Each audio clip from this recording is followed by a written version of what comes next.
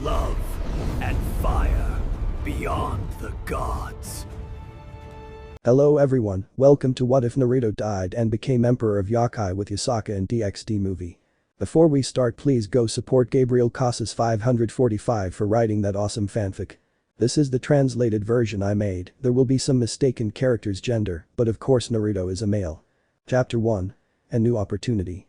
Currently a huge fight was taking place between Uzumaki Naruto and Uchiha Sasuke. These two were battling, since the Uchiha, like most Uchihas, wanted power, and the Sannin of the Snakes Orochimaru offered him the power to kill his brother in the battle that was taking place. Both Naruto and Sasuke were fighting in an even way until they both collided their attacks, Naruto with his Rasengan and Sasuke with his Chidori. When both techniques collided, it caused a gigantic explosion that sent both flying.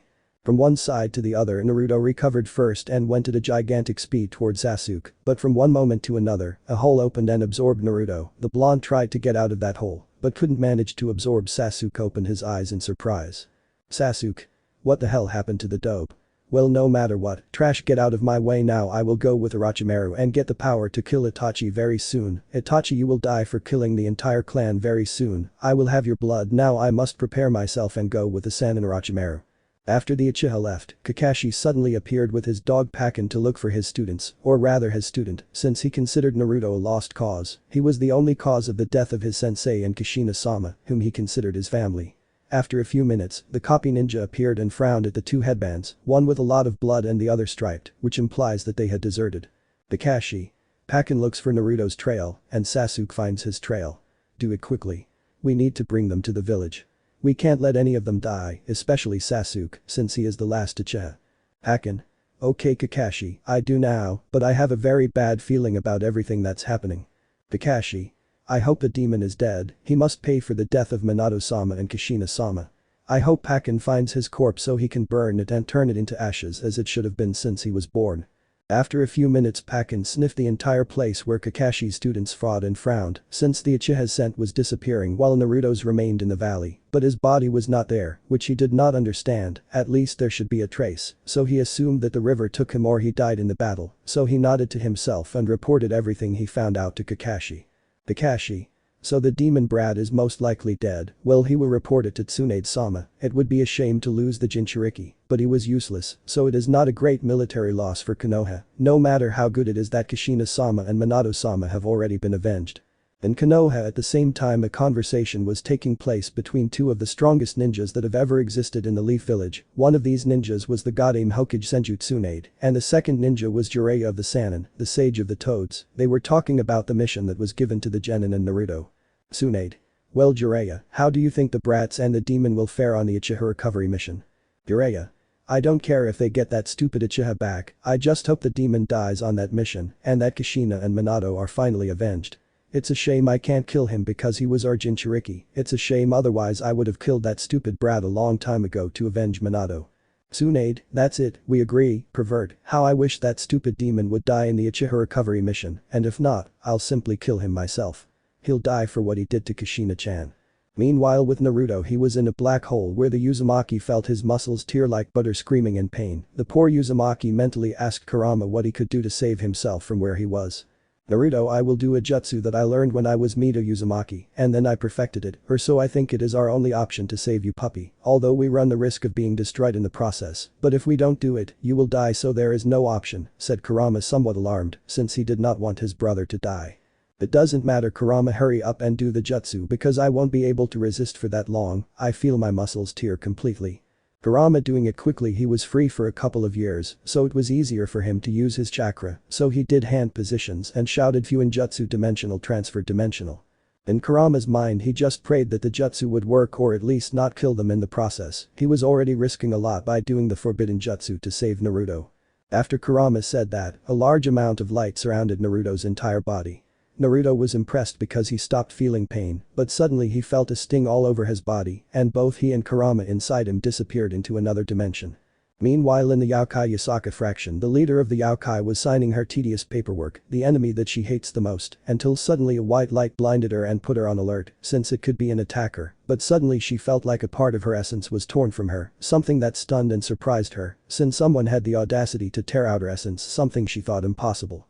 Since she is the leader of the Yokai faction, only someone of a high level could do such a thing, and she doubted very much that anyone wanted to harm her except the demons, and despite the fact that Lucifer is strong, he could not tear out her essence so easily, but when the brightness ended, she saw with surprise and curiosity how a red-haired boy of approximately 4 years old was there, and the little one seemed adorable to her, but it also dismayed her, since the child had his essence. But a pure one, so pure that it did not seem that of Yokai, but that of an angel, but she frowned, since the little one had small traces of another very dark power, an essence even stronger than hers, but she didn't give it much importance, since she saw with surprise how small 9 tails came out of the little 4-year-old boy. It was assumed that only she and her little Kunu are the only Kyuubi, and she sighed, but smiled, since it would be interesting to meet the boy, and she saw with half-closed eyes how the boy got up. Meanwhile in Naruto's mental space he was talking to Kurama about what happened to him with the jutsu made by Kurama, which was the rebirth jutsu. Okay Kurama, now tell me what happened and what exactly the jutsu you used did, since it changed me completely. I even feel that my energy changed. It is as if it had increased and had become thicker to such an extent that I almost feel as if my energy had become 3 times more powerful, said Naruto seriously, although curious to know what exactly happened to him. Kurama looked somewhat nervous because of his cub's piercing gaze. He knew that his cub was a bit scary when he got angry, but he responded anyway. Kurama.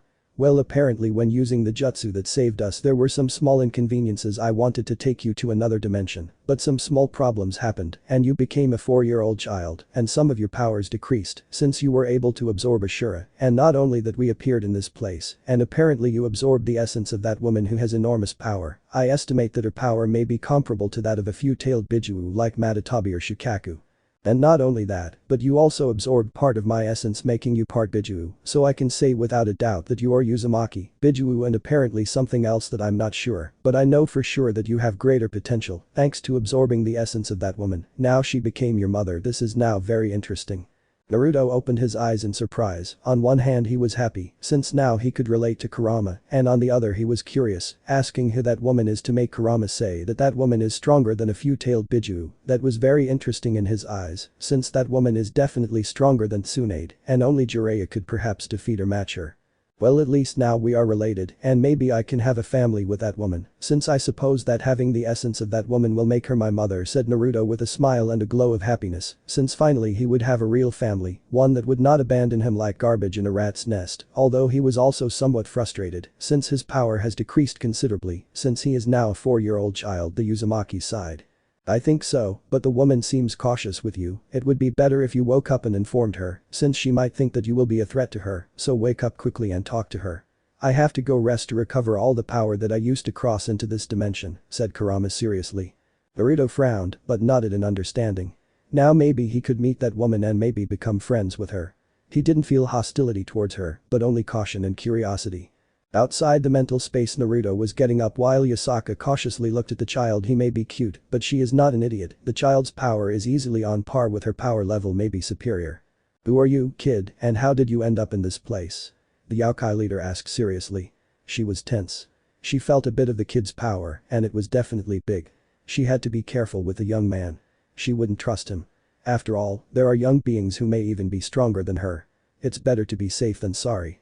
I introduce myself. I am Uzumaki Naruto. I appeared in this place by chance, since a black hole sucked me in, but a friend of mine made a technique that allowed me to travel to a safe place, so I wouldn't die in that place, and I appeared in this place, Naruto said sincerely.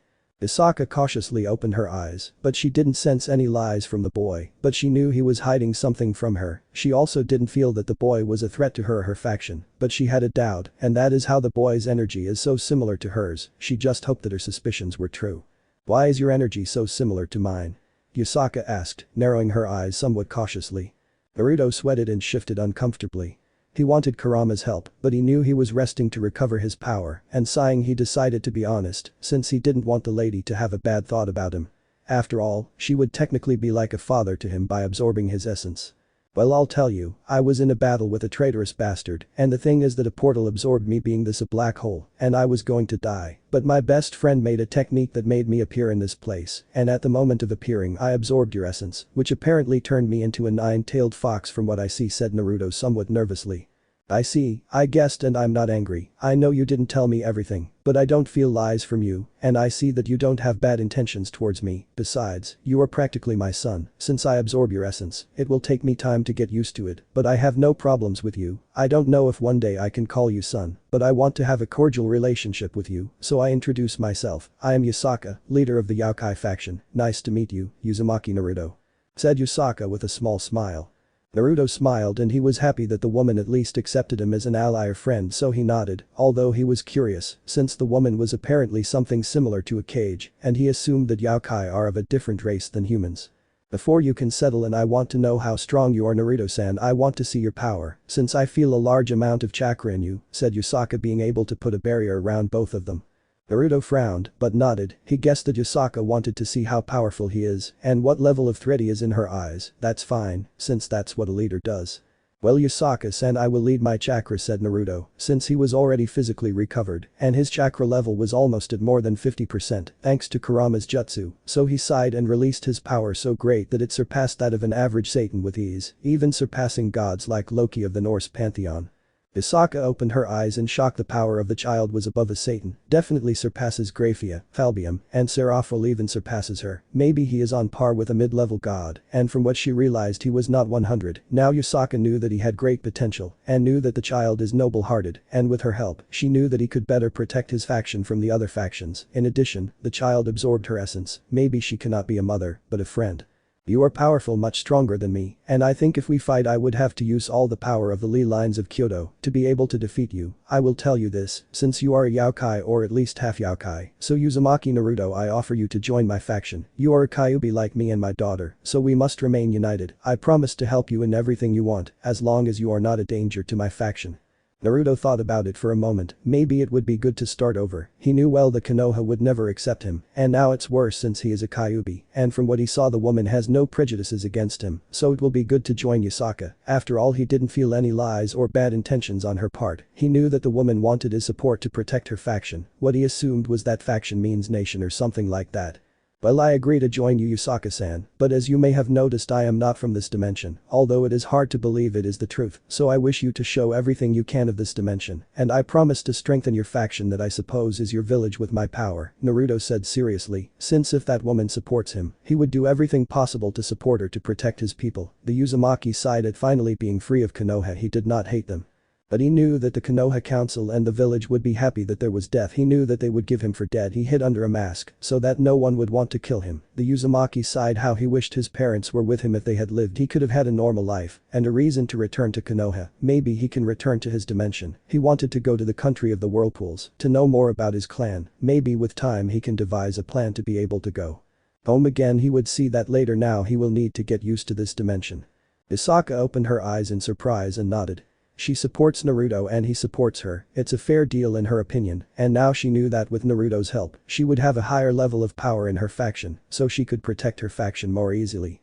You have a deal, Uzumaki Naruto. I will provide you with all the information possible, and I will send you a large amount of scrolls so that you can train the use of magic. Since you have been able to absorb my essence, you will be able to use various abilities and even be able to improve my abilities. We have a deal, Yasaka-san, said Naruto with a smile, although in his thoughts he was curious about everything this dimension has to offer. Yasaka nodded with a smile, although she was somewhat nervous. After all, the boy was clearly well-intentioned, but she knew well that the child was hiding something dark. His chakra is so warm, but when she went deeper, she felt a chakra so dark, a chakra so strong that it made her look small. Naruto smiled. Now he can have a better life without the hateful looks he received in Konoha. He sighed, still remembers how he was able to think for himself without being manipulated by an idiot who saw everything as rosy. He had to take care of Ashura, and with the help of Kurama, he was able to absorb his power here for himself. By being able to absorb his power, he knew that his abilities would grow quickly. The tube that had to hide a large amount of his abilities because Konoha would treat him like a breeding machine. The Uzumaki snorted. He would never be that and would marry the person he loves. After all, he is an Uzumaki. Besides, Naruto now had two more ambitions: to finish off Sasuke and protect the Yasaka faction, since now it is his new home. Meanwhile, in the world of elemental nations, in a large cave, 9 figures were gathering. These 9 were members of Akatsuki. Each of these shinobi were S rank, and some of these stronger than the current cages of the 5 great nations. These 9 figures were gathering for the presumed death of Uzumaki Naruto, the Kyuubi Jinchuriki. Well Zetsu, what exactly happened with the Kyuubi Jinchuriki, asked Pain, somewhat annoyed since he had a very bad feeling. Zetsu. Well Leader Sama, what happens is that apparently the Kyuubi Jinchuriki is presumed dead or missing. I know, since in Konoha they were celebrating his presumed death, apparently he was killed in the mission to recover Itachi's younger brother, who ran away with our former companion Orochimaru of the Sannin. All the members of Akatsuki frowned while Itachi gave a small sigh of disappointment at what his foolish little brother did, and in the case of the leader of Akatsuki, he was furious, wanting to kill the Uchiha who delayed his plans for several years, since the Kyuubi is the Bijuu that would take the longest to reform, and now that foolish Uchiha delayed his plans, he will kill him for interfering in his plans for peace. Madara.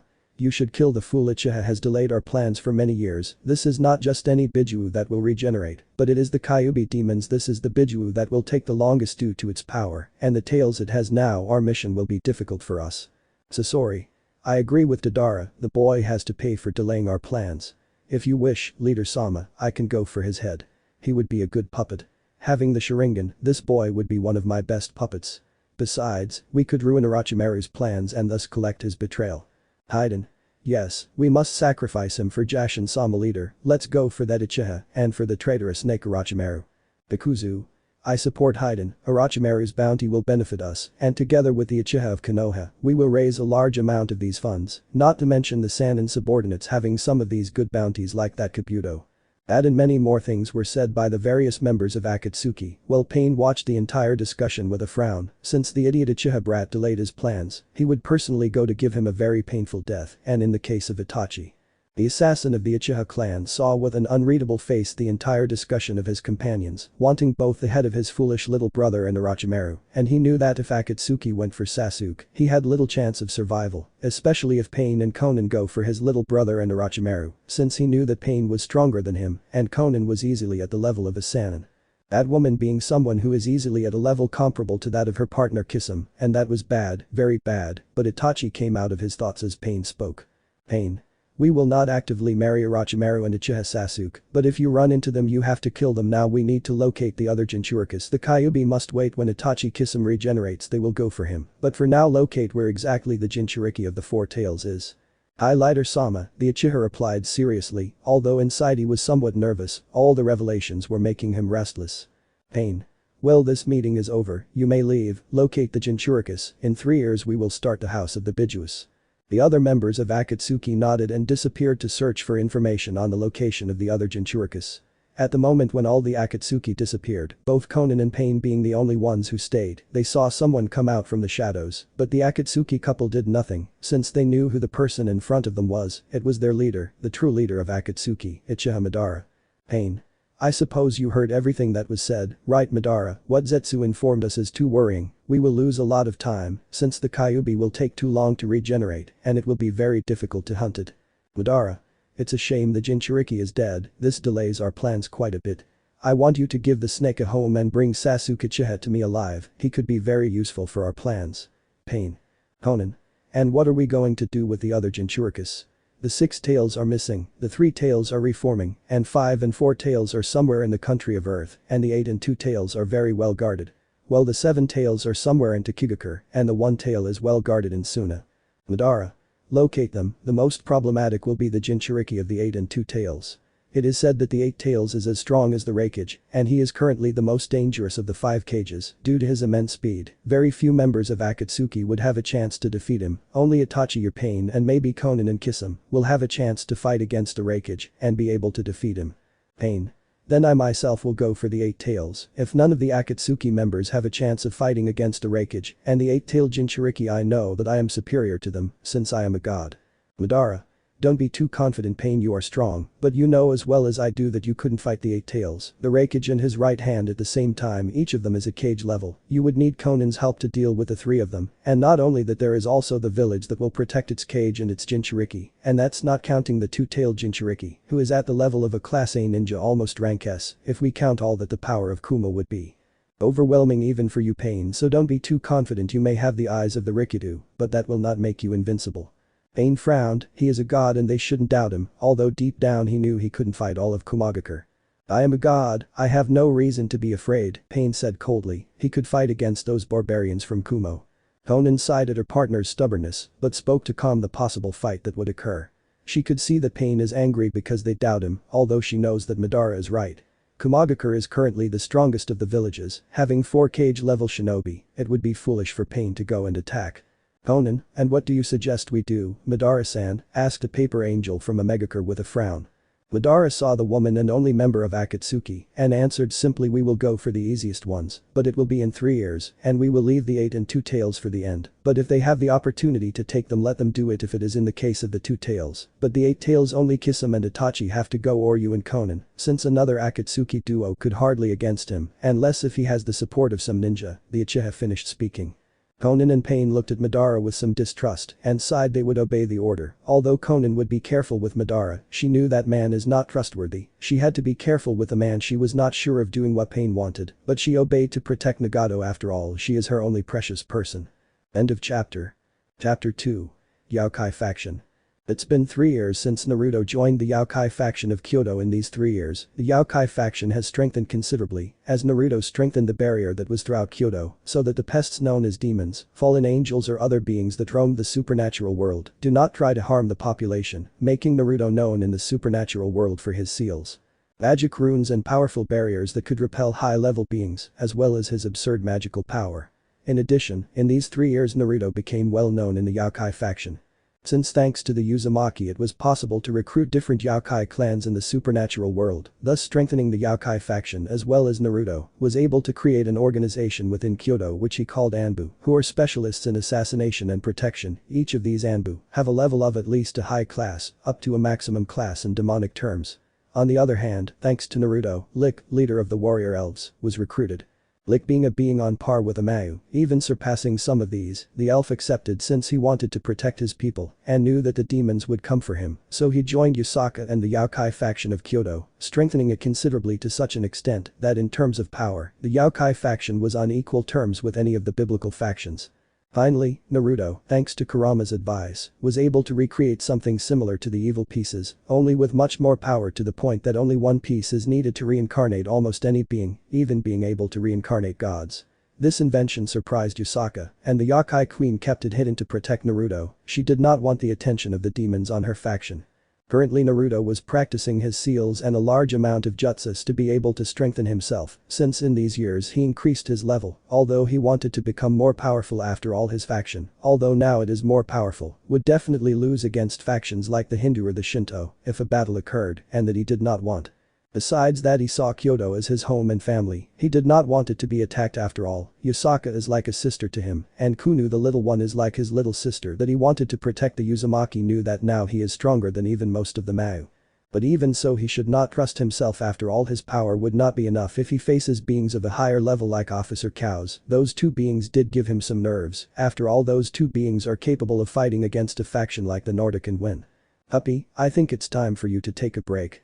I think it would be good for you to get out of this place. If you continue like this, you might faint from exhaustion. Remember that you are still a 7-year-old boy. Your magic, chakra, and the other energies that you possess are not developed. Kurama advised with authority, since he knew that if he didn't tell Naruto to rest, the idiot would continue training, and that would be catastrophic for the brat's body, and he didn't want anything to happen to him. He wanted him to have a quiet life and be able to protect Kyoto. Thank you, Kurama, and you have nothing to worry about. I will leave my training for today. I also wanted to tell you that in a couple of days I will free you. Now I have a power comparable to that of high-level gods. Maybe I am on par with Susanoo and Tsukiyomi. I even think I am superior to them, but I know that I have not yet reached the level of Lady Amaterasu.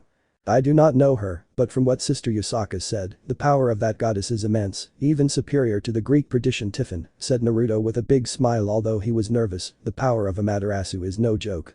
Calm down, puppy, your power is already fearsome. We know who occupies the top 10 and which factions are the most dangerous, the Hindu being the strongest, having 4 beings at the top of the top 10, then comes the Shinto faction, having 5 beings also in the top 10, 2 at the top, 1 in the middle, and 2 at the bottom. Both factions are very strong, said Kurama. I know, but for now we don't have to worry about that, Kurama. Rather, as I indicate, in these days I will release you. I want them to meet you and see everyone's face when they feel your power. Since we are in this world, your power and chakra have increased. That why? Naruto asked with curiosity. When I absorbed Ashura's chakra and his power, I also managed to absorb a portion of his power, now being able to awaken other abilities that I will show you when I leave this prison, Kurama answered simply. He knew that now he might be on par with the idiot Madara or even the tree hugger Hashirama. He thought that getting stronger was silly, but since he visited this world, he wants to increase his power. I understand that, it's very interesting. What you're trying to tell me is that thanks to Ashura's chakra you obtained a plus in your power, Naruto said with curiosity. He found that very interesting. Maybe it would be good if he also took care of Indra when he went to the elemental nations. Kurama nodded, he was happy that they finally got rid of Ashura, that tree hugger was an idiot. Then you'll be happy to know that if we manage to go to the elemental nations we'll take care of Indra, Naruto said, laughing darkly. He didn't like the children of the Sage of the Six Paths either. Bukuku also laughed Kurama darkly he would be happy to finally get rid of Indra and they managed to free his brothers even the idiot Shukaku.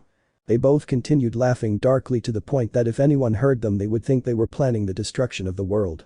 Kurama was the first to stop laughing to speak again and tell the Uzumaki that he will take a break. Okay puppy, go with Kunu, in a couple of days you'll be able to free us, you have to distract yourself otherwise you'll get stressed brother, said Kurama with a sigh. Naruto snorted but nodded. He didn't want to fight with the person he cared about the most, so he withdrew from his mental space. He was going to see Yasaka and Kunu needed to distract herself. Kyoto Yasaka Palace. Naruto had already arrived where Kunu and Yasaka were and watched with a smile as Kunu played mistress to her little Kunu and he knew well that she was very innocent, he just hoped that innocence would not be taken away from her. I see you arrived Naruto, how was your training, asked Yasaka curiously since she knew that her little brother was training and felt the power of his Naruto and could easily surpass the power of Susanoo and Tsukiyomi. Yasaka wondered how powerful Naruto will become in a couple of years, after all his growth is not normal, she was also training now she knew for sure that his power was above the Monkey King. It went well for me, now I can handle jutsus and my magic better. I wanted to strengthen my attacks. Tell me how the recruitment was. I asked curiously. Naruto. Recruitment is going very well, several of the yokai that are scattered throughout the world have joined our faction, perhaps in numbers we are now close to the level of any of the biblical factions, although we lack strong warriors to be able to position ourselves as a strong faction, Yasaka replied. She knew that her faction is so strong that it could fight equally with the biblical ones, although she doubts very much if she will manage to defeat them. I see, we need to recruit more high-level people. I think we could have a meeting with Tiamat and Irene. I know they are your friends, but what do you think if we offered them and the dragons under them to join our faction? Naruto said seriously. Maybe they will accept, I would have to talk to the dragon queens, it would be a great asset if both of them joined Kyoto, and for the space for the dragons, we can make a large area that is just for them like a city, especially for the young dragons, although they will want the dragon apples, they love that fruit and in some cases that fruit is necessary for them to be able to live, said Yasaka, since she knew well that fruit is necessary for several dragons. You don't have to worry about the apples since you brought me a sample of the dragon apples, I have been able to make hundreds of them in the forest that is near Kyoto, all thanks to my Mokutin, said Naruto with a big smile, since with those apples they could make the dragon kings unite. Yasaka opened her eyes in surprise, shock and disbelief, since her Naruto was able to replicate the dragon apples, creating a forest full of them. She was surprised, but now she knew that there is now more chance that they can recruit two of the strongest dragon kings. Well Naru, I will coordinate a small meeting with Irene and Tiamat, I would ask you not to be in that meeting, but I know that you want to be, so she will come with me, we will talk to the dragon kings so that they join the Yokai faction, if they accept our power, it could even surpass the biblical ones, said Yasaka seriously, since she knew that both dragon kings are so powerful that they could perhaps even surpass several gods. Naruto nodded, he wanted to go recruit the dragon queens and he didn't want his older sister to be in danger, he knew that Yasaka could deal with Tiamat, but Irene is something else, she is the strongest dragon queen, it is even said that she may be superior to any of the current Mau, and he knew it to be true, after all Irene is close to the level of the celestial dragons. Well, I also wanted to inform you that I will release Kurama, I feel that my body can now survive releasing him, with him our faction will be more protected, his power is above average, I have calculated that Kurama's power could be on par with the celestial dragons if not superior, although now I feel that his power has increased since we came to this dimension, Naruto said, knowing well that Kurama's power is now enormous. Yasaka opened her eyes in shock, she knew that Kurama's power was going to be high, but she didn't think it would be that high. She was happy to have such high-level allies, although she was also worried, since releasing her little brother would leave him weak. She didn't want her Naruto to suffer, but she knew that little Naruto would still release them despite what she said. Okay Naruto, free your friend. I hope everything goes well. I'll schedule a meeting with the Dragon Kings, Yasaka said seriously. Naruto nodded seriously until suddenly someone knocked him down. That someone was Kunu, Naruto's sister, a sweet and loving girl, but very overprotective of Naruto, after all, he is her only brother. Little brother, stop being so serious, you are a child just a little older than me, and you are still so serious, said Kunu. She did not understand how her dear brother was very serious. Of course he had his moments of jokes. But when he was with his mother, she knew that Naruto always talked about strengthening his faction. That's how he was since he settled in Kyoto, and she knew well that her brother is strong. She knew her brother well, and knew that his power should not be underestimated. She wanted to be as strong as her older brother. She knew that his power barely reached the level of a middle-class demon, thanks to the little training he did since he turned 4 years old. I love you too, sister, but you shouldn't knock me down like that out of nowhere. I see you had fun playing, said Naruto, stroking his sister's hair sweetly. Kunu blushed a little. Her brother is adorable when he is nice to her. Since Naruto came into her life, the Yokai faction became stronger, and even her mother has more time for her and her brother. She was happy that Naruto is her brother and her best friend. I guess your training went well, little brother. I feel that you are getting stronger and stronger. Your power even surpasses everyone in Kyoto, said Kunu with stars in her eyes when she saw her powerful brother. Yasaka happily watched the interaction between Kunu and Naruto. Kunu may not be as strong as Naruto, but she knew well that she is getting stronger after all. Her power is on par with a middle-class demon. She estimates that when she is 10 years old, she will already be on par with a supreme-class demon. Her daughter will be a powerful faction leader. She wanted to leave Naruto in charge, but unfortunately he didn't want to be a faction leader. She sighed. She knew well that Naruto would become stronger. She estimated that he could match Izanagi in a few years, maybe even surpass him, and that is impressive. 2 days later, Kyoto Yasaka Palace, Naruto's room. Currently a 7-year-old Naruto was in his room about to release Kurama, whom he considers his older brother and best friend. This he did, since now he is powerful enough to release Kurama without it being able to harm him by releasing him in the short or long term, since currently he is now even stronger than the 8-tailed Biju according to Kurama, and even his chakra levels exceed that of any of the 9 Biju. Ready, Kurama, said Naruto, opening the seal where the 9-tailed fox was trapped when it was released in enormous power. Was felt the Uzumaki groaned in pain as a red chakra came out of him and took the form of a Redeed of approximately 10 years old. The young Redeed of 11 years had a terrifying energy, easily positioning themselves in the top 10 of the strongest in the world. Fortunately, Naruto was able to make his preparations and put up a high-level barrier so they wouldn't feel the energy outside of Kyoto. If not, it would alert other factions. He even put up an extra barrier so that people outside the palace wouldn't be affected by Kurama's power. Naruto fell to one knee from exhaustion after freeing those he considered his best friends, but by freeing Kurama, Naruto was able to unleash his Uzumaki genes, changing his hair color to blood red and increasing his chakra and magic levels considerably. When Kurama was released, he noticed that Naruto was on one knee and saw with surprise that the former blonde-haired boy was now a red-haired boy. That surprised him a little, but he dismissed it and went to the aid of the red-haired boy who was very weak and helped him up, which Naruto appreciated since he felt very weak mentally and somewhat sore from leading his best friend out of the Shinigami seal. Well, puppy, you managed to free me completely, and you kept your promise, said Kurama with a fanged smile. Since he was happy to finally be free, he could now better protect Naruto. Now it will be his sword and shield and protect the entire Kyoto faction. Naruto smiled. He was happy that Kurama was free and said, a promise is a promise. The first step is ready. I free you, and soon we will take revenge on Konoha, your Kurama for being locked up and me for being despised and beaten by that trash, Naruto said coldly. He did not want to destroy Konoha, just finish off the trash, although if the Konoha ninjas try to protect the elders, he will finish them off. Kurama nodded, happy to be able to have his little revenge against Konoha, so sighing he spoke again. As I promised, Naruto, I will never leave your side, and even if I am free, I will always support you in everything. But changing the subject, we will go recruit more people to join the Yokai faction. I suppose now that we are strong enough to be in the top 10 of the strongest, asked the Kyuubi, curious. After all, he is stronger than when he was in the elemental nations. Naruto nodded. Well, I'll have to go look for my nobility, and with their support, I don't think anything will happen to me. After all, your power surpasses that of the Mao. I would say that Kurama can easily place you in the lower part of the top 10 of the strongest beings. With time you can become much stronger, perhaps reaching the level of the Trimurti. With time we will see, Naruto said simply.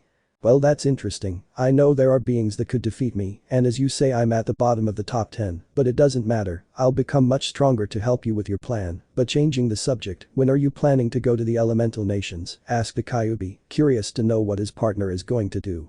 You know very well that we will go, Kurama. We will rescue your brothers, and we will go in approximately 5 years, Naruto answered seriously.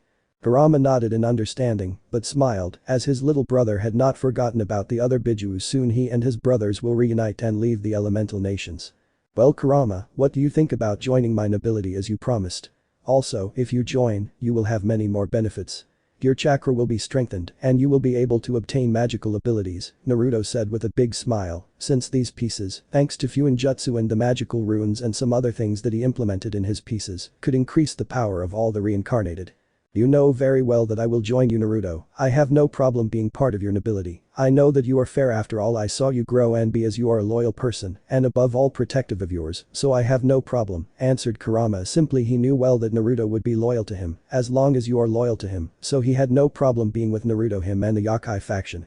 Naruto nodded and took out his tower piece, throwing it towards Kurama, causing the Nine Tails Bijuu to increase its power considerably and a red aura to form around Kurama, which is an indication that the tower piece was adapting to Kurama and increasing its power, as well as giving it magical abilities. Well, now I feel more confident that my power is beyond almost anyone's. I think even Madara and Hashirama will suffer in terms of power with me. Before I was only a little below those idiots, and when he absorbed Ashura's chakra, he equaled them. Maybe he was minimally superior, but with this piece that Naruto gave me now, I think even those idiots are weaker.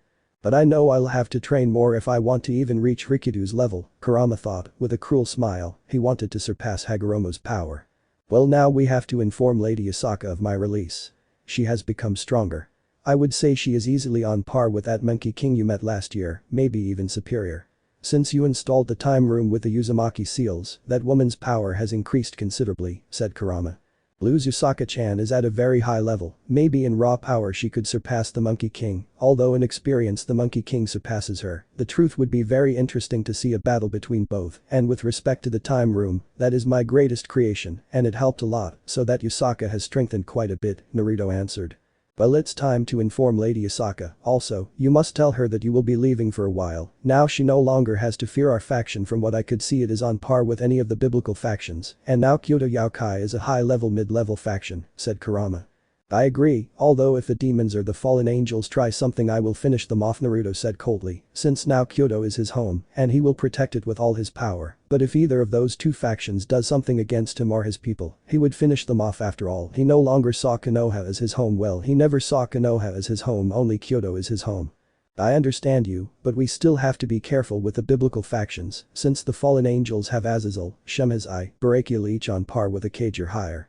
The angel faction has the Seraphim who are on par with the Kages or higher, and the demons have the 4 Mayu and some high-level demons that if we fight things could make things difficult for us, especially with the current Lucifer, who is said to be one of the strongest existences, said Kurama seriously. The Kyuubi knew well that he could defeat Lucifer, but he knew well that if the 4 Mayu faced him, he could be defeated. You are right, we must be cautious and increase the military level of my faction. Yasaka will be in charge of improving Kyoto, while I am in charge of recruiting members from my team capable of protecting Kyoto and being able to defeat any of the leaders of the biblical faction. Also, I was thinking when we go to the elemental nations, recruit some ninjas and go to Yuzu to take all the scrolls and thus increase our knowledge of seals more, said Naruto, thinking about how to increase his military power. After all, the Yokai faction is his new home, and despite being young, he knew a lot about strategy. Kurama nodded, as he knew that the biblical factions should not be underestimated, especially the angels and demons, who as far as I understand there are several high-level beings that could pose a threat even to Yasaka. Well, let's go with Lady Yasaka. I'll introduce you, since you can't stay hidden. After all, she is my leader, said Naruto.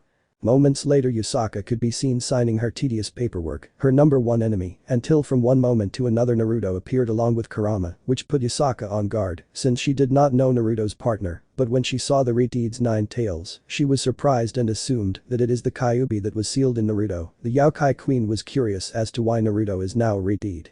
But she downplayed it. Now she was more focused on the new individual, who from what she feels his power is above a celestial dragon and several members of the top 10, which is amazing, since very few beings exceed the level of a celestial dragon. Now she understands why Naruto said that his sealed friend is powerful, but she did not think he was that powerful. Well, Naruto, who is your partner, from what I feel is strong, maybe even stronger than a celestial dragon, said Yasaka, curious, since very few beings could match a celestial dragon, and even the gods feared those dragons. She knew well that the boy who came would not represent any threat. After all, he is Naruto's friend. I present to you my best friend. He like us is a Kyuubi and is the being that was sealed in me the day of my birth, and at the moment of being released, he even became stronger thanks to the pieces that I created to obtain my nobility and be able to recruit beings that can help protect the Yokai faction. I present to you Kurama. He is my tower. His power is going to become greater and greater. I think he has the potential to equal Shiva and Indra, Naruto answered seriously.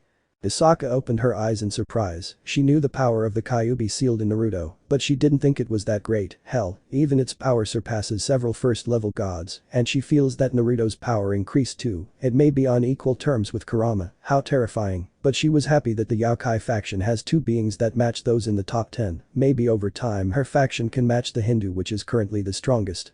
She just hoped that she could be as strong as Naruto and Kurama. Despite increasing her power, she still couldn't defeat beings like Susanoo and Tsukiyomi. It may take a hard battle, but defeating them still won't, but she knew that in a couple of years she could match them, maybe even surpass them.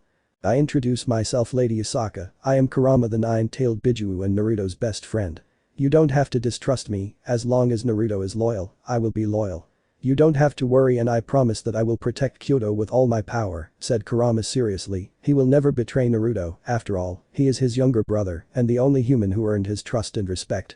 I see, then it's a pleasure to meet you, Kurama Dono. I hope he can protect Naruto-san properly, since sometimes he is a bit careless, said Yasaka seriously, since from what she knows Naruto is a powerful person, but at the same time very impulsive.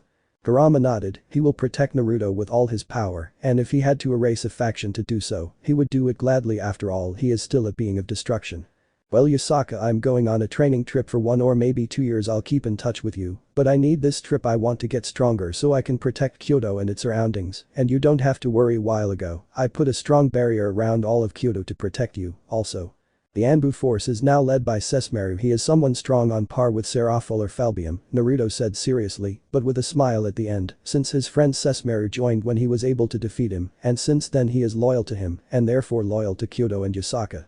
You are free to go on your training trip, Naru, and with respect to Sessmaru, I agree with you. He is as strong as Seraphol and Falbium, and I even think he is much stronger, since ever since you defeated him, he is training like crazy to be worthy of being your guard, but it would be better if you tell young Sessmaru that you are leaving, Yasaka replied, smiling. Naruto smiled and nodded as he felt Sessmaru's energy appear. Furthermore, he felt his power and smiled as it was a bit above the power level of a Satan. Lady Yasaka, Lord Naruto greeted Sessmaru to his leaders seriously and with his face impassive, and looked at Kurama out of the corner of his eye and nodded in greeting. Sessmaru, little Naru will go on a training trip with Kurama, and if you're wondering, young Kurama is Naruto's best friend. You don't have to worry. What we're going to tell you now is very important, said Yasaka seriously.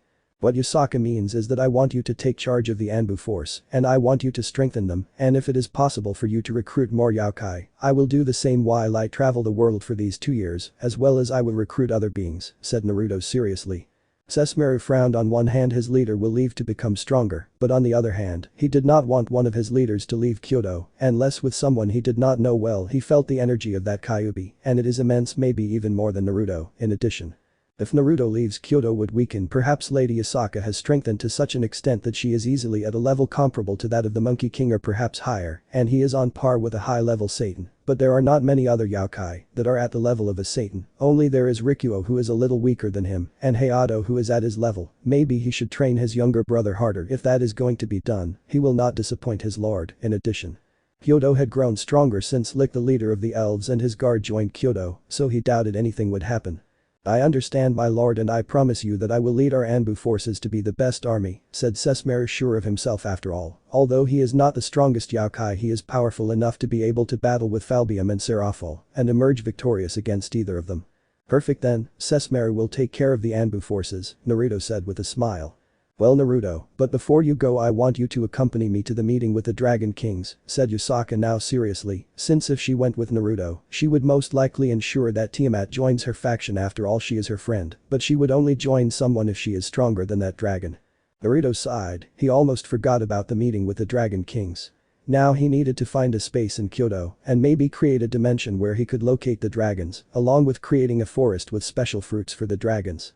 How problematic, the Uzumaki thought with annoyance, but he will abide by what Yasaka told him, since she is his leader and friend. Okay, Yasaka-chan, I'll go with you to the meeting, said Naruto, sighing. He hated those meetings. He is more of a combat person. Besides, he prefers to avoid tedious paperwork that is an enemy that not even he would like to have, and even with his shadow clones, it would be annoying to deal with the paperwork.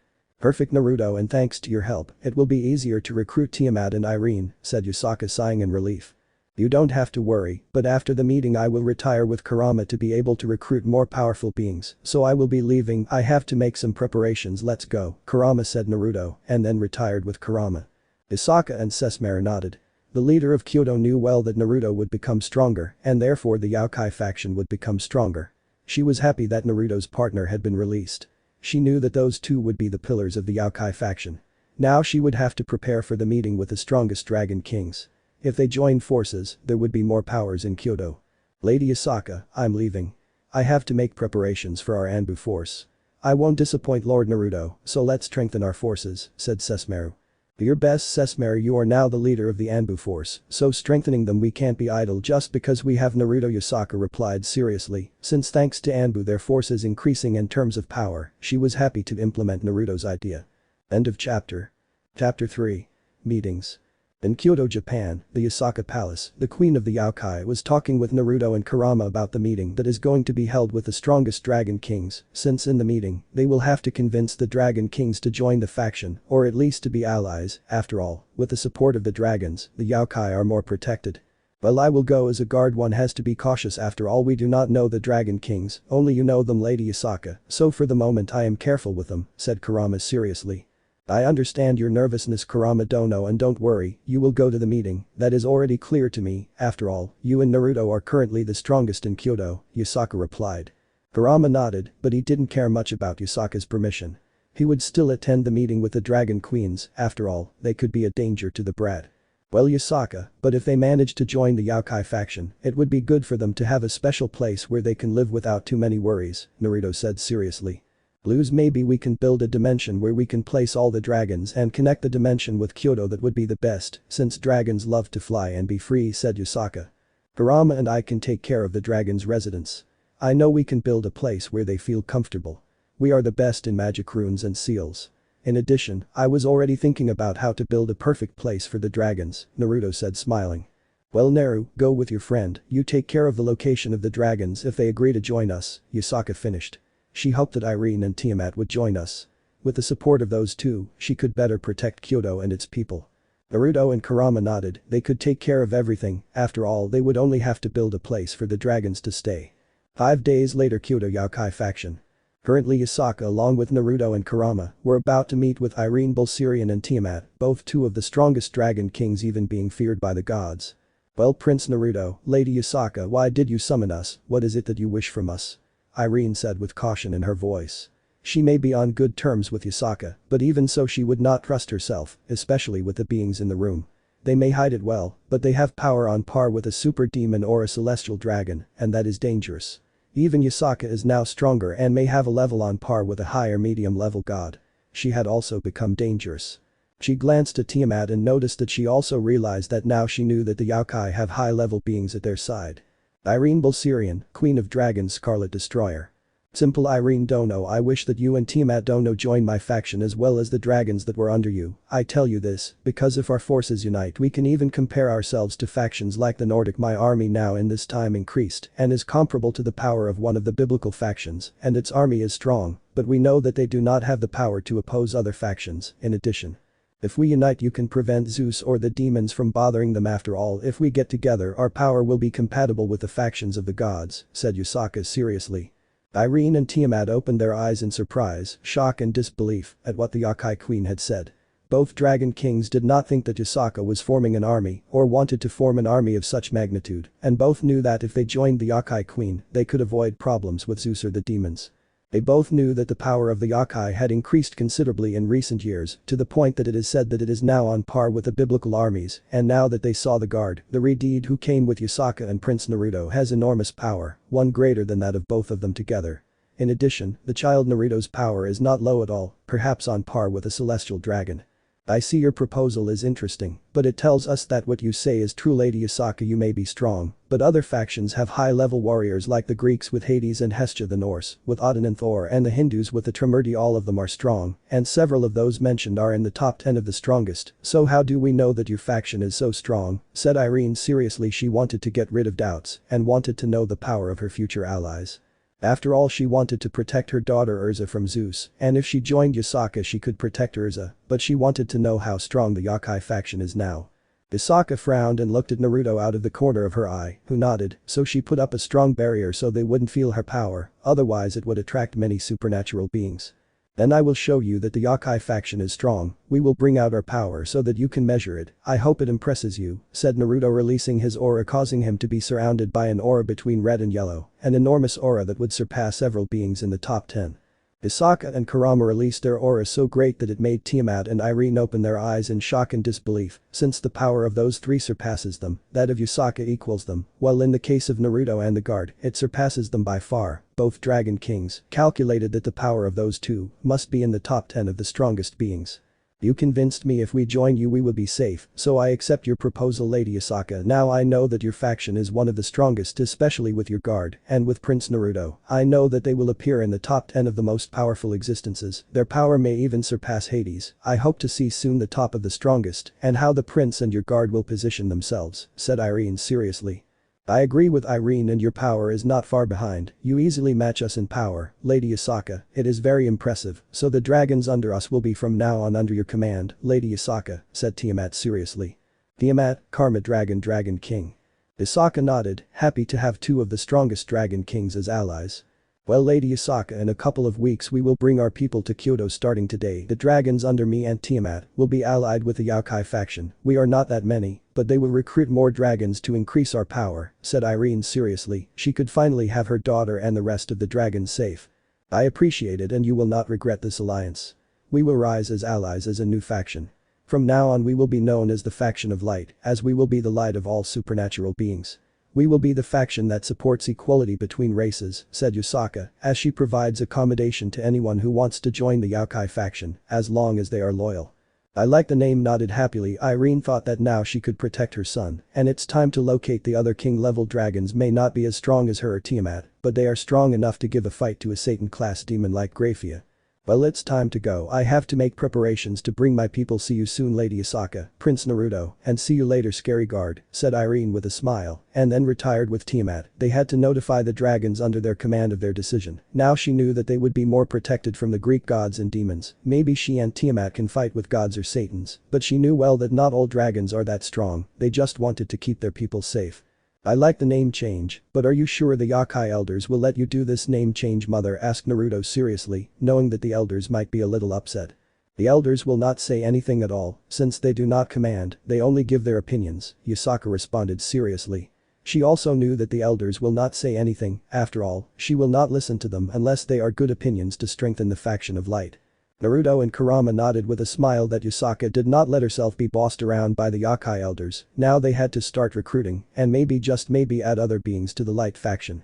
Well, Naruto, now you are in charge of building the location of the dragons. I know that you can do it well, Naruto, along with Kurama. They will be enough so that they can place them in a safe place, said Yasaka. Don't worry, Yasaka-chan, I'll do my best, Naruto replied happily, since they now have the dragons as allies. Yasaka nodded, but saw that her Naruto wanted to tell her something, so she signaled for him to begin. Naruto sighed, but nodded and spoke.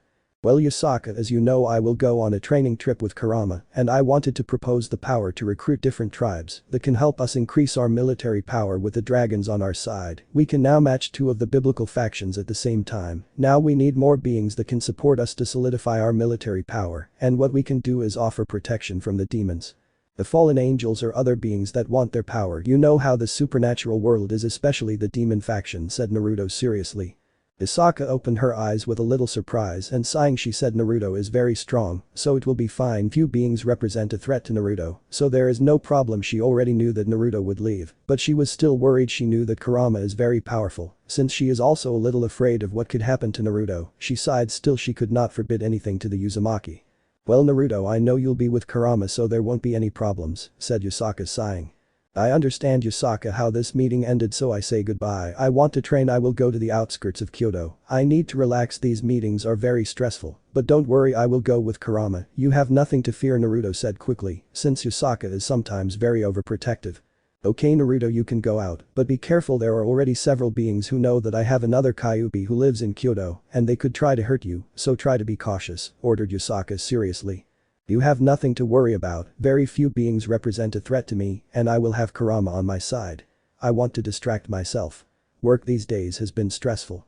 In addition, I have to think carefully about how to build the dimension for the dragons, Naruto said somewhat indifferently. Yasaka frowned, but sighed and nodded. This made Naruto and his guard also nod and leave. They were bored of having so many meetings. Naruto is very rebellious and independent. I suppose it will be because of his treatment that he lived in his dimension, as I hate everything that happened to him. I know that he loves us Maikunu and all our faction.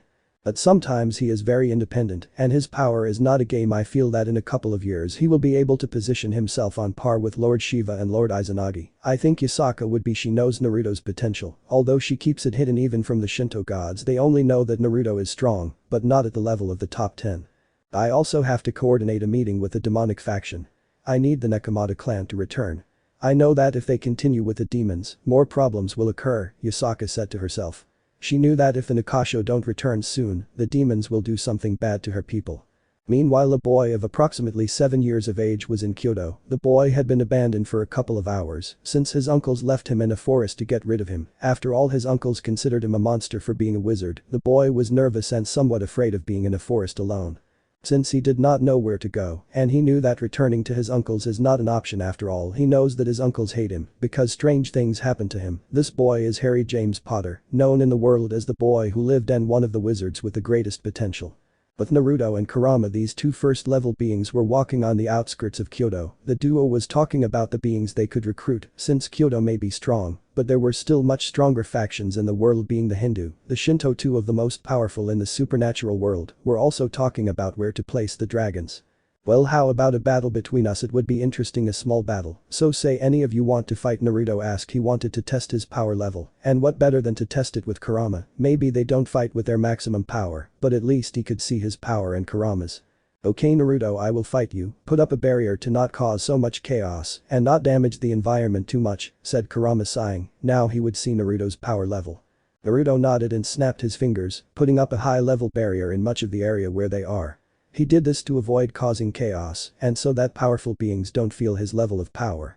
Are you ready for this fight? Naruto said Kurama with a smile.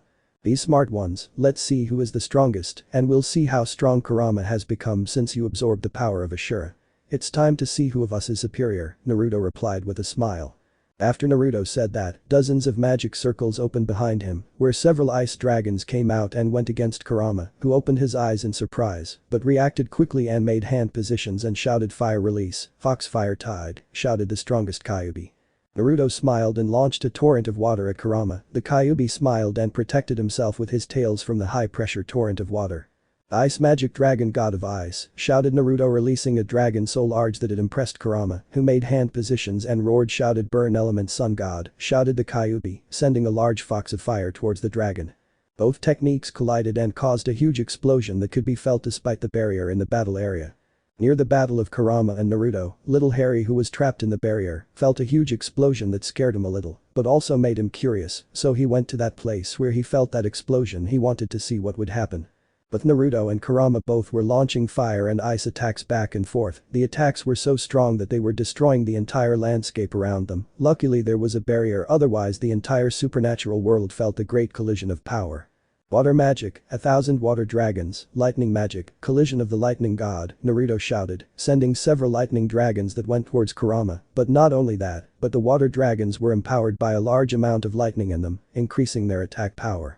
The nine-tailed Biju was somewhat impressed by the combination of attacks and knew that if that attack hit him, it would damage him a little, so sighing he prepared to put up his defense. Darkness release absorption vortexes, said Kurama, opening several vortexes around him that absorbed Naruto's electric dragons. I didn't know you could use the darkness element, much less in that way, Naruto commented, somewhat impressed, since Kurama's defense seemed like a space-time jutsu, and that is amazing. Maybe he could learn that jutsu from his friend, which would be very useful for him to obtain that defense. You see puppy, you are not the only one who improved and learned to use new attacks. I realize that my brute strength is not enough to protect you and everyone, so it is better to learn and improve, replied Kurama with a fang smile, since he trained when he was sealed in Naruto, since he knew that his power would not be enough to protect Kyoto, so he became more powerful. Well, let's continue with our practice fight, said Naruto, increasing his power and forming a red-eyed beast behind him. Kurama did the same, and both auras are colliding with each other, making the atmosphere tense. Little Harry Potter was with his mouth open, and Harry accidentally made a small bubble of energy around him that was protecting him from the great collision of the two beings that in Harry's eyes seemed like gods. The boy who lived was so surprised by the battle that he did not move from the place, but wanted to continue watching the entire battle. The boy's sadness had gone away a bit by seeing something so great. Meanwhile Naruto and Kurama continued fighting. Kurama was exhausted. He knew that Naruto is strong, but he lacks experience to increase his power level. In the battle Naruto was somewhat exhausted. His energy reserves were low, launching large attacks as if they were anything, and holding the barrier was somewhat exhausting. He was also aware of the presence, but as it did not damage them, and was only curious about the being that saw them, he felt the magical reserves of the being that saw them, and easily was on par with a middle class to high class demon. "Well Kurama, how about we leave it in a tie and welcome our uninvited guest," Naruto said with a smile. Kurama frowned, but nodded. He was curious about the new visitor. It was clear that his magic reserves were not low, perhaps at the level of a high-class demon. He wondered who was spying on them. Barry, seeing that the great fight between those he considered gods was paralyzed, now he realized that they were looking for him and panicked, but he could not move for fear. The air of the Potter house gulped dry. Perhaps his curiosity would kill him, although he was not so afraid of total death. He had no one who loved him, he did not have much to live for. Harry now resigned himself, but in his eyes the fight was worth it, since he saw that great battle between those gods. Naruto and Kurama, when they went where that energy was, they were surprised, since a human was the one who was spying on them, and from what they saw the age of the child must be around 5 or 6 years old by his size. They assumed they did not understand how a child was alone in a forest, and both saw the barrier that surrounded the child. They did not understand how that child could create that barrier, so they approached. They were curious about the child. Harry gulped as he saw the beings in front of him. "Boy, what are you doing in this place, and why did you see us? Don't you know how dangerous it is?" said Kurama seriously. "I agree with Kurama. What does a child like you do in this place where your parents or some family are? It's strange to see someone so young in a forest," Naruto said seriously, staring at the child. It was clear that the child has potential, but he felt something strange in the child, as if they had two souls. The child was clearly very pure, but the solar parasite he has is very dark and disgusting. "I don't have parents, I'm an orphan, and I don't really have a family, or at least they don't consider me a family. After all, I'm a monster to them, and I don't want to go back to them. They hurt me when strange things happen to me," said Harry with tears coming out of his eyes. Kurama and Naruto opened their eyes a little because they understood that the child suffers from abuse. Maybe his family is not magical, but the child is, and that is why they mistreat him for being different. Both Naruto and Kurama understood the child. After all, one was treated badly for being a Jinchuriki, and the other was treated badly for being a Bijuu. Both were discriminated against. Kurama and Naruto looked at each other. Both wanted to take the boy. The brat felt sorry for him, and it was clear that he was not bad, but Naruto still had a frown. Maybe he could solve the problem of the two souls. "Boy, do you want to come with us? We won't hurt you. Maybe we can help you. Also, how old are you and what's your name?" Naruto asked. "My name is Harry Potter and I am 7 years old, and yes, I wish to go with you," Harry answered somewhat nervously. Those people may be strangers, but he did not feel any bad intentions towards him, so going with them would be the best option. After all, he is a child. Naruto opened his eyes in surprise, shock and disbelief. He knew who Harry Potter is. After all, Harry Potter is the last of the House Potter and known as the boy who lived, the savior of the magical world of Great Britain. He did not understand how someone of such renown could be defenseless, and also frowned. Harry is 7 years old. But he looked much younger and very thin. He now understood the boy was not fed. Maybe his relatives starved him to death. He was now angry. He wanted to destroy that trash that hurt someone. So young Naruto sighed. The boy has potential and knew that he is not a cruel person. Kurama opened his eyes slightly and sighed. He always ran into very famous people. He knew something about Harry. He had investigated a lot about important figures in the supernatural world and the magical world. Harry Potter is one of the most important wizards in the world. After all, he is known as the wizard who stopped Voldemort, the strongest dark wizard in Britain. "Okay Harry Potter, you will come with us. We will go to Kyoto, and you have nothing to worry about. We are not going to hurt you," said Naruto, now sighing. He realized that the boy had been abused. He knew what it felt like to be mistreated, so he did not want to leave the boy stranded. Harry nodded nervously. He only hoped that following those two beings would be good for him, since he did not want to see his uncles again, who mistreated him, and those two powerful beings could perhaps protect him. After all, he did not feel any bad intentions from those two. End of chapter. Chapter 4. Meetings and Chaos. Currently Naruto and Kurama along with Harry were heading to Kyoto to talk to Yasaka and tell him that Harry should stay momentarily in Kyoto, but Naruto hoped that Harry would want to join the Yokai faction since the young wizard's potential is enormous and would be a great asset, and it would also be interesting to see what level Harry will reach. So, the two beings of maximum god category entered Kyoto along with Harry to talk to Yasaka and have Harry stay momentarily with the new faction of light formerly known as the Yokai faction. "Naruto, I see you arrived, and I see you brought a guest," Yasaka said cautiously, since she noticed that the boy had a dark and disgusting energy, but at the same time he has a pure energy which intrigued her and made her curious. She is a censor to a certain point and she realized that Harry is a human, so she was curious about the energy that came from the boy. Yes, Yasaka-chan, introduce you to our new battle partner. I want him to join the Yokai faction. I think he would be a good addition. The boy's name is Harry Potter and he's 7 years old. I suppose you've heard of young Harry. Am I correct? Yasaka asked Naruto with a smile. Yasaka opened her eyes in shock and disbelief and saw Harry, who looked nervous. The queen of the empire was incredulous, since the boy, who lived a renowned wizard and a hero of Great Britain magic, was in Japan, Kyoto. He did not understand how the boy was in Japan, but he does not care much. She knew that Harry has great potential after all. She feels the boy's energy reserves and they are close to a high-class demon, although she frowned. Since the boy looked younger, the child is very thin, as if he had not been fed. I see that you, young Harry, wish to stay in my faction. What are your motives, Harry Potter? I will consider whether you can stay. Yasaka asked seriously. Harry may be a boy, but she wanted to know what the boy wanted from his faction. Naruto and Kurama frowned, but they understood why Yasaka was asking young Harry that question. They just hoped that Yasaka wouldn't be so rude to the boy. Harry Potter looked at the woman nervously. She said that she is the faction leader, which he assumed was the leader of that village or something like that.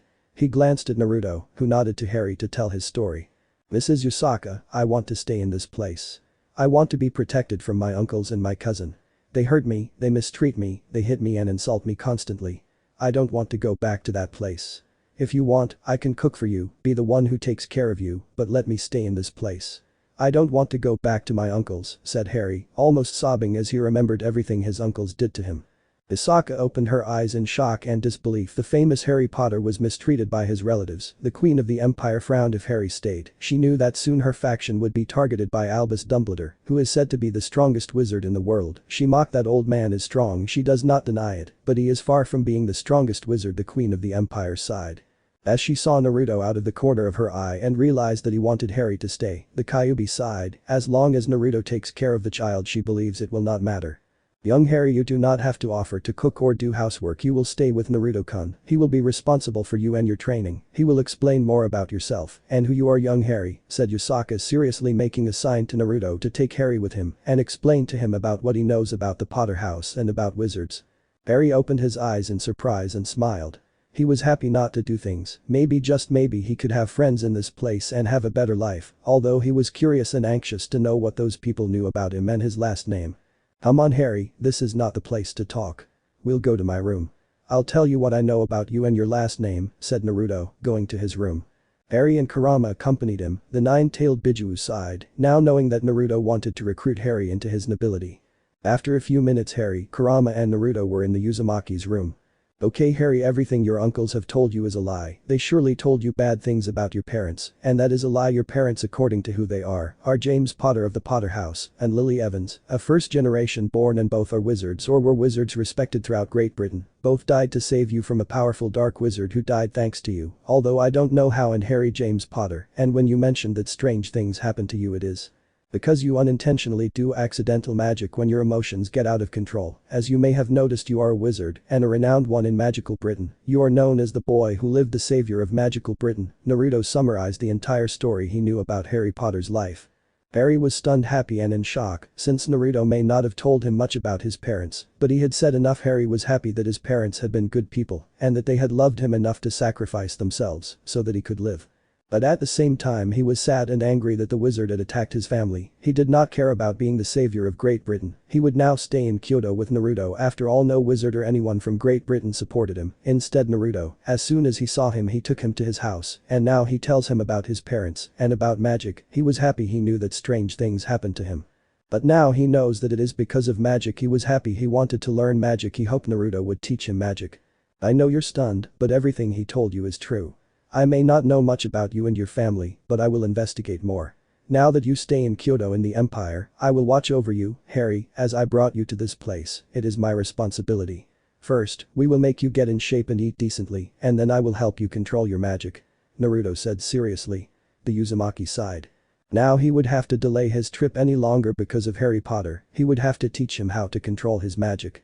I understand, Naruto, and thank you for the support you were giving me, said Harry, sobbing with happiness. He would finally have someone who cares about him. Harry was very grateful for everything Naruto was doing.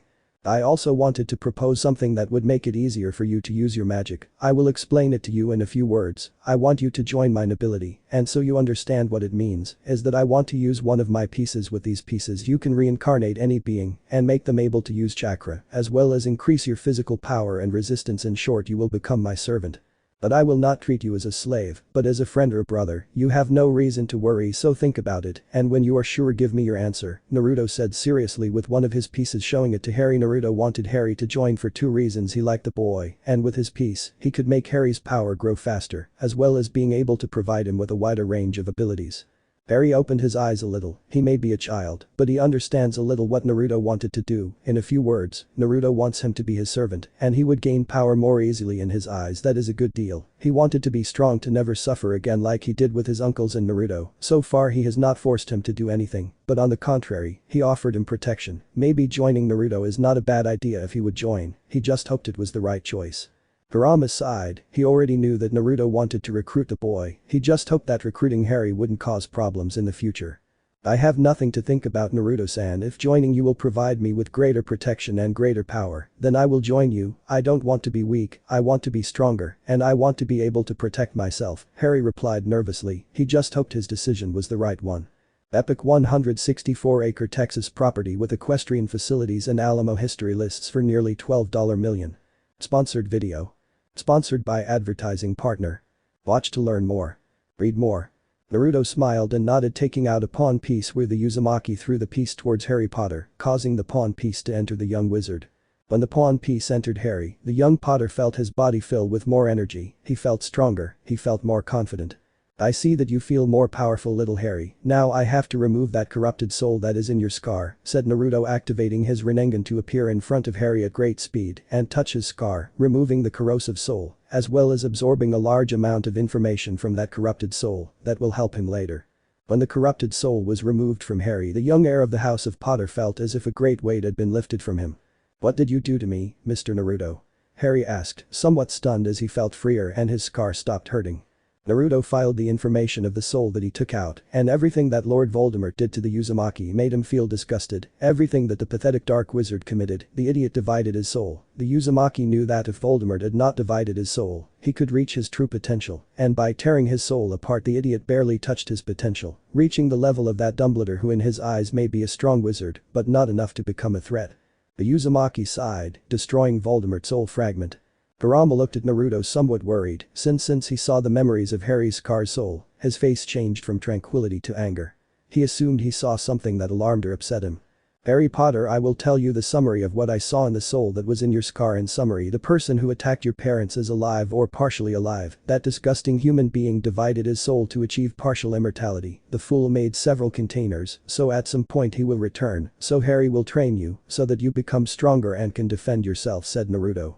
Harry opened his eyes in shock and disbelief. Since his parents' murderer was alive, that was the only thing he understood.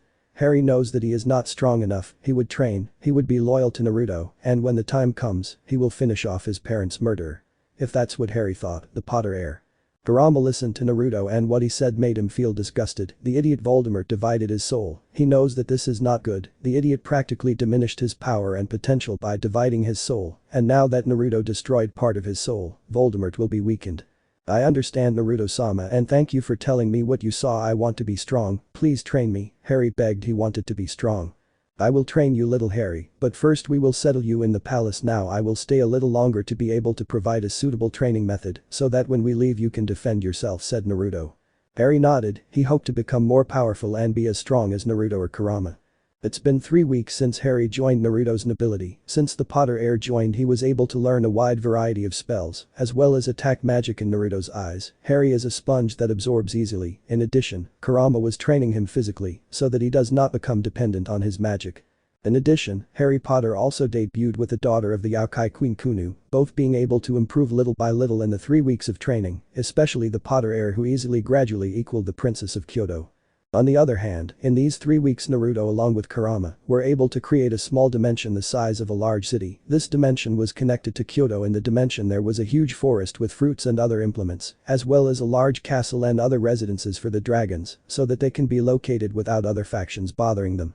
So when the territory was ready, Yasaka sent a message to Irene and Tiamat, where the strongest dragon kings returned with Tannen Fafnir and Yulong, 3 high-level dragons that could easily fight on par with Raphael or Seraphol, and maybe defeat them. The dragon kings were happy to be able to rest easy and be part of a faction, since the demons and other factions always bothered them, especially Tannen, who has hundreds of hatchlings and young dragons in his care that he wants to protect and thanks.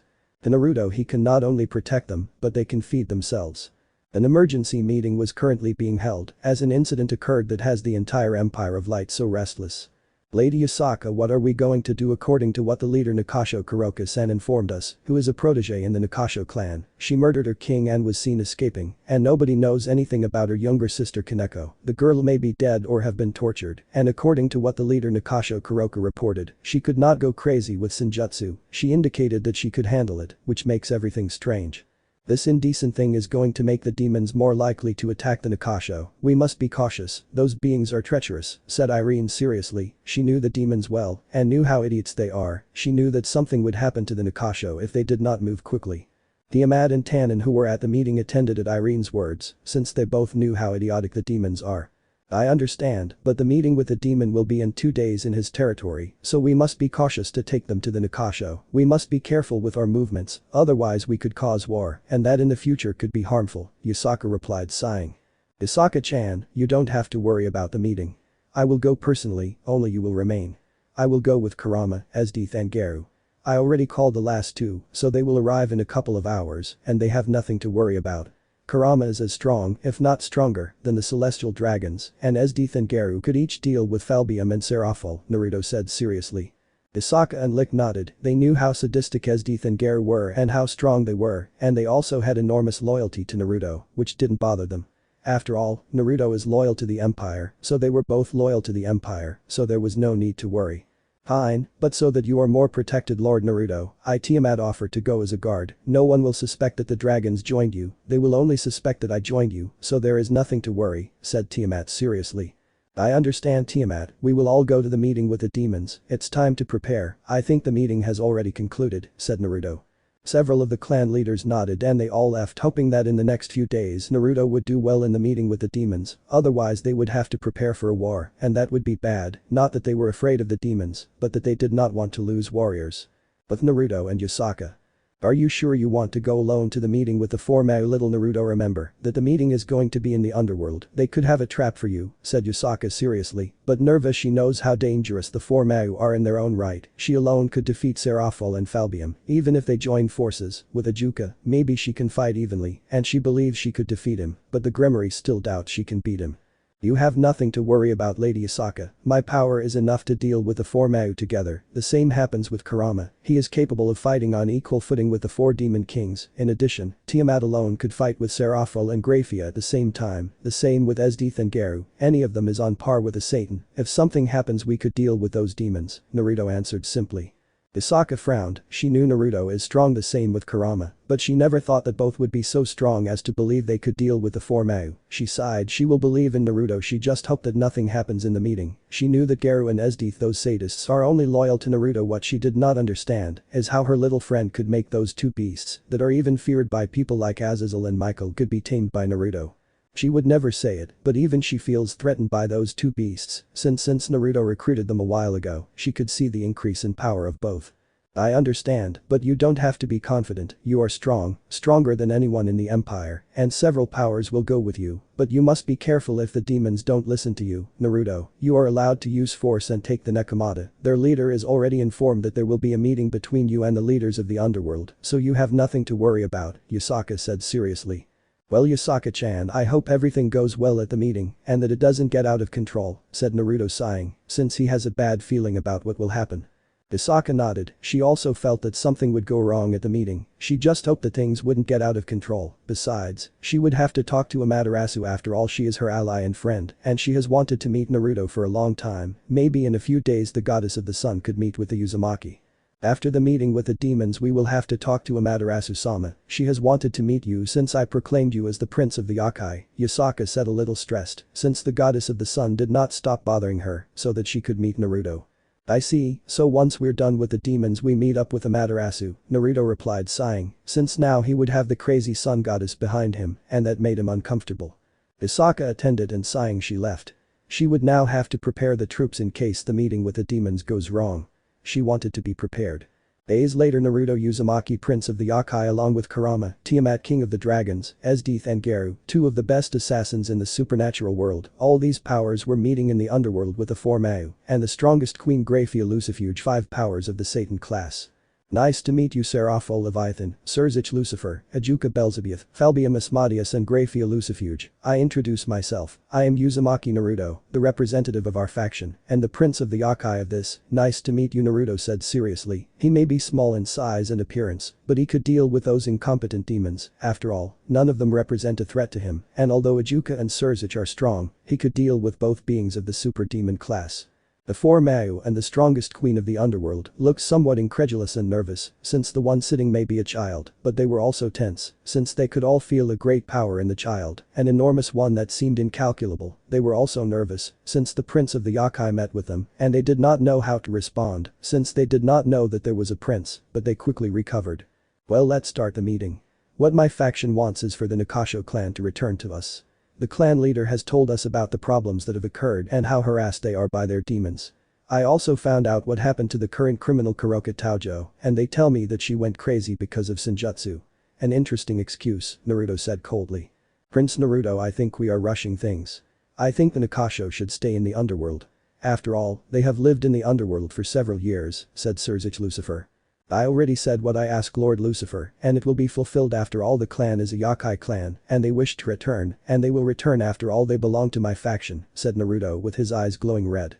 Don't threaten me Prince Naruto, as the consequences could be bad for you and your faction, the Gremory replied coldly. And what are you going to do Lucifer? Don't know, you'll kill me, Naruto mocked. He wanted to provoke the idiot and if he did, he could kick his ass. After all, the current Lucifer is the most hated demon. Don't challenge me, kid, you're not going to want to fight me, said the Gremory with his power coming out. The leader of the demons was already angry because of the kid's provocations. The Mau and Graphia were worried since the child's power already equaled that of their Lucifer and they saw that the child was not trying. Eru, Tiamat, Kurama and Esdeath were preparing for battle. They would have to be careful with the leaders of the underworld since more demons could come if a battle occurs between both parties. Although Esdeath and Garu were expecting a battle, they wanted to test themselves with any of the demons. After all, they are the leaders of the underworld. You're a fool Lucifer said Naruto releasing more of his power overshadowing that of the Sasuke, but suddenly the Uzumaki felt several chakra signatures disappear, several chakras that are similar to those of the Nakasho. Naruto gnashed his teeth, he also felt in that same place, hundreds of demonic energies. He would end the demons, even if it was the last thing he did. Kurama go where the Nakasho protect them. I feel several demonic energies where they are, and their leader will not be able to handle so many. I will deal with the Mau. Tiamat you take care of Serapho, kill her if possible. Garu you with Falbium and Esdeath with Graphia ordered Naruto with his power coming to the surface. All the guards nodded and Kurama vanished into fire heading towards the Nekomata clan. The nine-tailed Biju was worried after all Naruto would fight against two super demons who are even feared in the supernatural world. What is Lord Naruto doing? Is he planning to attack us? Lucifer said coldly.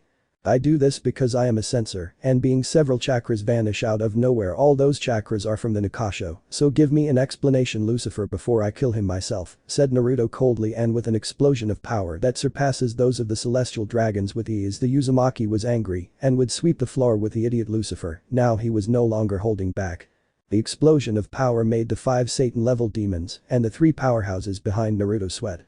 I have nothing to explain, Surzich said coldly although he was sweating a lot since he knew that at some point the council would do something against the Nekomata, but he never thought it would be so soon. Now he would have to deal with the leaders of the Yokai. I see then they will have to die said Naruto throwing each of the Mau class beings and magical attack that sent them flying in different directions, causing the meeting room to be destroyed. Everyone go for your objectives and I will deal with Ajuka and the idiot Lucifer. Don't have mercy on the demons and if someone gets in the way of your battle, just kill him, Naruto ordered.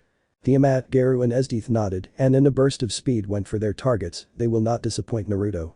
Ajuka and Surzich you are trash and will die like trash said Naruto with his aura so strong that it would drown anyone below the supreme rank. The Uzumaki was rising to the sky, seeing the demons as if they were simple ants. Ajuka who quickly recovered stared at the boy. No, he is not a boy, he is a monster. The power of that boy may exceed his power and that of his friend combined. He never thought that the Yokai have such a strong being on their side. If he had known he would have stopped what the council planned with the Nakasho. He suspected they would do something against the clan.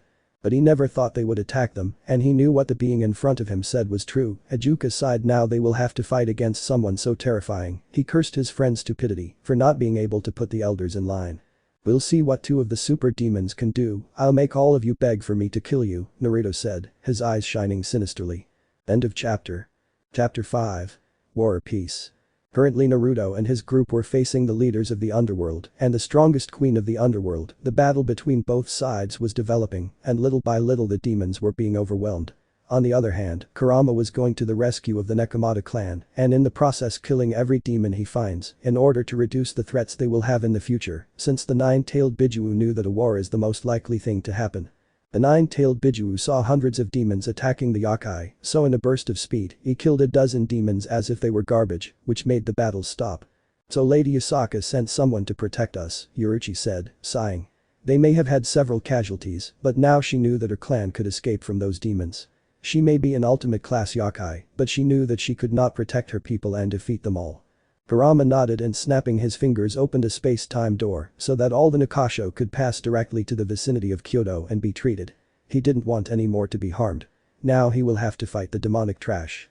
Braze through my space-time door, you too, Lady Yoruichi, I will deal with all those demons, said Kurama, looking at the demons as if they were his prey. Thank you Lord Kurama, Yoruichi replied sighing, following the Kyuubi's order.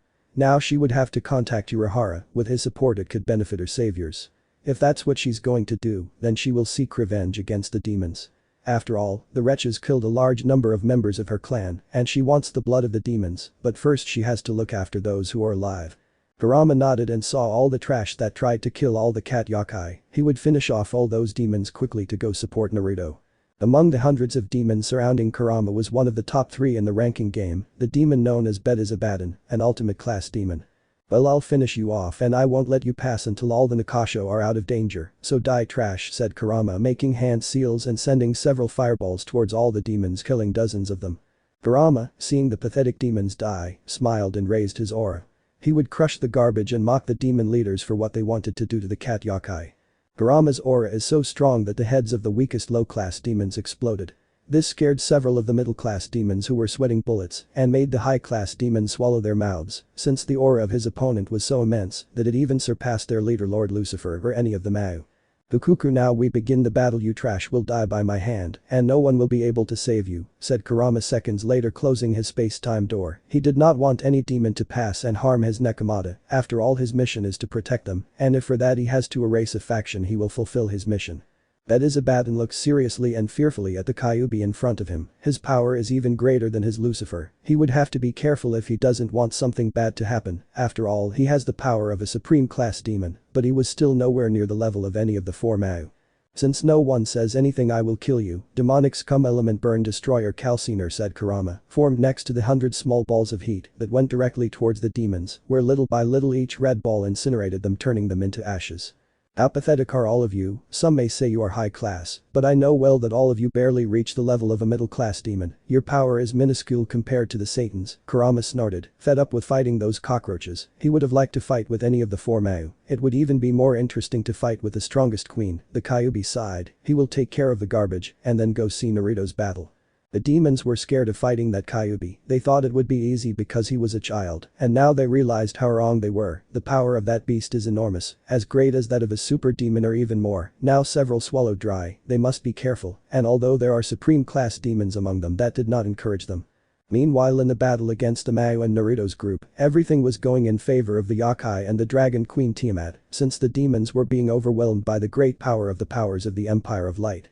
But Seraphol and Tiamat was staring at Seraphol. The Dragon Queen was preparing for battle.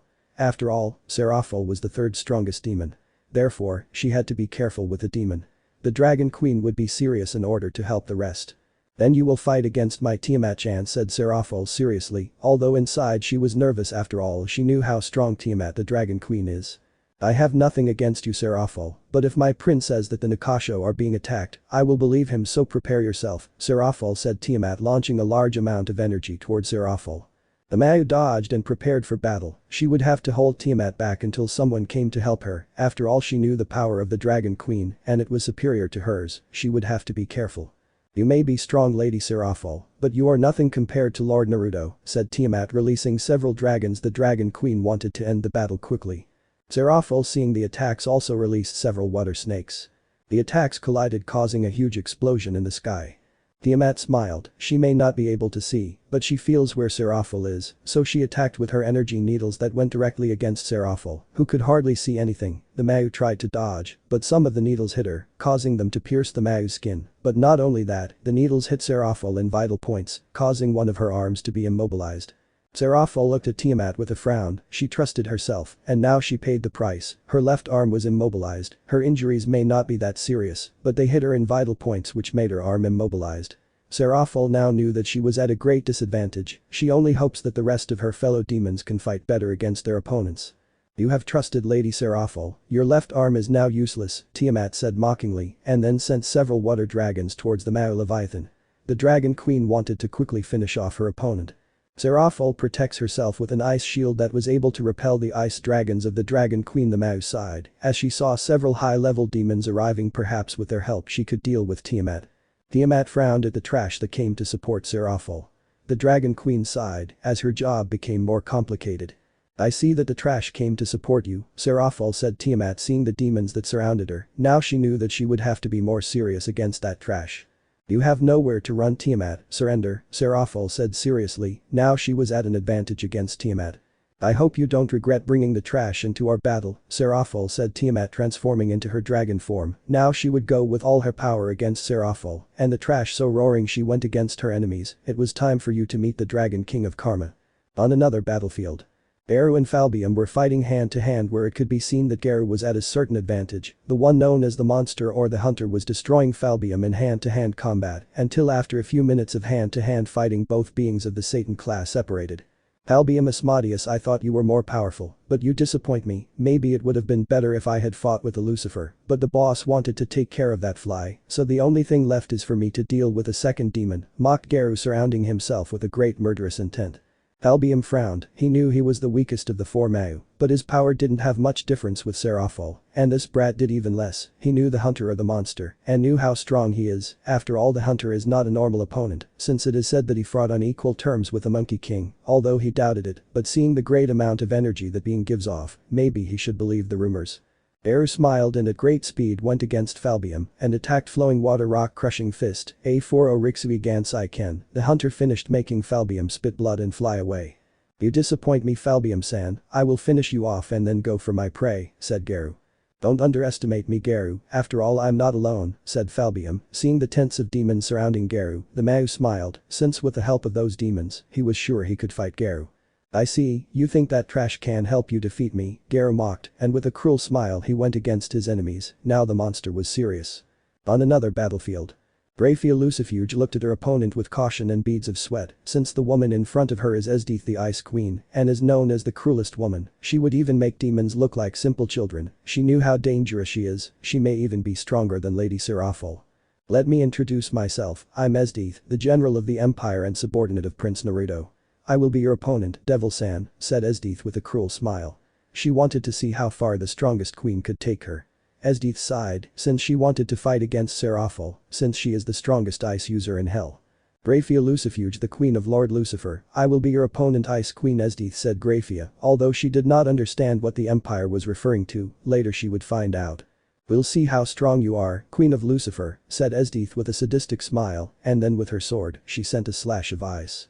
She wanted to finish the trash quickly. Graphia put up an ice shield that barely withstood Esdeath's attack, but gave her enough time to dodge Esdeath's slash. "Ice spikes," Graphia said as she sent several ice spikes towards Esdeath. Esdeath saw the attack indifferently, and with her sword she cut the spikes and then sent several ice dragons towards the demon. "You won't be able to beat me. Your power is strong, I don't deny it, but it's not strong enough to defeat me," Esdeath said, then sent hundreds of ice swords towards Graphia. Lucifer's queen was barely able to destroy the ice dragons and barely had time to dodge Esdeath's attack, but some ice spikes hit her and damaged her, cutting off part of her arm and part of her face. Graphia gasped, dodging and surrounding herself with demonic energy to protect herself from most of the crazy woman's attacks. It was wearing her down. She had to end the battle as quickly as possible, but she didn't know how. She needed the help of another Satan-class demon to deal with the crazy woman. Esdeath drew her sword again and collided with Graphia's ice blades, both collided at great speed, causing both women to cut each other, Esdeath having a few cuts on her clothes and part of her body and Graphia with dozens of cuts all over her body, causing the Ice Queen to bleed. You are a powerful woman, I respect you, Queen of Lucifer, but you still have a long way to go to defeat me, Esdeath said with a smile, she respected the woman a little. Graphia gasped. She knew she couldn't defeat Esdeath, but she didn't think she would be so overwhelmed. Now she realized that the woman in front of her might even be superior to Seraphil. Now she realized that this woman may be only her king and Ajuka could defeat. I am flattered that Ice Queen Esdeath recognizes my power, but I am not alone, Graphia said with a smile, watching dozens of demons surround her rival. The Queen of Lucifer sighed in relief, she may have a chance against her opponent. You may have help Graphia-san, but that trash won't help you much, Esdeath said with a frown as she saw the trash in her eyes getting in the way of the battle. You think so, Ice Queen Esdeath, but now you're cornered, surrender, Graphia said coldly. Esdeath mocked and at great speed went against her enemies, killing dozens of demons, either cutting off their heads or supporting them in the heart for the Ice Queen. They are only trash who are enemies of her prince and who do not deserve to live, so she will stop holding back. In the battle between Ajuka and Surziches against Naruto. We'll see what two of the super demons can do. I'll make all of you beg for me to kill you, Naruto said with his eyes shining sinisterly. He'll finish off the trash, he still won't kill them, he'll only make them suffer and maybe finish off half of the underworld. He felt that the Nakasha were already retreating. He assumed that Kurama was using his space-time gate since he doesn't feel almost any Nakasha. Now he has to deal with the idiots. Surziches, we have to be careful, the child in front of us is not normal. He may be stronger than the celestial dragons, said Ajuka sweating cold. Now he knew they were in danger. Surziches frowned, but nodded to his friend. Now he would have to give his all against that kid. Ajuka and Surziches went against Naruto, but the Uzumaki dodged both demons and threw a punch at Ajuka sending him flying, and then made an energy sword and cut Gremory, making the Mao retreat and launch a great attack of destruction that Naruto cut with his energy sword with ease, then activated his Rinnegan and launched Shinra Tensei towards the Lucifer that sent him flying. They may be the strongest demons, but in my eyes they are just trash, Naruto said mockingly, then made hand positions and activated his Futen no Yoroi, causing the air to surround him, creating a large air armor that increased his power and speed. Ajuka and Surziches frowned, and the angry Mao Lucifer went against Naruto, but the Uzumaki sent him flying like garbage with a Shinra Tensei. It's time to play silly Lucifer, silly Beelzebub, said Naruto, opening several magic circles from where dozens of water dragons came out that went against Lucifer and the Mao Beelzebub. Ajuka and Surziches went against the water dragons, one surrounding himself with his power of destruction and the other with his magical power, both finishing off the water dragons. Naruto, seeing that his attack had no effect, sighed and in a burst of speed, he threw a strong punch at Lucifer sending him flying, but in addition to being able to throw a punch, Naruto put some restriction seals on him that diminished his energy a little. Then he went against Ajuka and with his energy sword, he made a large cut in his chest and then threw a strong punch reinforced with chakra, sending the green-haired Mao flying. I thought Ajuka and Surziches would be stronger, neither of you deserve the title of Mao, especially you Gremory. After all, as far as I could investigate, Lord Lucifer is much stronger than you, his power even entered the top 10 of the strongest existences. You are just a demon above the Mao level, who thinks a lot about reaching the super demon level. Maybe it is a lie that you enter the top 10 Mao of destruction, Naruto said coldly. Surziches spat out blood, he was in pain, Ajuka was also hurt, both had considerable damage, both demons were worried, but they knew they had to go with true form. I will go with my true form, I will not hold back, now you will die, said Surziches, increasing his aura, and then the tomato changed its appearance a little when entering its true form. The current Lucifer grew 2 horns and an armor was formed around him. In addition, his eyes shone red, and the power that he gives off is already so great that now, if he entered the lower part of the top 10, the power of the current Lucifer, a power so great that it could equal several gods. Ajuka sighed and also entered his true form, his eyes glowed green, horns grew out of him, and around him a green aura formed. His power is so great that even several gods would have trouble dealing with the demon. Interesting, the power of both increased considerably, the true form of both is interesting, but it will not be enough to defeat me. I will crush the cockroaches, said Naruto, surrounding himself with a red aura, where his 9 tails came out, and behind his back 2 large wings of fire also came out. The aura of the Uzumaki may even be able to get close to Indra. You're underestimating me, kid, you'll pay for what you've done, said Surziches angrily, throwing a great attack of destruction that pulverized a large part of the battlefield. You're a stupid tomato Gremory if you think that miserable attack will defeat me, idiot, said Naruto with his eyes closed and opening them, and the moment the tomato attack collided with Naruto, the Uzumaki absorbed it with one of his paths of his Rinnegan. I want to deal with you alone, so I'll have to hold Ichigo back using Shadow Clone Jutsu, said Naruto, making 10 shadow clones that went against Ichigo to hold him back. Ichigo looked at the clones in surprise and noticed that the clone's power was easily at a level comparable to that of a supreme class demon, and to dodge the attacks of those clones, he had to step back, and sighing, now he would have to let his friend deal with Naruto. Now it's just you and me, Lucifer, mocked Naruto sinisterly. He will now beat Lucifer up. Sasuke's Lucifer looked angrily at the Uzumaki, and now he would have to deal with that monster alone. The man knew that the battle would be complicated, he only hoped that Ichigo could deal with the boy's clones. It's time you learn that you are nothing more than a cockroach that I will crush, said Naruto, and then whispered, element burn, destruction of the sun god. Naruto's attack caused a dark red fire to go against Lucifer. The Mayu, seeing the attack, launched his attack of destruction, but saw with surprise and shock how his attack was easily overcome. So he dodged the sea of red flames. Naruto, seeing that his attack did not work, sighed, and with his hands made the red fire chase Lucifer. The tomato tried to dodge the red fire, seeing how dangerous it is he tried to continue dodging, but the fire caught his left arm. Sasuke screamed in pain as his arm was burned, and seeing that the fire was going to continue throughout his body, Lucifer cut off his arm, since he knew that if he did not do it, most likely those flames would consume him, and he could not risk it. Naruto smiled and at great speed went against the Crimson Mayu and stuck a black chakra rod in his right arm, and then followed by sticking several black rods throughout the Mayu's body, causing his flow of demon energy to be interrupted.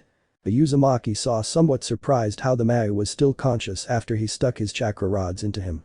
I see why you are the current Lucifer. Not only did you survive my powerful fire attack, but also my black slashes. You are an interesting demon, Mayu, Lucifer said. Naruto, the Mayu may have been his punching bag, but the Mayu resisted his attacks quite a bit, and the Uzumaki, with his senjutsu activated, felt that all the Nakasho have been evacuated, so he sighed, since it is time to go. Sasuke panted heavily. He knew now that this boy is not normal. The attacks he launched at him were too powerful. He now understood the power of the young man. His power was above that of a super demon. That thought terrified him. He thought that the boy was strong, but this surpassed everything he calculated. Now he was immobilized, and with nothing he could do, the damned boy would now kill him. In another battlefield where Kurama battles with the demons, the Kyuubi looked indifferently at the hundreds of bodies that were around him. He did not care about those pathetic lives, he just wanted to finish quickly to reunite with Naruto. The Kyuubi felt the powers of his comrades and those of the Mayu and smiled. Since the power of the Mayu was going down along with the hundreds of demons that were on the battlefield, the Kyuubi sighed. Now he would have to finish quickly with his opponents. He needed to leave the underworld. Well, since I want to finish you off quickly, die Biju Dama demon, said Kurama coldly. The Biju Dama went against the demons, wiping them all off the map, or so Kurama thought, since one demon was barely able to escape. This demon is Abaddon, an ultimate rank demon and one of the strongest demons in the underworld. It's time to go, Kurama said to himself and then disappeared in fire. The Kyuubi heads to the Mayu battlefield. He wanted to face the supposed strongest demons. After a few seconds, Kurama appears on the battlefield of the Mayu and saw with a big smile how everything was destroyed. He saw the battlefields, he saw Esdeath killing hundreds of demons with her ice, and saw the Queen of Lucifer with hundreds of cuts and almost unconscious. Then he saw Tiamat in her dragon form destroy the demons, and the Mayu Leviathan trying to stop her uselessly. Then he saw Geru destroying the demons, and the Mayu Falbium. Then he saw several Naruto clones hold back Ichigo, and finally he saw his best friend beat up the Lucifer, and he saw, somewhat surprised, how cruel Naruto is, since Lucifer looked pathetic, since he was with several bars that retained his power, and without a fathom. Kurama grimaced. Naruto had become very cruel. It would be better to stop the battle. The message has already been sent, now they hope the demons do not do anything stupid. Naruto, I think it's time for us to leave, those pathetic demons.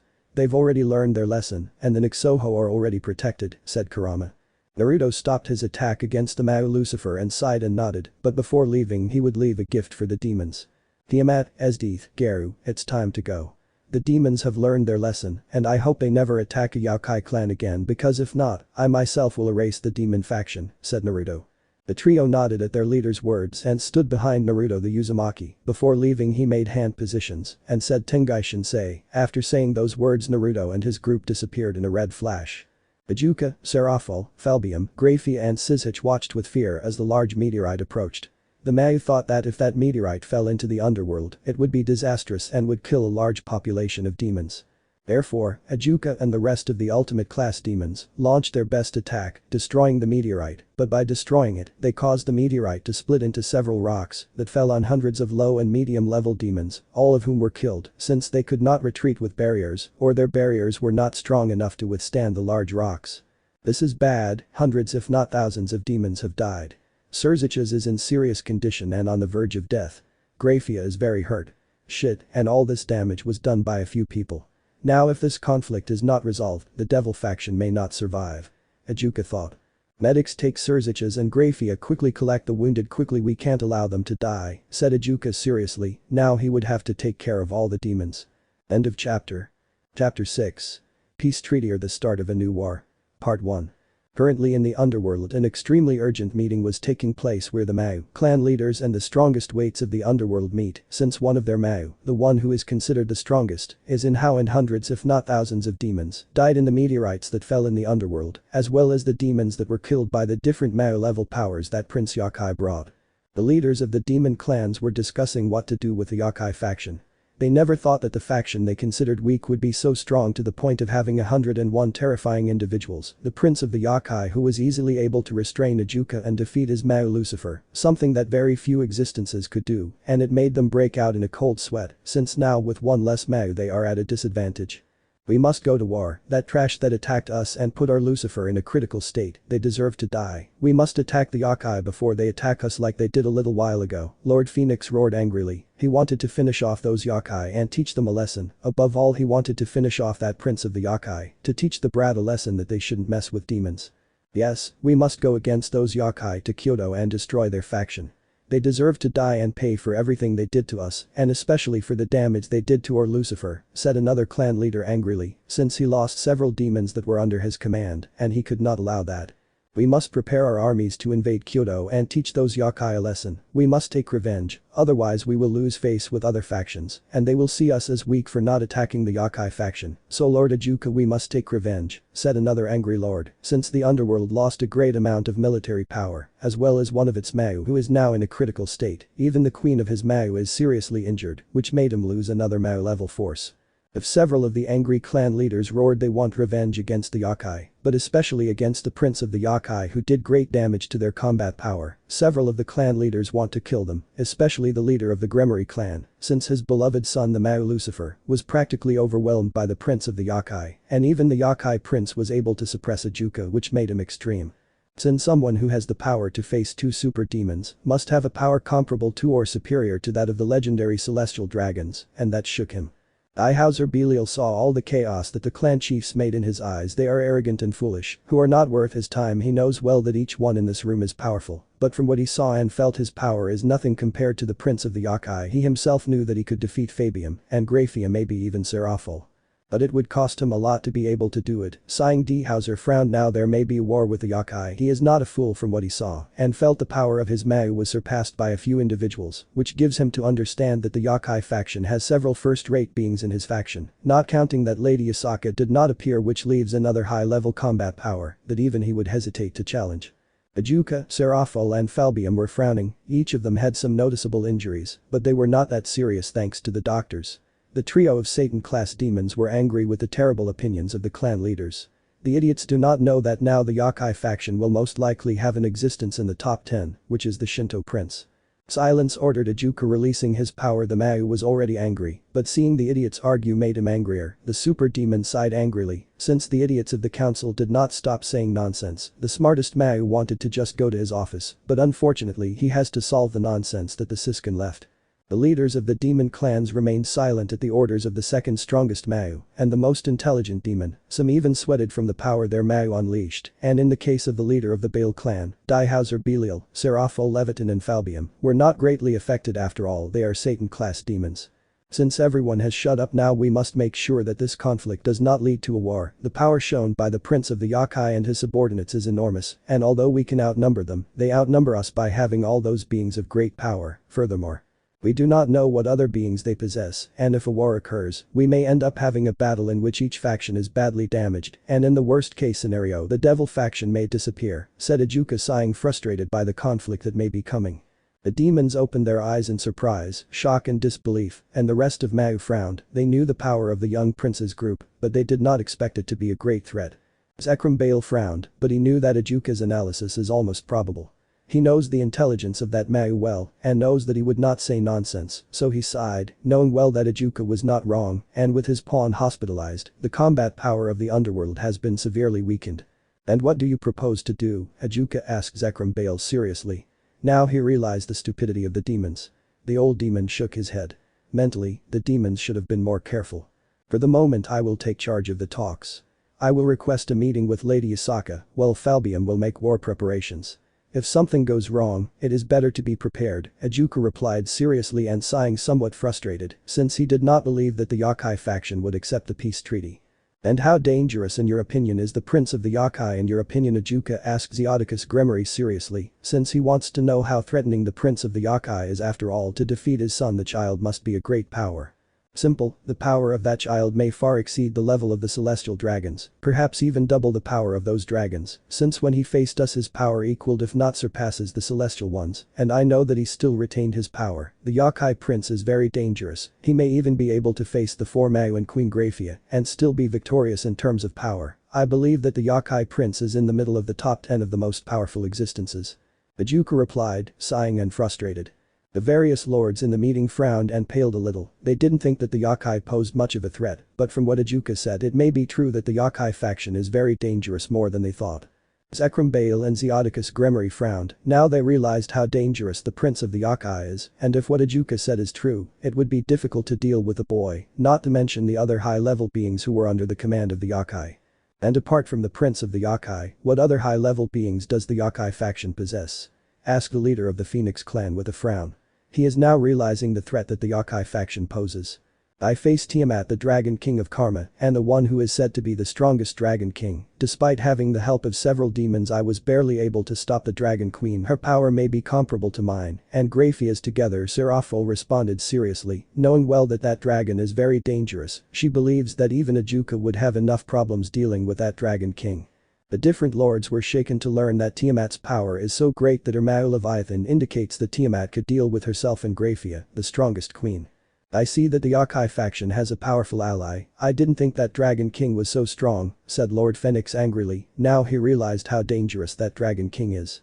The other one who participated in the battle, who fought with me and practically overwhelmed me, and a large group of high-level demons who helped me deal with him. His name is Garu the Hunter. The power of that madman is above a Mayu level, but below the level of a super demon, and from what I saw Garu has a great ability to adapt, so he is a very dangerous opponent, Falbium replied, sighing heavily as he was still hurting from the blows that madman gave him. I see the power of Tiamat and Garu is enormous, and only people of Satan level or a super demon have a chance, said Lord Citri seriously, although he was nervous after all his daughter was defeated and she is a demon above an average Satan. Finally, there is another Kyuubi called Kurama. According to reports, he fought against the demons that were attacking the Nekomatas. The power of that Kyuubi is said to be even superior to most of Satan, and the other member is Esdeath the Ice Queen. She fought against Graphia and a large number of demons. Both beings are very dangerous, Ichigo said seriously. This is troublesome, Lord Ichigo. If what you say is correct, the prince of the Yokai has several powers that can neutralize the 4 Mayu, and they still have Lady Yasaka, and we do not know what other beings they possess. Therefore, it would be better to reach a peace treaty with them. The power they have is enormous, and even if we win a war with them, our power will be severely weakened, and others could take advantage of that and finish us off, said Zekrom Bail. With gritted teeth, he does not want to give up, but that would be his best choice, otherwise it is most likely that the demons will be destroyed. Ichigo sighed and nodded. Now he didn't know if the war would happen against the Yokai or there would be a peace treaty. He would just try to ensure that the demons did not perish. Meanwhile, a meeting was being held in the Empire, since it is possible that a war will break out against the demons due to the indecent Nekomata and Naruto's attack against the demon faction, which caused several high-level casualties in the demon faction. I see that the demons tried to attack the Nekomata, and there were several casualties in Uruchi Dono's clan, said Yasaka, sighing. Now she saw the great problem that this incident would cause, but she couldn't back down. Now the demons caused several casualties to her people, she is going to do the same. You have nothing to worry about, Yasaka-chan. I already gave the demons a good beating, and now thanks to what I did the current Lucifer is disabled and the rest of the Mayu are injured. It is most likely that now a meeting is taking place between the leaders of the demons, and they will ask for a meeting with us after all. With what I did, I know that the demons will terrify me. Naruto laughed, amused. He may not be bad, but he liked to see his enemies in despair, and now those demons are his enemies. You practically threw a meteorite into the underworld and gave a serious beating to the one who is said to be the strongest demon, in addition to holding back the second strongest demon in the underworld. Now the demons will most likely fear you. After all, with your current power, you could deal with the 4 Mayu, even if it would cost you a lot, said Kurama, snorting. Sometimes Naruto has a cruel humor. Yasaka opened her eyes in shock and disbelief as the crazy Naruto threw a bucking meteorite at the demons, and knowing him, it most likely wasn't a small meteorite, in addition to putting the current Lucifer practically out of the game. I see, I guess the meeting went downhill. Now we will have to meet with Lady Amaterasu. She is our closest ally and a good friend, so a few days ago she asked me for a meeting and I accepted. The meeting will be in 2 days. In these 2 days I will make the supernatural world find out what happened, but from our point of view, I don't want the demons to be able to get allies, Yasaka said, sighing. I see, then after the meeting with the Sun Goddess I will go to the Ministry of Wizards in Japan. I need Harry to be able to have a magical citizenship. I don't want the British to bother him. I know that he will want to go to his parents' school, but for the moment, I don't want the idiots who believe in blood purity to want Harry to go to the British magical world, because if they try something I will erase the entire British magical world, said Naruto seriously. I see, you don't have to worry, I will make sure that Harry Potter can get magical citizenship in Japan. It will be easy, since our faction is on good terms with the Japanese Ministry of Magic, Yasaka replied, sweating a little at how Naruto talks about erasing a magical country as if it were nothing. She did not doubt that Uzumaki Naruto can be a cruel person with his enemies. Thanks, you'll make things easier for me, and after these disputes with the demon faction are resolved, I'll go to British Magic and make sure the idiots don't take Harry Potter's inheritance, Naruto said darkly, since he suspects that the light wizard Dumbledore is doing things under the rug, and if that's true, he'll pay dearly. Yasaka nodded and sighed. Now they would just have to meet with Lady Amaterasu. The queen of the Yokai knew that her friend Amaterasu would be angry with the demons when she found out what happened. We must also train Harry better. His power now is decent for a child of his age, but if the child wants to go to his magical school, he must be stronger so he can protect himself. After all, Voldemort is still alive as a spirit, but alive according to what you told me, so prepare the heir of the Potter house well, Yasaka said seriously, knowing well that this dark wizard is as dangerous as Dumbledore in terms of power. Naruto frowned, knowing well that not only Dumbledore will be a threat to Harry, but also that dark wizard Voldemort. Moreover, he still has to look for those soul vessels that the idiot Voldemort made. The Uzumaki sighing nodded to Yasaka. So I understand that once the conflicts with the demons are over, I'm going to intensify Harry's training, Naruto replied, sighing. Yasaka nodded. She knew that Harry has enormous potential. Perhaps he can reach the level of wizards like Morgana or Merlin. After all, that child's magic reserves are enormous for his age. 2 days later, the Empire of Light, Lady Amaterasu, the leader of the Yokai faction along with Susanoo and Tsukiyomi, were meeting with Naruto and Yasaka, along with Kurama as their bodyguard. Both groups were meeting mainly because of what happened with the Devil faction. Yasaka-chan, can you tell me what happened to the Devil faction, asked Amaterasu, squinting her eyes. She noticed the power level of the beings under Yasaka's command, and seeing the bodyguard and the guard definitely made her serious, since the power of each one exceeds that of the celestial dragons, and looked closely at Yasaka and frowned, since Yasaka's power had increased rapidly. Perhaps she is stronger than Susanoo. A surprising thing also made her happy. Since her friend is now an excellent combat power in her eyes, but she is curious to know how her combat power increased quickly. Simple, Lady Amaterasu. The demons attacked the Nekomata clan that were under my protection and under his protection, and Naruto-kun dealt with the pathetic demons since he went to meet with the leaders of the demons, and in doing so he felt that several Nekomatas were killed, and Naruto sent Kurama to stop the attack, which did stop the attack on the Nekomatas, while the remains of the guards who were under Naruto's command dealt with the leaders of the demons, while Naruto fought against the two super demons of the underworld, Surzich's Lucifer and Ajuka Beelzebub, leaving the current Lucifer hospitalized and practically in a state in which he will not be reputed quickly, Yasaka answered seriously. Susanoo and Tsukiyomi looked at Yasaka with disbelief and then at Naruto with even more disbelief, since if what Yasaka said is true, the prince of the Yokai Naruto and one of the leaders of the faction led by Yasaka is very large, easily surpassing theirs, maybe even those of the celestial dragons.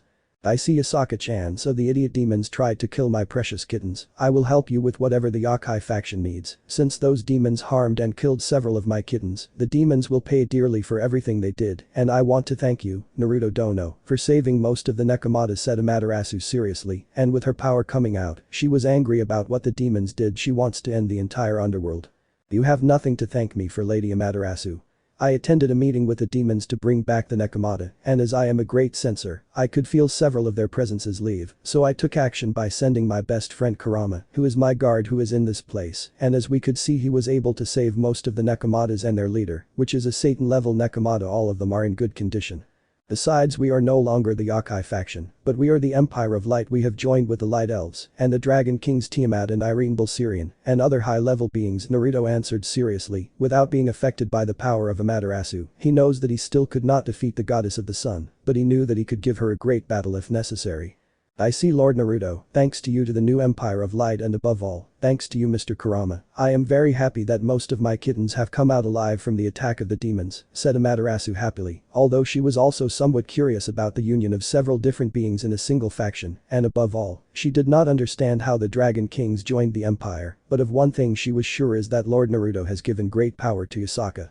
Kurama nodded in understanding, but said nothing. It was not his place to talk, and he was also interested in what plans Amaterasu and Naruto had against the demons. Susanoo and Tsukiyomi narrowed their eyes at Naruto. They assumed that the boy did everything to form the Empire of Light, since they knew that Yasaka would not have enough power to make those Dragon Kings unite. Yasaka may now equal them, but it still would not be enough to make the proud dragons join a faction. Well, now I guess they will go to war against the demonic faction, am I correct? Amaterasu asked with curiosity. She knew that now the new Empire of Light could fight against the demons, and more so if the tomato has this inability. She can easily defeat that tomato, but she knew that it would be quite difficult for Susanoo and Tsukiyomi to defeat him. After all, the tomato may be an idiot, but his power is considerable to the point that it surpasses several gods. Most likely the Mayu will ask for a meeting, and depending on how the meeting goes, we will decide if there will be a war or not, Yasaka replied seriously. And if the entire biblical faction attacks them, they can intervene and your empire will be in danger. After all, the entire biblical faction as a whole would be among the most powerful factions. You must be very careful, Prince Naruto, asked Susanoo seriously. I'll crush them, Naruto replied indifferently. He knew he could wipe out the fallen faction, only in his opinion Heaven may represent the greatest threat if they get involved in the war. After all, Heaven has the four great Seraphim and Metatron and Azrael, two angels of a level perhaps even higher than Lucifer. In addition, the underworld was now at its weakest point and no longer represented a great threat to his people, so he knew he could deal with the biblical ones if he set his mind to it. Susanoo and Tsukiyomi looked at Naruto in disbelief. They knew that the three biblical factions together are rated among the fourth or maybe fifth strongest faction. After all, they have Metatron, Azrael and Ajuka among other high-level beings, and Naruto says that he will crush them. Amaterasu laughed. Naruto Uzumaki, the prince of the Empire of Light, in her eyes is a very interesting person and of great power.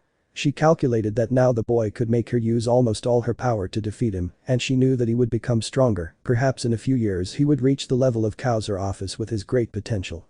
You are interesting, Prince of the Empire of Light. Yasaka may be the leader of the empire, but you are the power and the courage. I like you especially because you made the demons pay for what they did to the Nekomata. So if you need support, I will give it to you.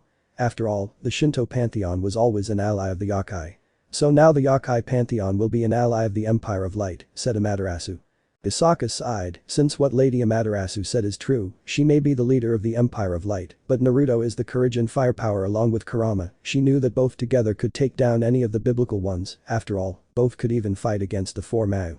Lady Amaterasu is right, I may be the leader and I may be strong, but Naruto and Kurama are the great powers, perhaps in terms of power, they equal Tifon the destroyer of the Greeks, Yasaka replied, knowing well that the power of those two is in the top middle of the top 10.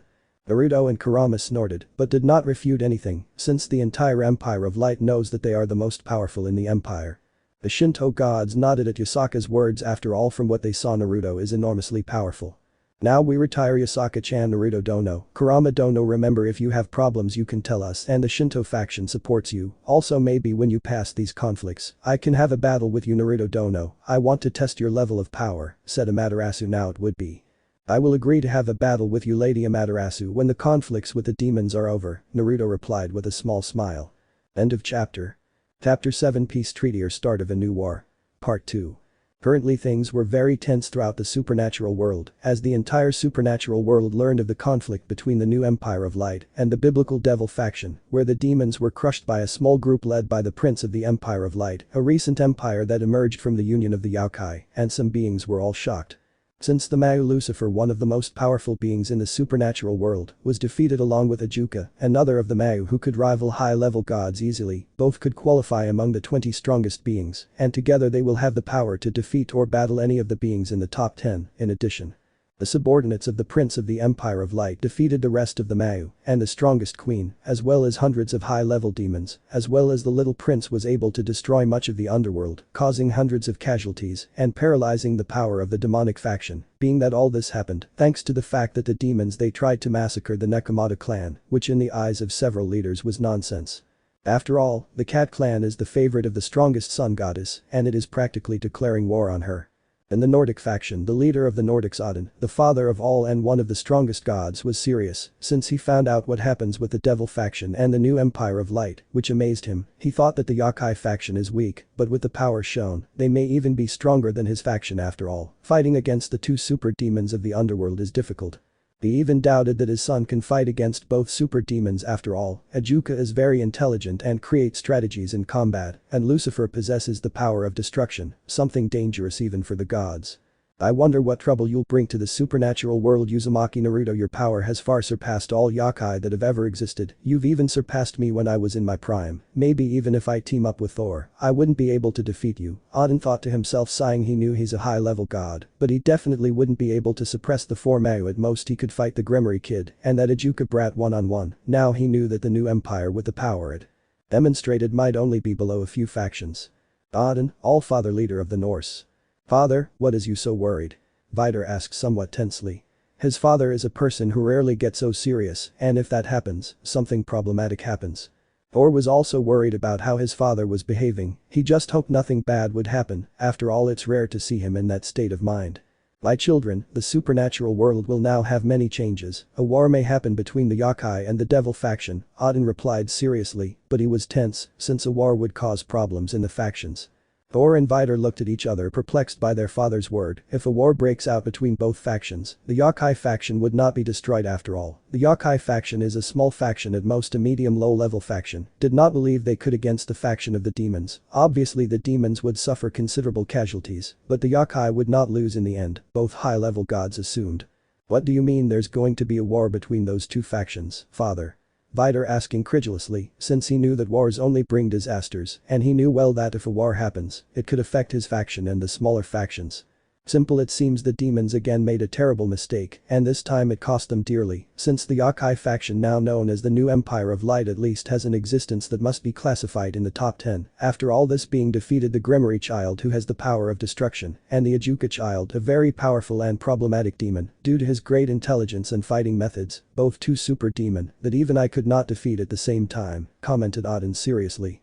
This is problematic. Even Thor would have trouble dealing with both super demons, and you want to tell me that there is a yokai that defeated those two demons that could possibly be in the top 20 of the strongest beings in the supernatural world, said Vidar in disbelief, knowing well the power of those two super demons. He knew that both together could even give a good fight to the celestial dragons. Vidar, god of silence and revenge. That's right, son, so for the moment we will observe what will happen in this possible conflict between both sides. I don't want us Nordics to be harmed. We will be neutral in this possible war, said Odin seriously. He would not risk supporting either of those two factions. After all, if he supported someone, other factions could enter the war. Vidar nodded in understanding, knowing how problematic it would be if they entered a war. He knew they could win, but they would be severely weakened if they fought with the demons or the new empire. Thor frowned, but sighing, he had to accept that fact that separately they could take on either demon, but working together would be problematic. Thor, the god of lightning, the mightiest Norse. Can you explain what happened between the battle between the Prince of the Empire and the demons? Father asked Thor. He was very curious, he wanted to know everything about this existence. The being who defeated those two is a child with enormous power and is the prince of the now Empire of Peace. I calculate that the child's power must be on par with the celestial dragons. As far as I understand, his name is Naruto Uzumaki, and now he will be very known throughout the supernatural world. In addition to Naruto, there is also Tiamat, the Dragon Queen of Karma, Geru the Hunter, and Esdeath the Ice Queen, each one of them being Satan-level powers, maybe even higher. After all, the three of them defeated Graphia, Seraphol, and Falbium, along with hundreds of demons as well.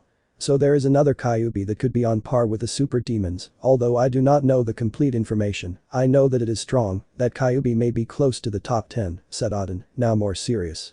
After all, that group could defeat most beings. Vidar and Thor, who listened carefully to everything their father said, became very serious, since they now know that if a war occurs, it is most likely that the faction or the new empire will emerge as the winner. After all, that faction has many first-class beings. I want you all to be attentive to everything that happens. We will not get involved in this battle. We will remain neutral. I do not wish to make enemies with either faction. I know we can defeat the Devil's faction, but I am not sure with the new empire. I do not fully know their combat power. Odin ordered seriously and looked sideways at Thor, his most problematic son, since despite being serene, he also likes battles too much, and if the foolish child intervenes in the war, it will possibly cause problems for the Norse. Vidar nodded in understanding. His father may be laid back, but he is a wise god, and if he says he does not wish to interfere in the war, he supports him. Thor was a little annoyed, but nodded. He doesn't want trouble with his father. He may be stronger, but he knew his father has ways to deal with him if he does something wrong. Shiva, the god of destruction, was serious. He just found out that an existence that could easily be rated in the top 10 of the strongest had just emerged for him. It is strange and curious that an existence that, according to his reports, could easily match the celestial dragons in his eyes is very interesting. He wondered if it could give him a good fight. Shiva, god of destruction, leader of the Hindu faction. What do you think, Shiva? Parvati asked curiously. It was strange to see her husband so serious. He was normally calm, but he rarely became serious, although she could sense his excitement. Parvati, goddess of fertility, love, beauty, harmony. Very interesting things have happened in the supernatural world, dear. It seems that another existence has positioned itself in the top 10 of the strongest, although I don't know how strong it is. I can say that it surpasses some of the top, said Shiva seriously, since the one who positioned himself is a small child. And do you think this existence could be an enemy? Parvati asked. After all, Shiva may be one of the strongest beings, but even the top 10 could threaten her husband. This existence is a yokai child, or rather the prince of the yokai, but the child will not be an enemy unless we provoke him, Shiva replied simply. He was not very worried about the prince of the new empire, since he still surpasses the child in power, so he did not fear him and has great respect only Chaos, the primordial Greek of creation, Ophis, the dragon god of infinity. Great Red, the most powerful existence, could make him feel overwhelmed. Already the beast of the apocalypse, a being that he would never want to cross after all the power of that beast is compared to Great Red, but the difference is that that beast wants destruction, and Great Red is indifferent to living beings. Parvati opened her eyes in surprise, as a child placed in the top 10 of the strongest existences, which means that the child has a great margin for improvement. The goddess shook her head. If what her beloved said is true, then the child will soon climb the steps of the top 10 and perhaps equal Indra or Shiva, and that in her eyes will be very impressive. In the underworld where Hades was, the strongest Greek god and one of the most powerful existences, he was in a meeting with Hestia, the goddess of the home and the strongest goddess of the Greek pantheon. Both gods were in a meeting, since they found out what happened between the underworld and the yokai faction now known as the Empire of Light, and according to rumors, one of the most powerful factions after all. Not just any faction can give the biblical underworld a great beating. I guess you already heard what happened between the demons and the yokai, Hades said seriously, but inside he was very happy, since the demons were beaten and lost several level demons, even their leaders were injured. Hades, Greek god of the underworld, the strongest Greek. I know that despite the seriousness with which you tell me about the problems between the demons and the yokai, I know that you are very happy. After all, you hate the current Lucifer, so tell me, brother Hades, what is it that you want to do, since you know well that a war is coming, and this can be good and at the same time bad for other factions, Hestia said seriously. She had a premonition, but if what she thought is correct, then complicated times are coming. Hestia, Greek goddess of the hearth, the strongest Greek. You know me well, Hestia. I am happy with what happened to the demons, especially the Gremory tomato, and according to my informants, it is most likely that the devil faction will be defeated in this possible war. After all, Naruto Uzumaki, the yokai prince, was able to defeat the Gremory and Ajuka, something very difficult to do even for some of the top 10, reported Hades with a small smile, knowing well that the power of both super demons combined could match that of a celestial dragon, or at least come close to those crazy dragons. I suppose you want to meet the prince of the yokai. If what they say is true, the boy may be at your level or maybe a little higher, Hestia said seriously, since that yokai is very powerful. I had never heard of a yokai of such a level that could defeat two super demons, beings on par with gods of a high level. You're right, Hestia, I want to meet that child. Maybe the child could be a good ally after all. Not everyone attacks the underworld, not even I would go alone to the underworld after all. Even I don't know if I could against a Formau, and the queen of Lucifer, said Hades seriously. After all, he knew he could defeat Lucifer, but at 5 Satan level powers he doubted it. After all, the power of Ajuka and the tomato is troublesome. Hestia frowned, knowing well that Hades is right. After all, not just any existence will attack the underworld. After all, even Hades or Thor will not be able to fight with all the Satan level powers in the underworld. Well then you want me to contact Lady Yasaka for a meeting with Prince Yokai, but we must be careful. You know well that the Shinto pantheon does not want the Greeks to set foot in Japan after the offense that Zeus made to Lady Amaterasu, said Hestia. Hades frowned, knowing full well the foolishness that Zeus did. He did not understand why he offended Amaterasu, knowing full well that that goddess is so strong that even if he joined Zeus and Poseidon, he did not believe that he could defeat Lady Amaterasu. After all, that goddess is in the upper middle part of the top 10. You're right, besides, we must be careful, we don't want that paranoid Zeus to do something to interrupt the meeting with the Yokai leaders, said Hades, seeing well that if that happens, a war could occur with the Yokai and the Shinto, and he knew that Lady Cows would hardly do anything, since she is normally a neutral being. Hestia nodded, knowing well that if Zeus finds out what they are going to do, then it would be difficult to meet with the Yokai leaders. You are right, we must be cautious. Furthermore, we have to look for allies. You know as well as I that she may soon attack us, just as our father could also attack us, and although you are stronger than father at present, the difference between him and you is not too much. We must be cautious. After all, if a war breaks out and either she or father rise up, it would be very dangerous for our faction, said Hestia seriously. She will not allow her most beloved brother to harm her. I understand, Hestia, I'll be cautious, don't worry. Also, I'll make preparations in case something happens. I have a bad feeling, Hades said seriously. In the biblical heaven, Michael, the leader of the angels, was speaking with his brothers about the battle between the Yokai and the biblical underworld and the possible war that will occur between both sides.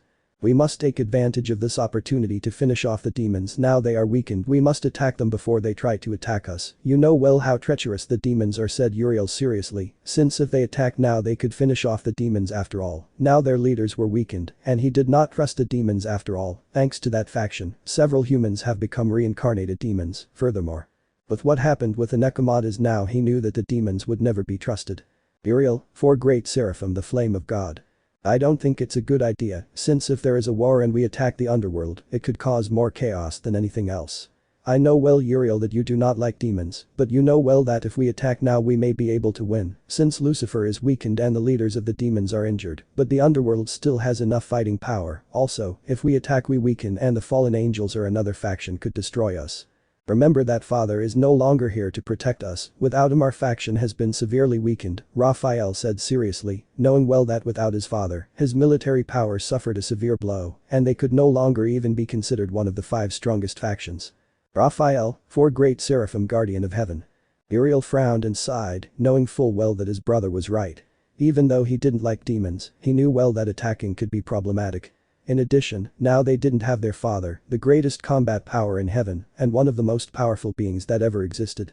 We won't do anything, we will remain neutral for the moment. After all, the new powerful empire will attack the demons, we don't have to do anything, so we will just see what happens and try to protect humans from the repercussions of the coming war, and we will avoid contact with the demons as much as possible. From what we have seen, now they have not changed, they tried to kill the Nekomatas, and now they saw the consequences, so do nothing, ordered Michael seriously, knowing well that it is better to remain neutral. Michael, four great seraphim, leader of the biblical heaven. Well, brother Michael, we will obey your order. I understand that you do not want to drag us into a war in which we could perish, but changing the subject, what are we going to do with Azrael? After all, he represents death. He is the opposite of everything we represent. It is time for him to leave our heaven, said Uriel. He did not like Azrael at all. After all, in his eyes, he is worse than a fallen. After all, he represented death, and that in his eyes is an aberration. He did not understand why his father created it. Michael and Raphael frowned, they didn't like Azrael either, but the angel of death has the protection of Metatron and Gabriel, so they couldn't do much. Besides, he is a creation of their father, they wouldn't make any move unless he attacks heaven or betrays him. I do not trust Azrael. His dark aura makes him an untrustworthy person in my eyes, but for the moment we cannot do anything, since Azrael has Metatron as his protector as well as Gabriel, both being powerful, and I want to fight with them. Also, like us, Azrael is a creation of our father, and as long as he does not betray us we will not do anything, Michael said seriously. He will not do anything against Azrael for the moment. After all, he may not like him, but he will not attack him. 1, because he is the creation of his father, and 2, because he has Metatron and Gabriel as allies. Uriel and Raphael sighed and nodded at their brother's words. They wouldn't do anything unless Azrael betrayed heaven.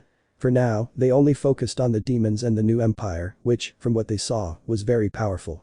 Gabriel shook his head in disappointment. She has to talk to her brother Metatron and her brother Azrael. She loves heaven, she loves her brothers, but she will not allow anyone to harm Azrael and Metatron, so she must talk to both of them to prevent them from hiding. Gabriel, four great seraphim, the most beautiful angel in heaven. In Grigori, where the fallen angels live, Azazel, the leader of the fallen, was talking with the high command of his faction. "I guess they found out what the demons did," Azazel said seriously, but inside he was very tense. He never thought the demons would be punished so severely for what they tried to do. He was relieved not to cause problems with the yokai. Azazel, governor of the fallen. Shemhazai frowned, knowing well what Azazel was referring to: the attempted massacre of Nekomatas, the display of power of the Yokai Prince now new empire, and the defeat of the four Mayu and Grafia Lucifuge. He knew that not even all the powers of his faction could defeat the powers of the underworld so easily. Shemhazai, vice-governor of the fallen. Barakiel was serious at Azazel's words, and Vali, who was at the meeting out of curiosity, was intrigued with Azazel's information and wondered what happened to make the relaxed Azazel behave so seriously.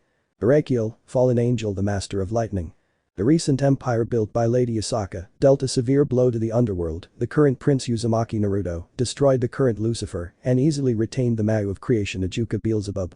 The prince, along with four subordinates, destroyed the underworld, paralyzed the four Mayu, the strongest Queen Grafia Lucifuge, and hundreds of demons in the battle. Many died, and all because the demons tried to massacre all the Nekomatas, and now it is most likely that a war will break out between both sides, reported Azazel seriously and tensely, knowing well that the war will affect him. Barakiel and Shemhazai listened to Azazel and sighed, as they knew some of the information and were horrified by the power of the new empire. Now that empire was easily placed among the strongest factions, perhaps only below the Shinto and Hindu. Bali, who heard Azazel's words, looked at him incredulously, since he knew that the power of the current Mayu Lucifer, although not as strong as the original Lucifer, at least equaled Rizavum, both being demons easily on par with many gods. He wondered how strong the prince of the new empire Uzumaki Naruto is, since to defeat Lucifer and Beelzebub, he would at least have to be in the top 10, after all, this prince defeated them with ease from what he understands. Bali Lucifer, descendant of the original Lucifer White Dragon Emperor. "I guess you're surprised, right?" Azazel asked playfully, since he knew that Bali Lucifer now wants to meet those beings after all. Not just anyone could against Surzich's Lucifer, after all that demon easily qualifies among the 20 strongest beings. "I suppose you want to meet with Yasaka-sama," Barakiel said seriously, although he knew well that Yasaka wanted nothing to do with them. After all, the brothers have been bothering Kyoto for a long time. "I highly doubt that woman will want to meet with us soon. After all, our faction has caused many problems to the yokai, although I will try to request a meeting with Yasaka when the confrontation between the demons and the yokai is over, although there is a good chance that the empire will win after all." Geru the hunter, Tiamat the dragon queen of Karma, Esdeath the ice queen, a Kyuubi known as Kurama, who is easily on par with a super demon. Lady Yasaka, and finally Uzumaki Naruto, the prince of the empire, each more powerful than Seraphol and Falbium, even some of them more powerful than Ajuka and Surzich's, so I highly doubt that the demons have a chance of winning this war, said Azazel seriously, knowing well according to his spies the power that this new empire has. In addition, it is most likely that they have several high-level powers. Shemhazai, Barakiel sweated. They knew the figures that Azazel mentioned. After all, Geru is on par with a Satan. The same happens with the Ice Queen Esdeath. She was at the level of Satan, and Tiamat could even fight with Seraphol and Falbium together. And then there are the other powers that could challenge even the super demons. They did not understand how the Yokai faction became so strong that it could even challenge the leaders of the demons. End of chapter. Chapter 8. Meetings Part 1. In the Yokai faction, Naruto, Uzumaki and Yasaka were in front of Amaterasu, the strongest sun goddess, and the leader of the Shinto faction. The goddess wanted to know what happened with the battle between the Yokai faction and the demon faction. After all, she was in disbelief and very stunned by what the prince of the Yokai did, since she knew that the power he showed is superior to his two brothers Susanoo and Tsukiyomi, and the boy may not be far from his power level, which alarmed and amazed her. Since now she knows the great potential that the boy has, in addition, that Yasaka increased her power level and may be on equal footing with Susanoo and Tsukiyomi, which amazed her, since Yasaka's growth is enormous since the boy joined the Yokai. "Lady Amaterasu, it's a pleasure to see you again," Yasaka said with a smile, although she was tense inside, since she knew that if Amaterasu attacked her, even if Naruto helped her, it would be very difficult to defeat her. Yasaka, Empress of the Empire of Light, Kyuubi of Creation. "Lady Amaterasu, let me introduce myself. I am Naruto Uzumaki, the prince of the empire. It is a pleasure to meet the strongest sun goddess," Naruto said with a tense smile, as he sensed danger from the sun goddess. He may be strong, but if he wants to defeat her, he will most likely have to join forces with Kurama, who is another power that could be classified in the top 10 of the strongest existences. Lady Yasaka, it's a pleasure to see you again, Lord Naruto, it's a pleasure to meet you in person, I've heard a lot about you since you attacked the devil faction, Amaterasu said seriously, looking at both of them with respect, Yasaka for being the leader of the empire, Naruto for being a being that could easily be in the top 6 of the strongest beings. Amaterasu, Shinto goddess of the sun and universe leader of the Shinto faction Shinto Trinity. I suppose you want to know why we attack the demons, am I correct? Lady Amaterasu asked Naruto seriously. He will not hide anything. He knew that if Lady Amaterasu knows what they did to the Nekomatas she will be furious and will try to destroy the foolish demons.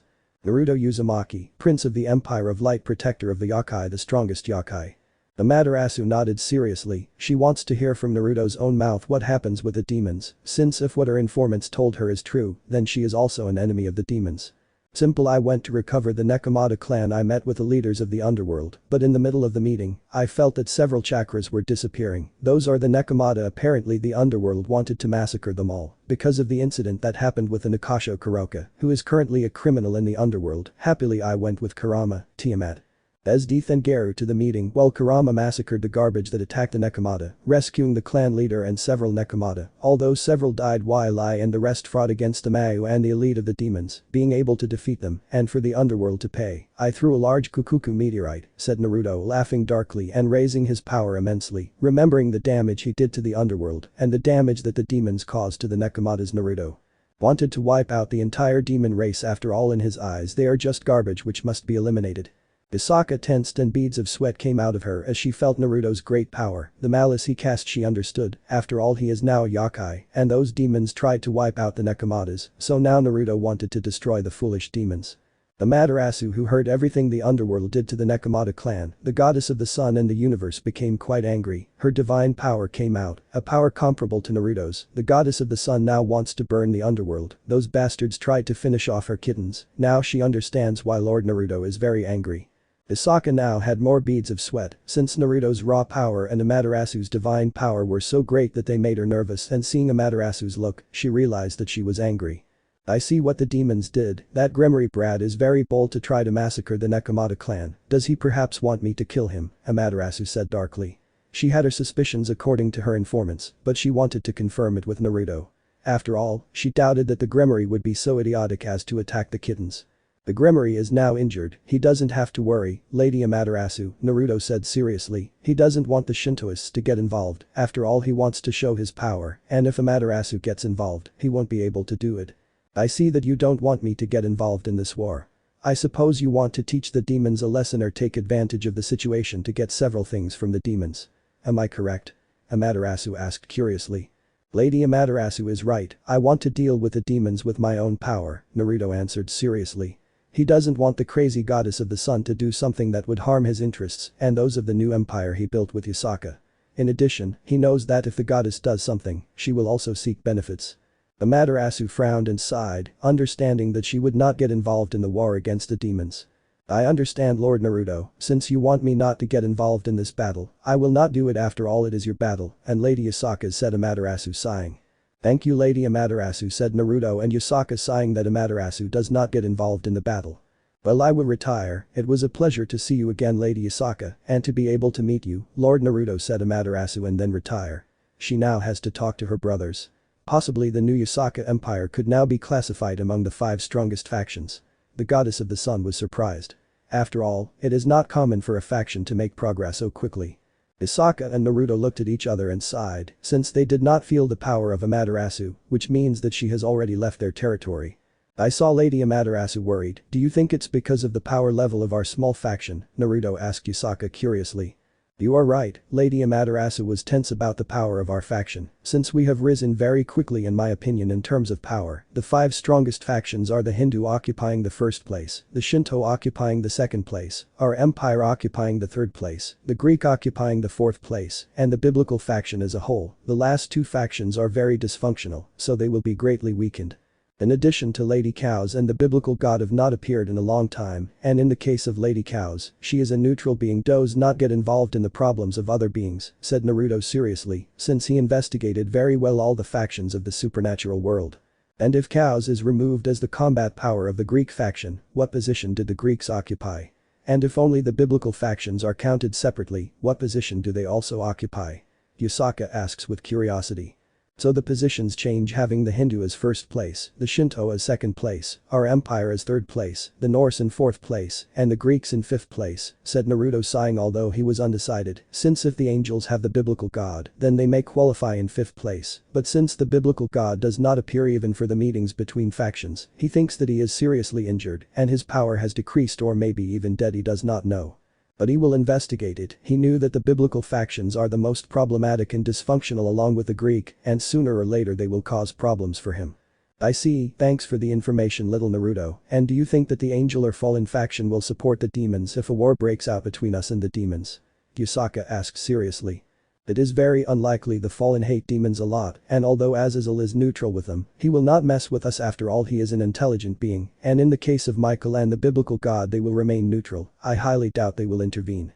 Since if they do, other factions could get involved and cause the war not to be one against one, but between several factions, Naruto answered simply. He, since he was in this world, investigates very well the potential dangers for his new home, and wow, there are many. This world is much more dangerous than the elemental nations. I see, thanks for the information, this makes me calmer. I don't want my people to perish in this possible war, but from what you tell me we are at an advantage, so there aren't many problems. Now I suppose you will go meet with the Minister of Magic of Japan, right Naruto? Yasaka asked seriously. She had organized a meeting for Naruto to speak with the Minister of Magic, which he accepted easily. After all, the minister was on very good terms with the Yokai. Yes, Yasaka, I'll go with little Harry and Kurama. I'm going to put pressure on Harry to get Japanese magical citizenship. I don't want the British to bother Harry, Naruto replied. He knew that the bearded Dumbledore would bother Harry when he realized they lived in Japan, and he wouldn't allow it. After all, Harry is now part of his family, and he protects his family, even if he has to erase all of magical Britain. I see, then I'll leave a message for the minister and tell him that you'll be arriving in 2 hours. I think that's enough time for you to get Harry ready and ready to see the Japanese minister, Yasaka said. Okay, then I'm going, Yasaka. I'll go find Harry, informed Naruto, disappearing towards Harry's room. It was time to go to the Japanese ministry. Seconds later, Harry, Kurama, get ready, it's time to see the Japanese minister. We will politely ask him to give Harry British citizenship, Naruto informed seriously. Kurama sweated a little upon hearing Naruto say that he would politely ask for Japanese citizenship for Harry. He knew that Naruto would threaten the minister if Harry wasn't given it, while Harry just nodded to his leader. He was happy to stay in Japan and was curious to meet another wizard. Now, thanks to magic, he has been able to recover and is no longer a scrawny child, but now looks like a well-fed child, and according to Naruto, his magic reserves are enormous, to the point that he could even surpass high-class demons in magic reserves. Meanwhile, in the Shinto faction, Susanoo, Tsukiyomi and Amaterasu were meeting, since the goddess of the sun and the universe is going to report what happened with the meeting with the Empire of Peace. Why did you call us, sister? Susanoo asked, somewhat annoyed, since his sister called them unexpectedly, although he was also curious, since his sister is rarely so serious. Susanoo, god of the sea, storms and battles, Shinto trinity. Sister, what's wrong? I notice you're very serious. Has a problem happened? Asked Tsukiyomi seriously. She was worried about her sister's seriousness. After all, her sister, a being that is in the top 10 of the strongest beings, was serious or worried. She didn't know why, but it makes her nervous. After all, someone like Amaterasu, who could defeat her and Susanoo at the same time, was serious or nervous, and that worries her. Tsukiyomi, moon goddess, Shinto trinity. I met with Yasaka-chan and the prince of the new Empire of Light that was formed from the union of all the Yokai clans, and apparently, according to my reports, even the dragons under Tiamat have joined Yasaka. Her combat power may be stronger than several factions of the gods, especially because of the combat power of the prince of the empire. In addition to Yasaka's combat power, she may already be stronger than Susanoo. Tsukiyomi, I estimate that in power she may be in the top 20 of the strongest, said Amaterasu seriously. Susanoo and Tsukiyomi widened their eyes in surprise, as Yasaka is now on par or even superior to them. That is amazing, but what alarmed them is the prince of the new empire. How powerful is the prince of the empire? Susanoo asked seriously. He was nervous. After all, he may be strong, but he definitely wasn't among the top 10. His power may be on par with mine, the truth is I'm not sure, it may even be a little stronger or weaker, but definitely his power is on the same range as mine, and I felt in the new empire a power that could match that of the beast Typhon, the bane of the Greeks. I also felt the combat powers that equal them. Most likely it is the Dragon King of Karma, Tiamat. But the other, I'm not sure who it will be. I estimate that it may even be a power that surpasses them, Amaterasu reported seriously. That is surprisingly terrifying. The power of the now new empire is impressive to the point that it can even challenge us, said Tsukiomi, sighing. She was very surprised by the new military power that Yasaka wields.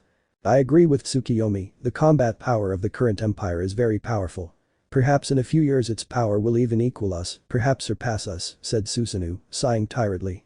All the new fighting power of the new empire happened since the new Prince Naruto Uzumaki showed up, thanks to him the old Yokai faction is now one of the strongest. I wonder how the tomato will do when that kid goes to war, said Amaterasu. The child is dangerous, I don't know him, and I already classify him as one of the most dangerous beings. If he could make the Yokai faction, a faction that is not powerful, now become a great empire with enormous combat power, easily being among the 5 strongest factions, said Tsukiyomi. Susanoo and Amaterasu nodded. After all, Uzumaki Naruto, the Prince of the Empire of Light, is very dangerous, perhaps he would be even more troublesome than cows in the future. Meanwhile, at the Ministry of Magic in Japan, Akira Suzuki, the Minister of Magic, was tense since the representatives of the Yokai faction were arriving. He was somewhat nervous after all. Recently the new Empire of Peace destroyed the Devil faction and the 4 Satans because the demons tried to massacre the entire Nekomata clan. Akira was tense after all. Now the new empire was considered one of the strongest factions, and the one who saw him is the one who caused all the chaos in the underworld. Uzumaki Naruto, the Prince of the Empire of Light and one of the strongest beings that exist. Just when he finished thinking, Akira saw 3 children enter his office. He narrowed his eyes and tried to feel the power of the children and was terrified since 2 of them have enormous power. It looked like an ocean, while the one that seemed the smallest has magic reserves comparable to his own, an amazing thing, and looking closely at the child he seems familiar. But he could not remember well where from. Nice to meet you, Minister of Japan Akira Suzuki. Let me introduce myself. I'm Naruto Uzumaki, the Prince of the new Empire of Peace.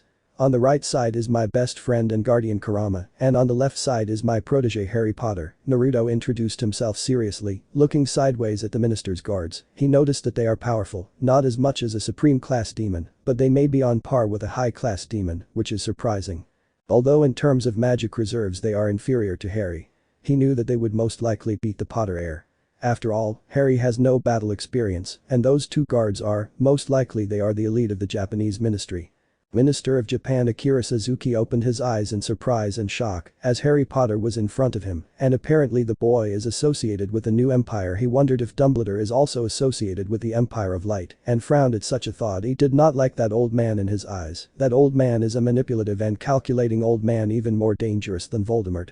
In the case of the ministry guards, their eyes widened in surprise, since the entire magical world knew Harry Potter, or at least his stories, and that thanks to the dark wizard Voldemort he was stopped. Why is Harry Potter with you, Prince of the Empire of Light? Is Dumbledore perhaps an ally of yours? Akira asked, narrowing his eyes cautiously. He didn't want to offend the boy that even the Demon Kings couldn't stop, but he had to be careful. Harry frowned upon hearing the name of that wizard, since his older brother told him that the old man put him with the Dursleys. Because of that old man he spent several years of a horrible life. Kurama narrowed his eyes and was a little annoyed that that pathetic wizard thinks that Naruto could ally with that pathetic Dumbledore. Ukikuku, don't think too much, Minister. I'm not an ally of the fool Dumbledore, I'm only an ally and protector of Harry, and as long as you or your guards don't do anything, I'm protected and I won't attack you, so how about you calm down and we'll talk quietly, said Naruto with an innocent smile. The minister and his guards who heard Naruto tensed. They sighed that he is not allied with Dumbledore, but they also understood the threat. If you attack us and ignore us you die. He may be a child, but in the eyes of the 3 wizards, that child is even more dangerous than any light wizard or any dark wizard. I understand, Lord Naruto, we will talk. Sit down and tell me what exactly you want, Akira said calmly, but inside he was very tense. He just hoped the talks would go well. He may be Yasaka's friend, or at least be on good terms with her, but he noticed that the boy and his guard are much stronger than Yasaka. Thank you, Minister. I would like to ask you please to give my protege Japanese magical citizenship. I want the British not to bother me, because if they do and try something to my protege, I will erase magical Great Britain. Naruto said coldly at the end. After all, Harry is now his family and neither Dumbledore nor Voldemort nor even the gods will be able to do anything to him without their wrath falling on them.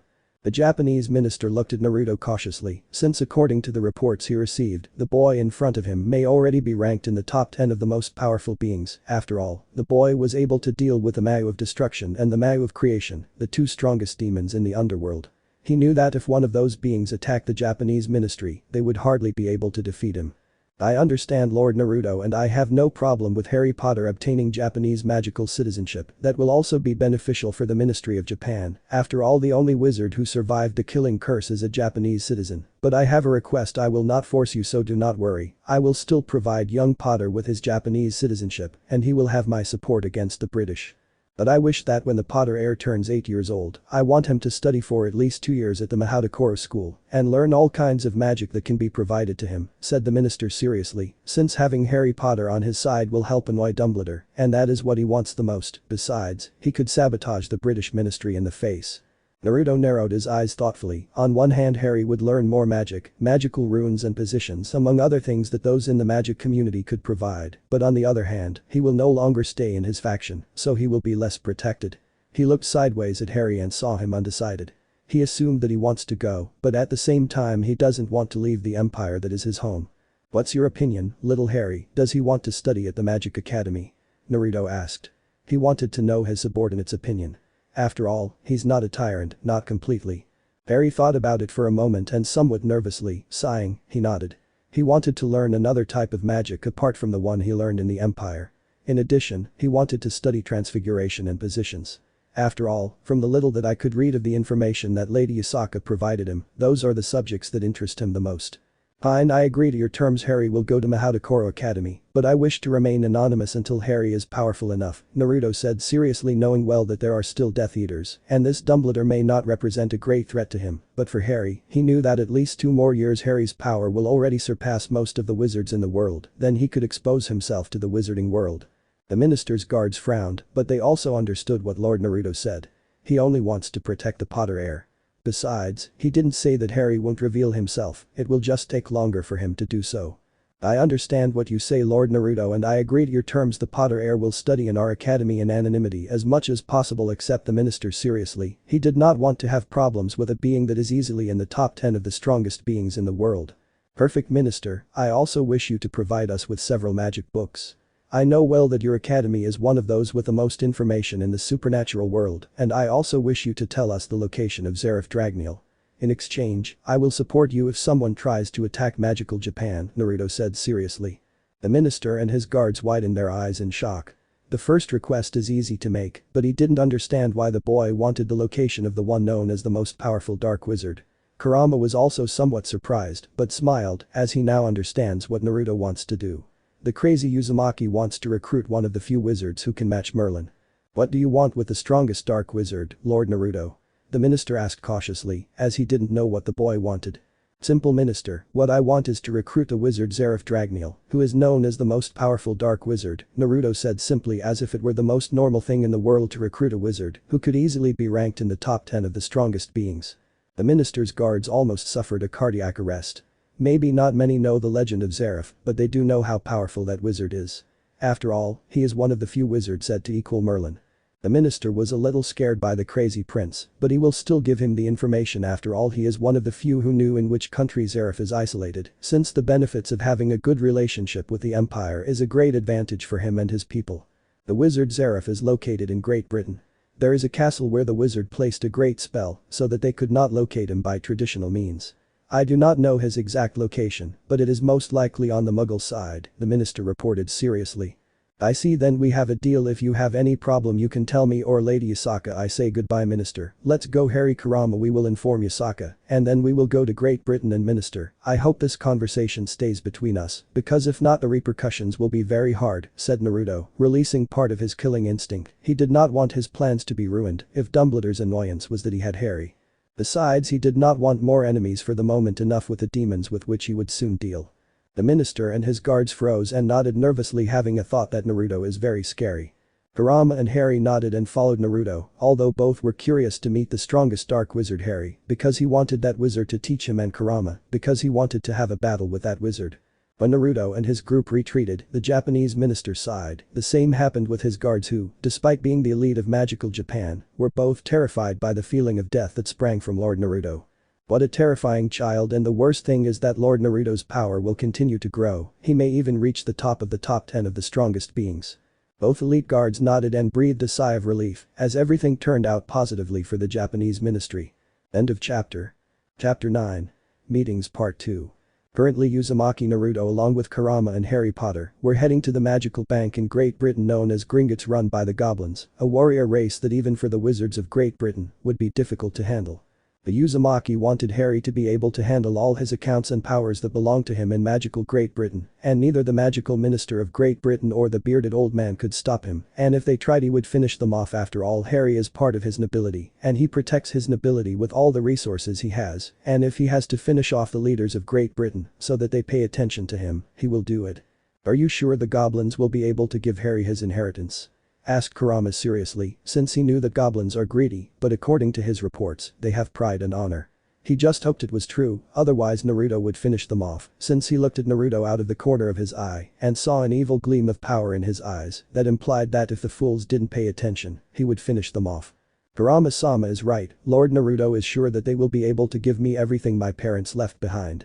Harry asked hopefully. He wants to know what his parents left him or if they left him a letter or something. He just wants to know more about his parents, since his boss provided him with everything he knew about his parents, according to what they did. Harry knew that his parents are powerful wizards from magical Britain, who could be considered elite wizards that even Voldemort and Dumbledore respected and feared, especially his mother, who is said to be someone who even far surpassed Voldemort's right-hand woman Bellatrix Lestrange. They will give him everything that belongs to Harry, and if you don't I will finish them off, Naruto said coldly. He is not the fool of Konoha, he would finish off anyone who does something stupid against his people. He didn't care if Dumbledore or the minister got in the way, he would finish them off. Kurama shook his head at Naruto's behavior and sighed, knowing full well that Naruto had become more aggressive with his enemies, and in Harry's case, he had a little sweat falling off him, since his leader is sometimes very dark, but internally he sighed as he now knew that he was protected from the dark wizards and the supposed leader of the light Albus Dumbledore, one of his greatest enemies after all. That garbage put him with the Dursleys, whom he detests with a passion. After all, they made him live worse than a slave. Okay, let's go, and I want to finish this as quickly as possible. I don't want to leave Yasaka alone, she may be strong, but if someone of high power were to attack, it would be very courteous, ordered Naruto seriously. He doesn't want to leave his faction for so long, since some faction attacks he didn't know if Yasaka could deal with the trash. Kurama nodded, knowing well that with the tensions with the biblical factions, it would be dangerous if Naruto, who is the strongest, was not there, since his enemies could take advantage of it. The nine-tailed Biju sighed at how problematic this world is. Harry nodded. He may not know as much as Kurama, but he knows well that they are enemies of the demons and are also in tension with the fallen faction and the angel faction, so he must become much stronger to protect his people and his home. After all, they gave him a place to be safe. After a moment, the trio entered the Gringotts Bank run by the goblins, who stared at Naruto as he looked familiar to them, and they felt the power of those who entered and were terrified, since two of them have almost infinite power, while the smallest easily surpasses in magical reserves almost any wizard they have met. My name is Uzumaki Naruto Dono, and I wish to speak with your leader and be attended to in a more private place. What I am about to say is important, so please let's go talk as soon as possible, Naruto said with a smile and releasing a little of his magic. In addition, behind Naruto you could see a large red-eyed fox, indicating that they obey the order. The magicians who were at the bank saw Naruto in shock upon feeling the large amount of magic that the boy was throwing out. What they didn't know is that it is only a small part of the power that Uzumaki Naruto has, someone who is easily already ranked in the top 10 of the strongest. The goblins who felt Naruto's power paled as they recognized the boy in front of them. How could they not do it? They are not idiots like wizards or other beings. They may be arrogant and greedy, but they are not idiots like not knowing who Uzumaki Naruto is. It is said that the boy may already be ranked among the top 10 most powerful existences in the supernatural world. The goblins around them gulped. They only had to obey the order of someone as great as Naruto.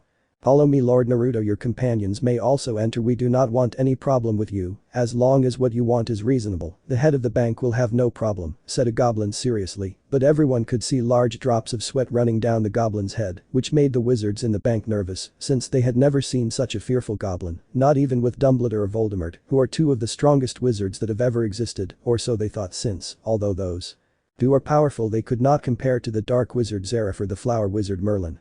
I understand, let's follow the goblin Lord Harry Kurama, let's go, Naruto ordered seriously, not wanting the wizards around him to bother him. He just wanted to get out of this bank as soon as possible, and if possible, find the location of the wizard Zeref later.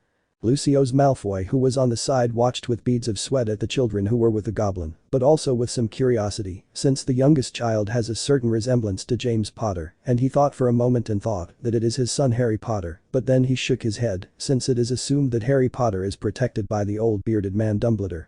I wonder who those children are. The magical power of the one who seems to be the leader is enormous, it surpasses my lord, and he even feels much more dangerous. It would be better not to mess with those children, thought Lucius Malfoy. He may be conceited, but he is not stupid after all. He is a pure-blood wizard, but he knows well that he does not have to mess with people like the boy known as Uzumaki Naruto. After all, he saw how dominant the boy is. That even the goblins fear him, and Lucius knew that not even his master can make the goblins behave in such a submissive manner, since if his master had ordered a goblin like that Uzumaki boy did, most likely the goblins would have declared war on the wizards in the service of their lord. Naruto's group followed the goblin for a moment until they reached a large room where the leader of the goblins lived. He is considered a powerful warrior who could even defeat an elite magician. After all, he is feared even by several elite magicians of magical Britain. Lord Ragnick, there are unexpected but very important visitors in the bank, and they want to see you. Please open the door as soon as possible. It's urgent, said the goblin somewhat tense, since his leader can sometimes be ruthless when they bother him, but he had no other choice. After all, Lord Naruto is much more dangerous, since he is someone ruthless and is in the top 10 of the most powerful existences.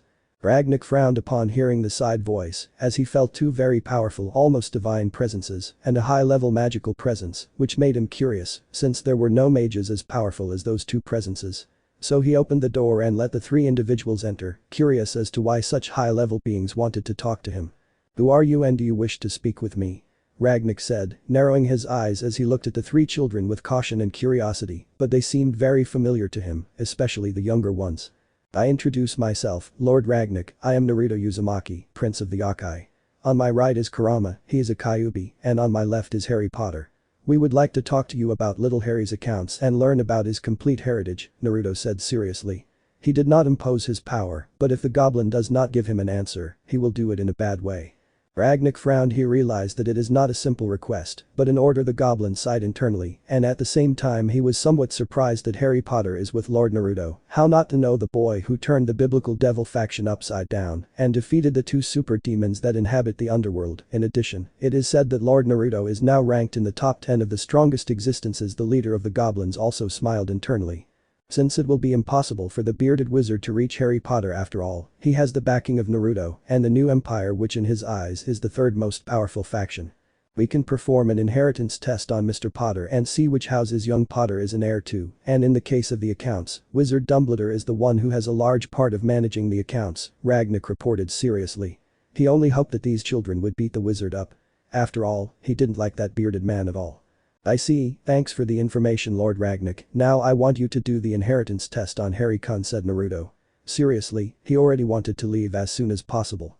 I understand, Lord Naruto. I will give you the inheritance test. You have nothing to worry about, just place a drop of your blood on this scroll, said Ragnick, handing Harry a scroll and a dagger to cut himself. He is also interested in who Harry Potter will inherit. Harry opened the parchment and quickly cut his hand, placing a few drops of blood on the parchment, causing it to shine brightly, where Harry could see with surprise the names that appeared on the parchment, since he only expected to see the Potter house, but apparently more than that appeared, which was surprising, since he never expected to be a descendant of those great wizards. Name: Harrison James Potter Evans, Black Gryffindor, Ravenclaw, Slytherin, Peverell. Age: 7 years. Father: James Charles Potter. Mother: Lily Potter, née Evans. Godfather: Sirius Orion Black. Godmother: Marlene McKinnon. Magical Guardian: Albus Dumbledore. Marriage contract: Gin and Molly Weasley. Lord of the Houses: Lord of the House of Potter. On his father's side. Lord of Gryffindor House. On his father's side. Lord of Slytherin House. On his mother's side. Lord of Ravenclaw House. On his mother's side. Lord of House Peverell. On his father's side. Heir to the house. Heir to the House of Black. By his godfather Sirius Orion Black. Skill tests. Natural and broken charms set by Albus Dumbledore. Natural and potions broken set by Albus Dumbledore. Natural and transfiguration broken put by Albus Dumbledore. Broken elemental magic set by Albus Dumbledore. Regenerative ability blocked 60% by Albus Dumbledore. Natural and ancient ruins and broken animagus placed by Albus Dumbledore. Broken parcelting magic set by Albus Dumbledore. Broken healing magic placed by Albus Dumbledore. Ability to see auras blocked 85% placed by Albus Dumbledore. Mind reading ability blocked by Albus Dumbledore. Charms and potions tests. Obedience charms broken state placed by Albus Dumbledore. Slytherin House hatred charm broken state placed by Albus Dumbledore. Potions and charms of loyalty and or friendship towards the Weasley family. Broken state set by Albus Dumbledore. Piece of soul destroyed. Passion valuables stolen. Money taken from the family vault. Potter family trust vault. Total. 12,500 galleons. Taken by Molly Weasley and Albus Dumbledore. Potter family books. 35% removed by Albus Dumbledore. Black family books. 20% off Albus Dumbledore. Property and valuables. Wigmore Castle. Owner of 75% of Hogwarts and its surroundings. Owner of Potter Castle. Owner of 40% of London, England. Owner of Bodiam Castle. Ravenclaw Manor. Potter Mansion. Peverell Manor. Slytherin Manor. Gryffindor Manor. Sold books of the Potter family. Potter family private library. Peverell family private library. Potter family private armament. Peverell family necromancy books. Owner of Rowena Ravenclaw's private library. Owner of Godric Gryffindor's private library. Owner of Godric Gryffindor's private armament. Owner of Salazar Slytherin's private library. Owner of Salazar Slytherin's private weapons. The eyes of Naruto, Kurama and Harry, who were reading everything, shone brightly, especially those of the Uzumaki, as he suspected that this supposed wizard of light is garbage. The Uzumaki sighed, as he knew how almost all the enchantments had been broken. It was thanks to his pawn piece, and sighing, he grabbed Harry's head and used the detection spell to the maximum, frowning a little as it detected the garbage spells of the bearded wizard and broke the spells, so Harry is now at 100% and is not limited. I feel freer, thank you very much Lord Naruto, said Harry, as he felt how his magic changed a little. Now he knew that the bearded wizard known as Dumbledore now knew that he is a very dangerous enemy, but from what he sees he is only garbage compared to Naruto, whose power was already, according to what he heard, in the top 10 of the strongest in the supernatural world. I feel a change in little Harry. When he goes to the academy he will have to train his mental magic. I suppose it will be something similar to the Yamanaka clan, maybe even much stronger, said Kurama seriously. Now that he detected Harry's new abilities, it is better to train him. After all, Harry has the potential to enter the top 10, seeing who he is descended from, and because of the enormous amount of magic he possesses for a child. And Harry is going to train when he goes to the Japan Academy. For the moment we will train him, and knowing his potential, I know that he enters the top of the strongest. After all, he is the descendant of 3 of the founders of Hogwarts wizards, who could even fight with demons of the Satan class, according to what he investigates, maybe even surpassing them, said Naruto, remembering that Slytherin and Ravenclaw were able to repel the original Mau Leviathan in ancient times. Surprising thing after all, the original Mau are very powerful. Easily the original Mau Leviathan could fight with Graphia and Seraphol and defeat them, although it would definitely cost him a lot. He knew from sources that the Levitated would defeat them, according to his reports. What also impressed him was that Harry owns the books of the Peverell family, a family as respected as that of the 4 great founders. Harry felt happy and nervous at the same time that his leader has such high expectations of him and will not let him down. After all, Naruto saved him, Harry is going to train and will even surpass his ancestors. Little Potter promised himself that he would enter the top 10 of the strongest so as not to let down the person who saved him. In addition, he knew that with the support of the knowledge of his ancestors, he could reach that level. After all, he has the library of several of the most powerful wizards in the supernatural world. Kurama felt somewhat impressed, since he had also heard a little about the 4 founders of Hogwarts, wizards of the caliber of a Satan, something impressive for a wizard. Now he understands how Hogwarts stood despite the war of the 3 factions and all the supernatural beings that inhabit the world, since having 4 wizards of such power is practically a high-level military power. In addition, it is most likely that it had several first-rate wizards comparable to the elites that exist today or higher. The economic power and the assets of little Harry have impressed me. With all that knowledge you will be able to increase your level more easily, little Harry, but you don't have to neglect your chakra training. Besides, we also have to see the armament of the founders. After all, they are ancient weapons. One never knows what we will be able to find, said Kurama, knowing well that maybe they can find high-level swords or magic amplifiers or other higher-level things that could serve the empire. I'm impressed too, Mr. Kurama, and you have nothing to worry about. I'll train as hard as I can and become the most powerful wizard that ever existed, Harry said. He won't let down those who saved him. After all, he wants to make them proud. Kurama and Naruto smiled. They know well that Harry has great potential, but he still had a long way to go to reach his goal. Although they knew well that he would achieve the necessary power to achieve it, they both have confidence that he will be able to achieve it. We believe in you, Harry, you have nothing to worry, but what I wonder is about the Peverell family. According to what I heard, the 3 had 3 very powerful relics known as the Deathly Hallows. I do not know who created those relics, but most likely those wizards have created the relics, or that a god of death has supported them, and although powerful, they are not of much use to me. But maybe it is for Harry, said Naruto. He will investigate who created those relics, since he wants Harry to gather them and use them. But he did not know what would happen. After all, no one has ever gathered the Deathly Hallows. The Uzumaki knows that the power of those artifacts in a suitable wizard will increase considerably its power. Harry smiled, and he too wondered about those 3 relics that he read a little about, since he has been curious about everything related to magic or magical artifacts, and he knew well that those artifacts are very useful for a wizard like him, since it increases his power level.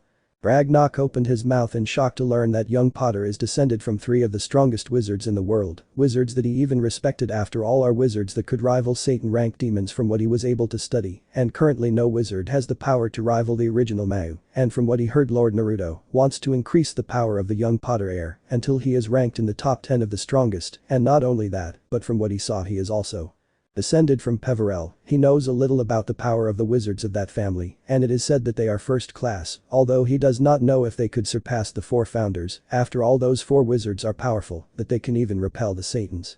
Lord Naruto, Lord Kurama, I am very impressed with all of Lord Potter's heritage, so I ask you, do you wish that Lord Potter become Lord of the Houses, and that the marriage contract with Guinevere Molly Weasley be broken? Ragnarok said seriously. He knew that Lord Naruto did not want Dumbledore to touch anything, and it will be better to be on Lord Naruto's side. He does not want his people to suffer against such a powerful existence. Furthermore, he will not do anything illegal. It will only speed up the process of young Potter getting what is due to him. The goblin laughed internally as he would end Dumbledore. How he hates that old man, although he admits that he is very powerful after all. He is a Lord-class wizard who could rival a Supreme-class demon, although he doubted he could fight a Satan.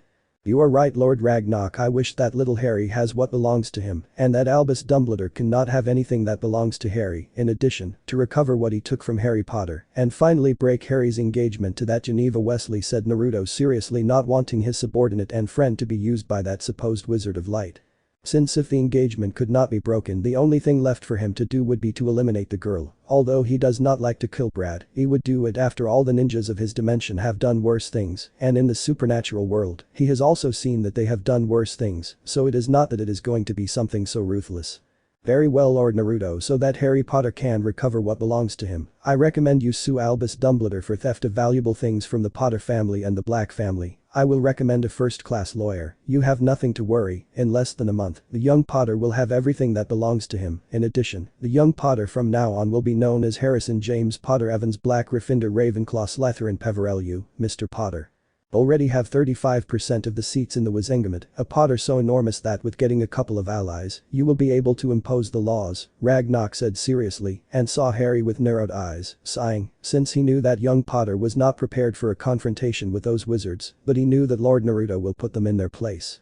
I see how interesting it is that little Harry has so much political power in magical Britain, and even in non-magical Britain, he has considerable power, and you don't have to worry. You contact a lawyer to destroy Dumbledore. But I want to know what exactly happened to Sirius Black. From what I see, that Sirius is Harry's godfather, and I want to know why he couldn't take care of him, Naruto said seriously. He didn't investigate much about Sirius.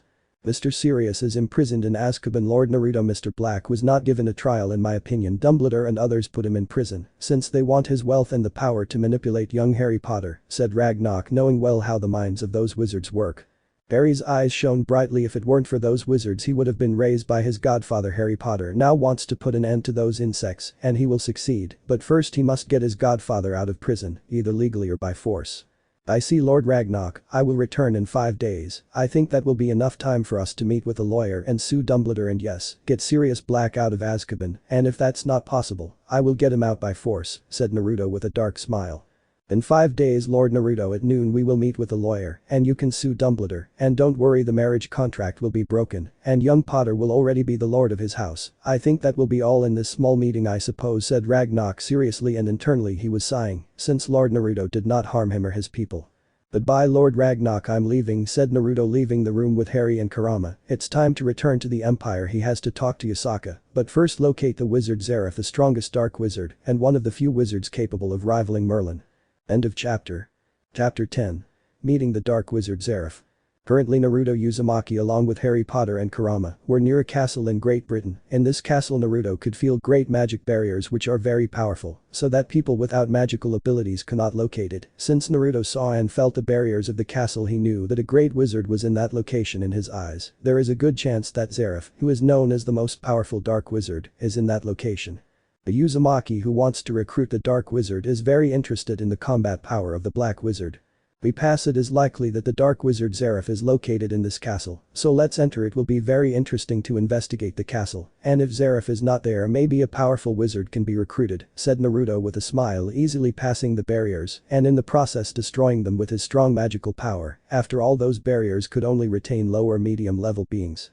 Kurama and Harry looked at each other and nodded, following Naruto. Both were preparing for a battle. After all, they were in another territory, and one in which they did not know if they would be well received. The young Potter just hoped that nothing bad would happen. After all, his power could still be considered low in the supernatural world, and he knew that he would not be of much help if a high-level battle developed.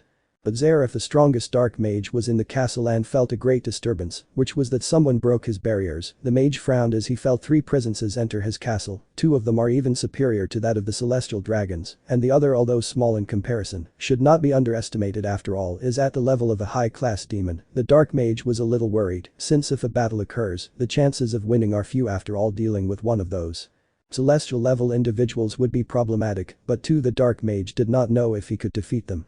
There can't be a large-scale battle. If that happens it would be very troublesome, said Zeref, sighing. He didn't understand why 2 high-level people looked for him. After all, he can't be with or love anyone because of his curse. The dark mage sadly denied as he remembered his little younger brother. He had to send him through time and space, along with Igneal, the Fire Dragon King, as a protector, to protect him from the war of the 3 factions and to protect him from himself. After all, thanks to his curse he couldn't raise him. The mage felt a couple of years ago the energy of his younger brother and the Fire Dragon King, but he didn't look for them. He doesn't want his brother to have an attachment to him. He doesn't want anything bad to happen to his younger brother.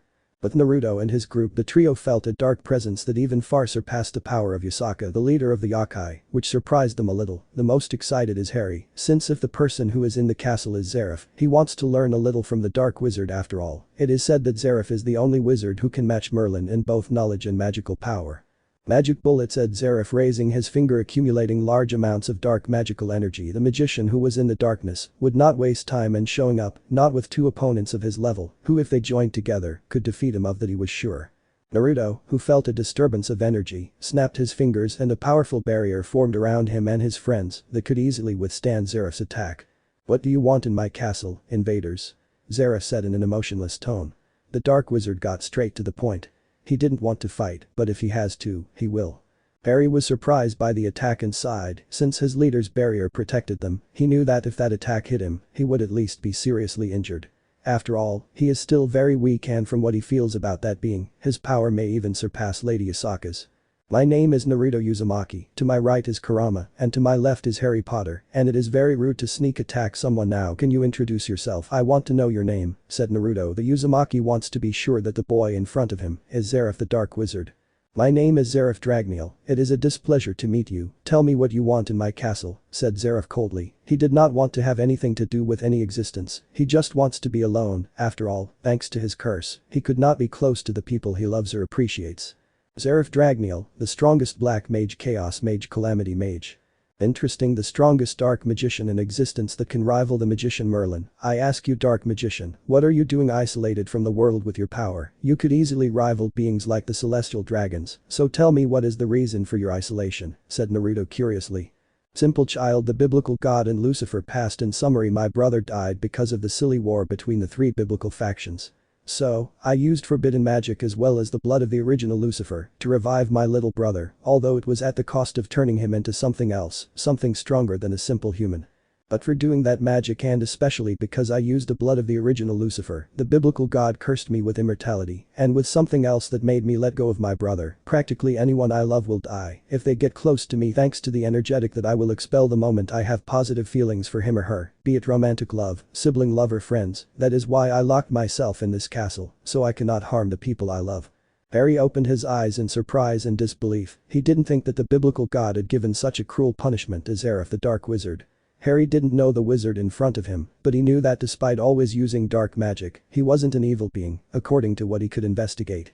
Therefore, he frowned. He didn't know the biblical God, but the punishment he gave to the young man in front of him was too exaggerated in his eyes. The punishment was very cruel. Harry supposed that if the punishment were given to him, he would never be able to bear it. Naruto and Kurama opened their eyes in surprise and disbelief, since they never thought that the biblical god would have done that. Damn, that is cruel, very cruel for anyone. Naruto was thinking, if he could break the curse made by the biblical god, no one deserves to have that curse, no one deserves to live in loneliness. Is there any way to break your curse? I'm correct, Zeref, Naruto asked seriously, but he was also curious, since if he can break that curse, he was sure that the wizard could join his group and it would be interesting to have him. After all, that wizard could be a good teacher for little Harry. Harry and Zeref looked at Naruto with surprise. They didn't think he would ask that. Well, Kurama looked at Naruto with some surprise. He didn't think that his leader could break the curse made by the biblical god, since few beings have the power and knowledge to break curses at the level of the biblical god. Zeref sighed with some sadness, but still answered Naruto that one way to break my curse is if a comparable power superior or close to that of the biblical god tried to do it, and that those beings have the necessary knowledge to break the curse, and the only beings who have the power to break my curse are Amaterasu, Izanagi, Izanami, Indra, the Trimurti, the dragon gods, and the primordial cows. No one else has enough power to break my curse. Since the power that the biblical god used when using it was enormous, even I could not destroy it. At that, Kurama and the others opened their eyes. If that was true, then Naruto could break the curse imposed by the biblical god, since his power was close to that of Indra, who has a power comparable to that of the biblical god. He also had the necessary knowledge in runes and seals to be able to break Zeref's curse. Naruto nodded to Zeref in understanding and thought to himself how to break the curse. From what he felt, he could feel inside the strongest black mage a solar holy energy that from what he deduced was Zeref's curse. He only had to destroy it and the black mage would be free of his curse, although it would be a little risky if he wasn't very careful. I see what you're trying to do, Naruto, and with your current power along with your ability you can probably destroy Zeref's curse, said Kurama with a smile, since breaking that brat's curse could make him join his team, which would be good since that brat's power is powerful. Zeref was listening to the whole conversation and his heart beat fast. He was ecstatic but also doubtful if the boy could break his curse. He didn't want to get his hopes up, he didn't want to suffer that disappointment. Young Naruto, can you really break my curse imposed by the biblical god? Child, if you can get rid of my immortality along with the curse that harms anyone who is close to me and who I want and love, I swear that I will follow you, you will have my loyalty, Zeref said decisively. If the boy could break his curse, a great weight would be lifted from him. Naruto sighed. He did not want to give false hope, since it would be the first time he would try to break a curse of such a high level. He knew Fuinjutsu, he knew how to use magic runes. In addition, he had the Rinnegan with which he could extract any soul and essence. He knew that there may be a 60% chance of breaking the magician's curse, but he also knew that if something goes wrong, the black magician would die, and he did not want that. After all, the magician is powerful and would be a strong ally.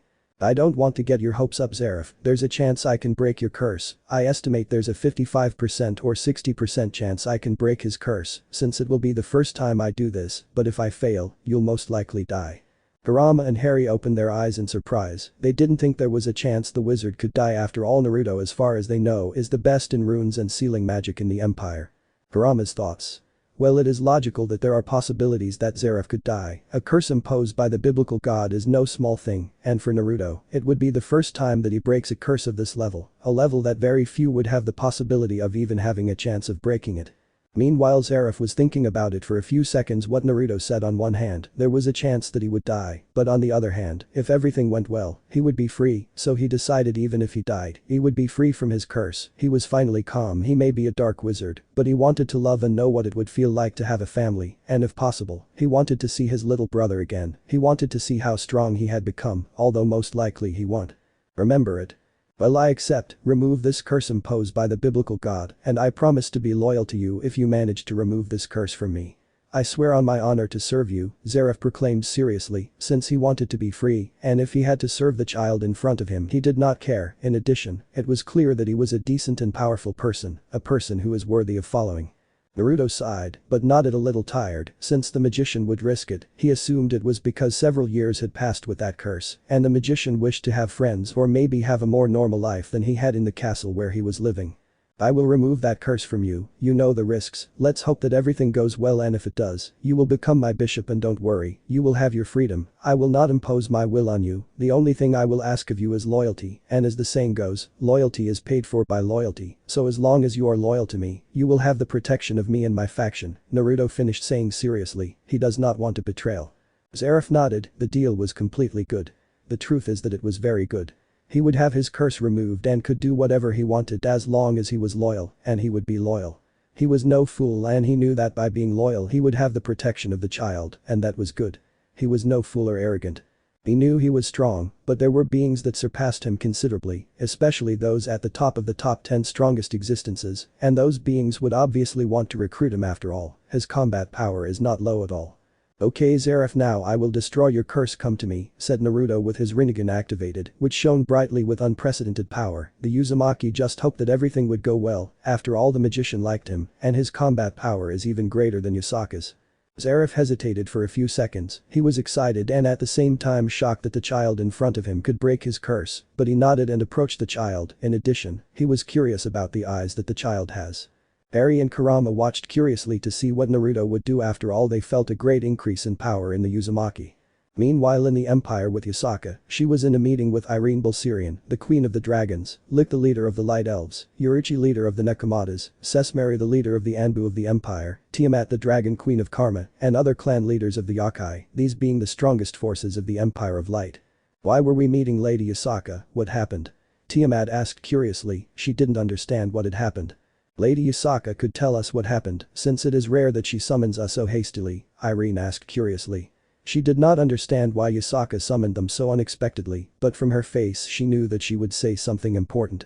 "I placed them in this place, since we have to strengthen ourselves more, although now we are powerful I do not want our strength to stagnate, I wish to become stronger, so I need your help to recruit more first-rate people, and be able to increase our military strength. I do not want another force to try something against us, and not have the power to defend ourselves," said Yasaka sighing.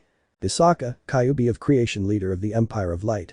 All the leaders looked at each other, but at the same time they understood Lady Yasaka's concerns. After all, there is the Hindu faction which is the strongest faction, there are beings like cows or office, who are existences that even their powerful faction would find difficult to resist, and even the Shinto faction who, although allies, should not be trusted 100%. "I understand Lady Yasaka, I know well what weakness feels like, and although we are now powerful, easily classified among the strongest factions, there are still first-rate factions and beings that could defeat us. I will try to recruit the elemental mages. They could be of great help, and although they are not too many, they are easily a small faction that has powerful beings," Lick said seriously, knowing well the power of those mages. After all, their leader could even match him.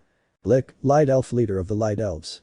Then I will speak with the rest of the Dragon Kings, I hope to convince them," said Tiamat seriously, knowing well the pride of the dragons, she might have to face them to subdue them and make them join the empire. "Tiamat, Dragon King, Dragon of Karma.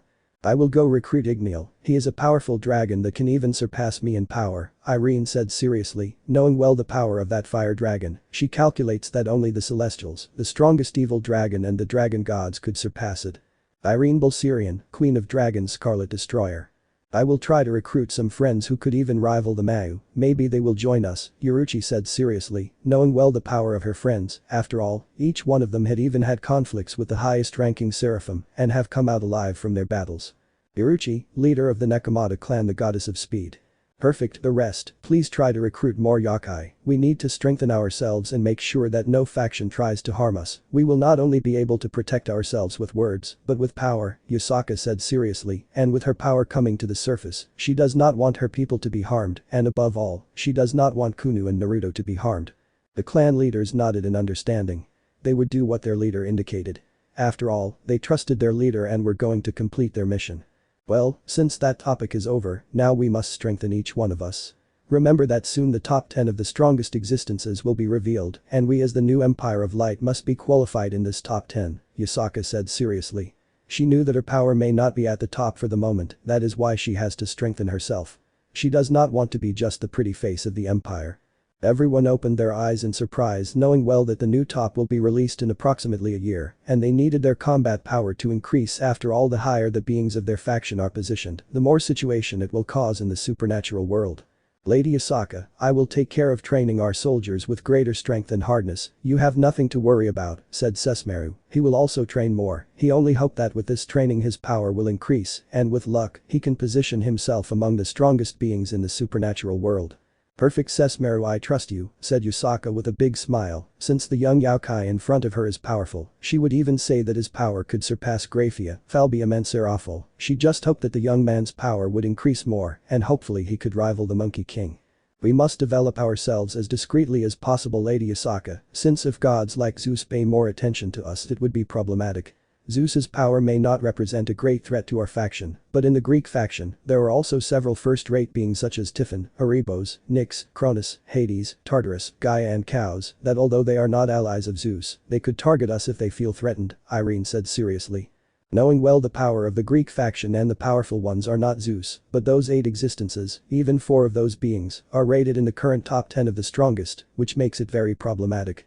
Irene Dono is right, the power of those beings is enormous, even I wouldn't dare to provoke them, said Tiamat seriously, knowing well the power of Hades, she knows that Poseidon or Zeus is not the greatest combat power of the Greek gods, but the god of the underworld, Hades. Tartarus and Gaia won't do anything to us, they may be strong, but they only target the Greek gods. Typhon is the same, although powerful, he won't do anything to other factions, at least for the moment.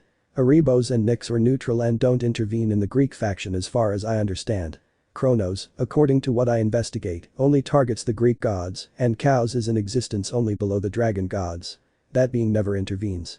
The only one we should worry about is Lord Hades, so be even more cautious with the Greek god of the underworld, Yasaka ordered seriously. Everyone nodded, only hoping that the increase in power of their faction would not trigger a war, since they all knew well what supernatural beings were like, and if a war broke out, it would be very problematic, after all the empire was still developing. Meanwhile in Great Britain the goblin Ragnarok was happily meeting with 2 well-known wizards, and although he did not like the wizards who were in front of him, he could tolerate them after all, they are respectful and somewhat powerful, and good allies to destroy Dumbledore, or at least weaken the political power of that old hypocrite, in addition. It is an order from Lord Naruto, and he did not want to look bad before such an existence that he respects not only for its power, but for its audacity and intelligence. Lord Ragnarok, it's a pleasure to see you, why did you summon me so urgently, said Amelia Bones, the famous head of the Department of Magical Law Enforcement of Wizarding Britain, and one of the strongest witches in Wizarding Britain, so much so that even most of Voldemort's inner circle feared Lady Bones' power. I agree with Lady Bones for you to summon me so urgently, Lord Ragnarok asked Andromeda Tonks, one of the 3 black sisters and an elite witch, comparable to Amelia Bones in power and audacity, and one of the renowned lawyers in the magical world of Great Britain. Ragnarok smiled darkly as he would like to see Dumbledore's face when he finds out what will happen to him, the goblin laughed internally, after all, the witches in front of him also have their hatred for the bearded old man. I wish to talk to you about Harry Potter, and he asked me to contact high-level people and a renowned lawyer who cannot be bought, and I know that you are honest people among wizards, so I will tell you what the young man wants, said Ragnarok, and internally he was happy to get the attention of both witches, and he knew that when he mentioned the demand that Harry wants to make to Dumbledore, these 2 powerful witches would be completely interested in destroying him. Amelia and Andromeda looked at each other, both were curious about what the head goblin wanted to tell them, so they both nodded and listened, after all it is about Harry Potter, both did not know much about the victor of Voldemort, only what Dumbledore said, and both did not trust that old man. End of chapter. Chapter 11. Meetings and plans. Currently in magical Britain, there was a very important meeting between Ragnarok, the leader of the goblins, and Amelia Bones, the head of the Department of Magical Law Enforcement, and Andromeda Tonks, a great lawyer in the magical world, as well as one of the 3 black sisters being both women, among the strongest witches in magical Britain.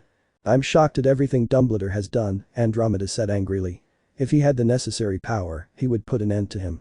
After all, she loved her cousin Sirius and, thanks to the old man with bad taste in fashion, her cousin was still in prison and little Harry Potter suffered quite a bit. I would go arrest Dumbledore for everything he has committed, but you Lord Ragnarok are right, Dumbledore is very influential and dangerous, we cannot rush, it would be best to prepare to get Sirius out of prison and sue Dumbledore for what happened to little Harry Potter, sighed Amelia Bones, a little annoyed at not being able to destroy Dumbledore. Lord Ragnarok, I'm interested in what happened to little Harry, so I can properly build a case against Dumbledore, Andromeda said seriously, after all, Harry Potter is technically also part of the Black family. Amelia Bones nodded and sighed, she wanted to know what happened to little Harry Potter, after all she was also friends with Lily Evans, a witch she respected and even feared her power, after all her former friend was even a rival of Bellatrix Lestrange, a witch that even she wasn't sure she could defeat, after all that woman was the elite among the Death Eaters. Ragnarok smiled knowing that when both powerful witches find out where Harry Potter was, they would be surprised after all he knew that some witches and wizards are aware of what happens in the human world and the supernatural world. Lady Amelia, Lady Andromeda, Lord Potter is protected, I highly doubt that any Ministry of Wizards would try anything with Mr. Potter, after all he is with one of the most powerful beings in the supernatural world, Lord Potter is under the protection of the new empire, made up of the Yokai faction, and other beings of great power, and best of all, is that the young lord is under the care of Lord Naruto Uzumaki, the prince of the empire and one of its leaders, Ragnarok replied with a sinister smile knowing. Well, the power of the empire and the power of the prince of the Yokai. After all, in his eyes only the Shinto and Hindu factions surpassed the new empire, and the Nordic and Greek would be equally powerful. Amelia and Andromeda opened their eyes in shock and disbelief. They may be magicians, but they also inform themselves about the supernatural world, at least the most important things. In that world, there are some beings that could even destroy a country with ease. Both magicians of great power knew that recently the prince of the Yokai strongly hit the faction of demons, which is amazing. After all, both witches knew something about demons, and they are evil and very dangerous beings. Even according to some records, the founders had to unite in order to repel the power of some of the leaders of that faction. Are you sure that the prince of the empire will properly protect Harry Potter? Amelia asked with some doubt. She did not doubt the power of the Yokai prince, but she was afraid that something would happen to the young Potter. After all, Harry Potter has great political and economic power in the British ministry, and if this prince made good use of his cards, he could even control magical Britain. You have nothing to worry about. Lord Naruto's power is one of the strongest in the world, and I don't think many beings could defeat him, and not only that, he is still young and could become stronger. In addition, Lord Naruto is very protective of his subordinates and trains them very well. His power may already be comparable to that of you two, so I warn you that when Harry Potter appears, the ministry should do nothing. Since the prince of the Yokai will not stand idly by if you try to harm or control the young Lord Potter, said Ragnarok seriously, knowing a little of Lord Naruto's terror. Amelia paled at the thought of what the idiots at the ministry would do when they found out about Lord Potter's heritage. She just hoped they wouldn't do anything stupid. After all, she knew a little about the factions, and although she didn't know this empire well, she knew about the Yokai, and although it wasn't rated among the strongest before from what Ragnarok told her, now this newly formed empire may be among the strongest factions. Andromeda said nothing, she just thought about the power of the now named Lord Potter. After all, Ragnarok said he was at her level, which is surprising. After all, she and Amelia are elite witches only below Lord class warlocks or wizards like the deranged Voldemort or the manipulator Dumbledore or some other wizards who are outside of Great Britain, but ultimately she is not a weak witch, and now a boy younger than her daughter is at a level comparable to hers. I will build a case against Dumbledore, although I know he will not go to prison, but we can destroy his reputation and political power a little, as well as take a large amount of money from him, said Andromeda, knowing well the political power of that bearded man. I agree with Andromeda, I know that Dumbledore will not go to jail, even if we formulate a case against him. After all, he is a war hero who was able to defeat the ancient dark wizard Gellert Grindelwald, who was a wizard who caused terror throughout the magical world. Let's now talk about another subject. Lord Potter wants me to get Sirius Black out of Azkaban. According to what the goblins were able to investigate, Lord Black could not harm Lord Potter because of his godfather oath. It would be impossible for him to harm Lord Potter. In addition, Lord Black did not receive any trial, so with the evidence I present to you, you can have him tried, said Ragnarok. Amelia and Andromeda frowned. They knew that Sirius would not harm the Potter couple, but most of the light faction distrusted Sirius, and most of the dark faction wanted to get rid of Sirius. I will be in charge of representing Sirius, after all he is my family, and although I was banished from the Black family, my cousin Sirius was always good to me and supported me in everything he could. What I can do is support him, Andromeda said seriously. I'll make sure a fair trial is held and find allies to make it much easier for Sirius to get out of prison. Perfect, since we're coordinating the Sirius thing, I'll give you more details on the evidence I have of what Dumbledore did, which, although atrocious, the old manipulator can justify it, and with his political power, can suppress most of the things he did, Ragnarok said seriously. Both powerful witches attended wanting to know more about what Dumbledore did to make Ragnarok hate him so much, and what exactly he did to Harry Potter. I'll give you the report I have, read it, and you'll realize how problematic this manipulative old man is. Ragnarok sighed with a bit of hatred as he remembered that old man, and then gave them a report to a given one of those powerful witches. Skill tests. Natural and broken charms set by Albus Dumbledore. Natural and potions broken set by Albus Dumbledore. Natural and transfiguration broken put by Albus Dumbledore. Broken elemental magic set by Albus Dumbledore. Regenerative ability blocked 60% by Albus Dumbledore. Natural and ancient ruins and broken animagus placed by Albus Dumbledore. Broken parcelting magic set by Albus Dumbledore. Broken healing magic placed by Albus Dumbledore. Ability to see auras blocked 85% placed by Albus Dumbledore. Mind reading ability blocked by Albus Dumbledore. Charms and potions tests. Obedience charms broken state placed by Albus Dumbledore. Slytherin house hatred charm broken state placed by Albus Dumbledore. Potions and charms of loyalty and or friendship towards the Weasley family broken state set by Albus Dumbledore. Piece of soul destroyed. Cash and valuables stolen. Money taken from the family vault, Potter family trust vault. Total. 20,925 galleons. Taken by Molly Weasley and Albus Dumbledore. Potter Family Books. 35% removed by Albus Dumbledore. Black Family Books. 20% off Albus Dumbledore.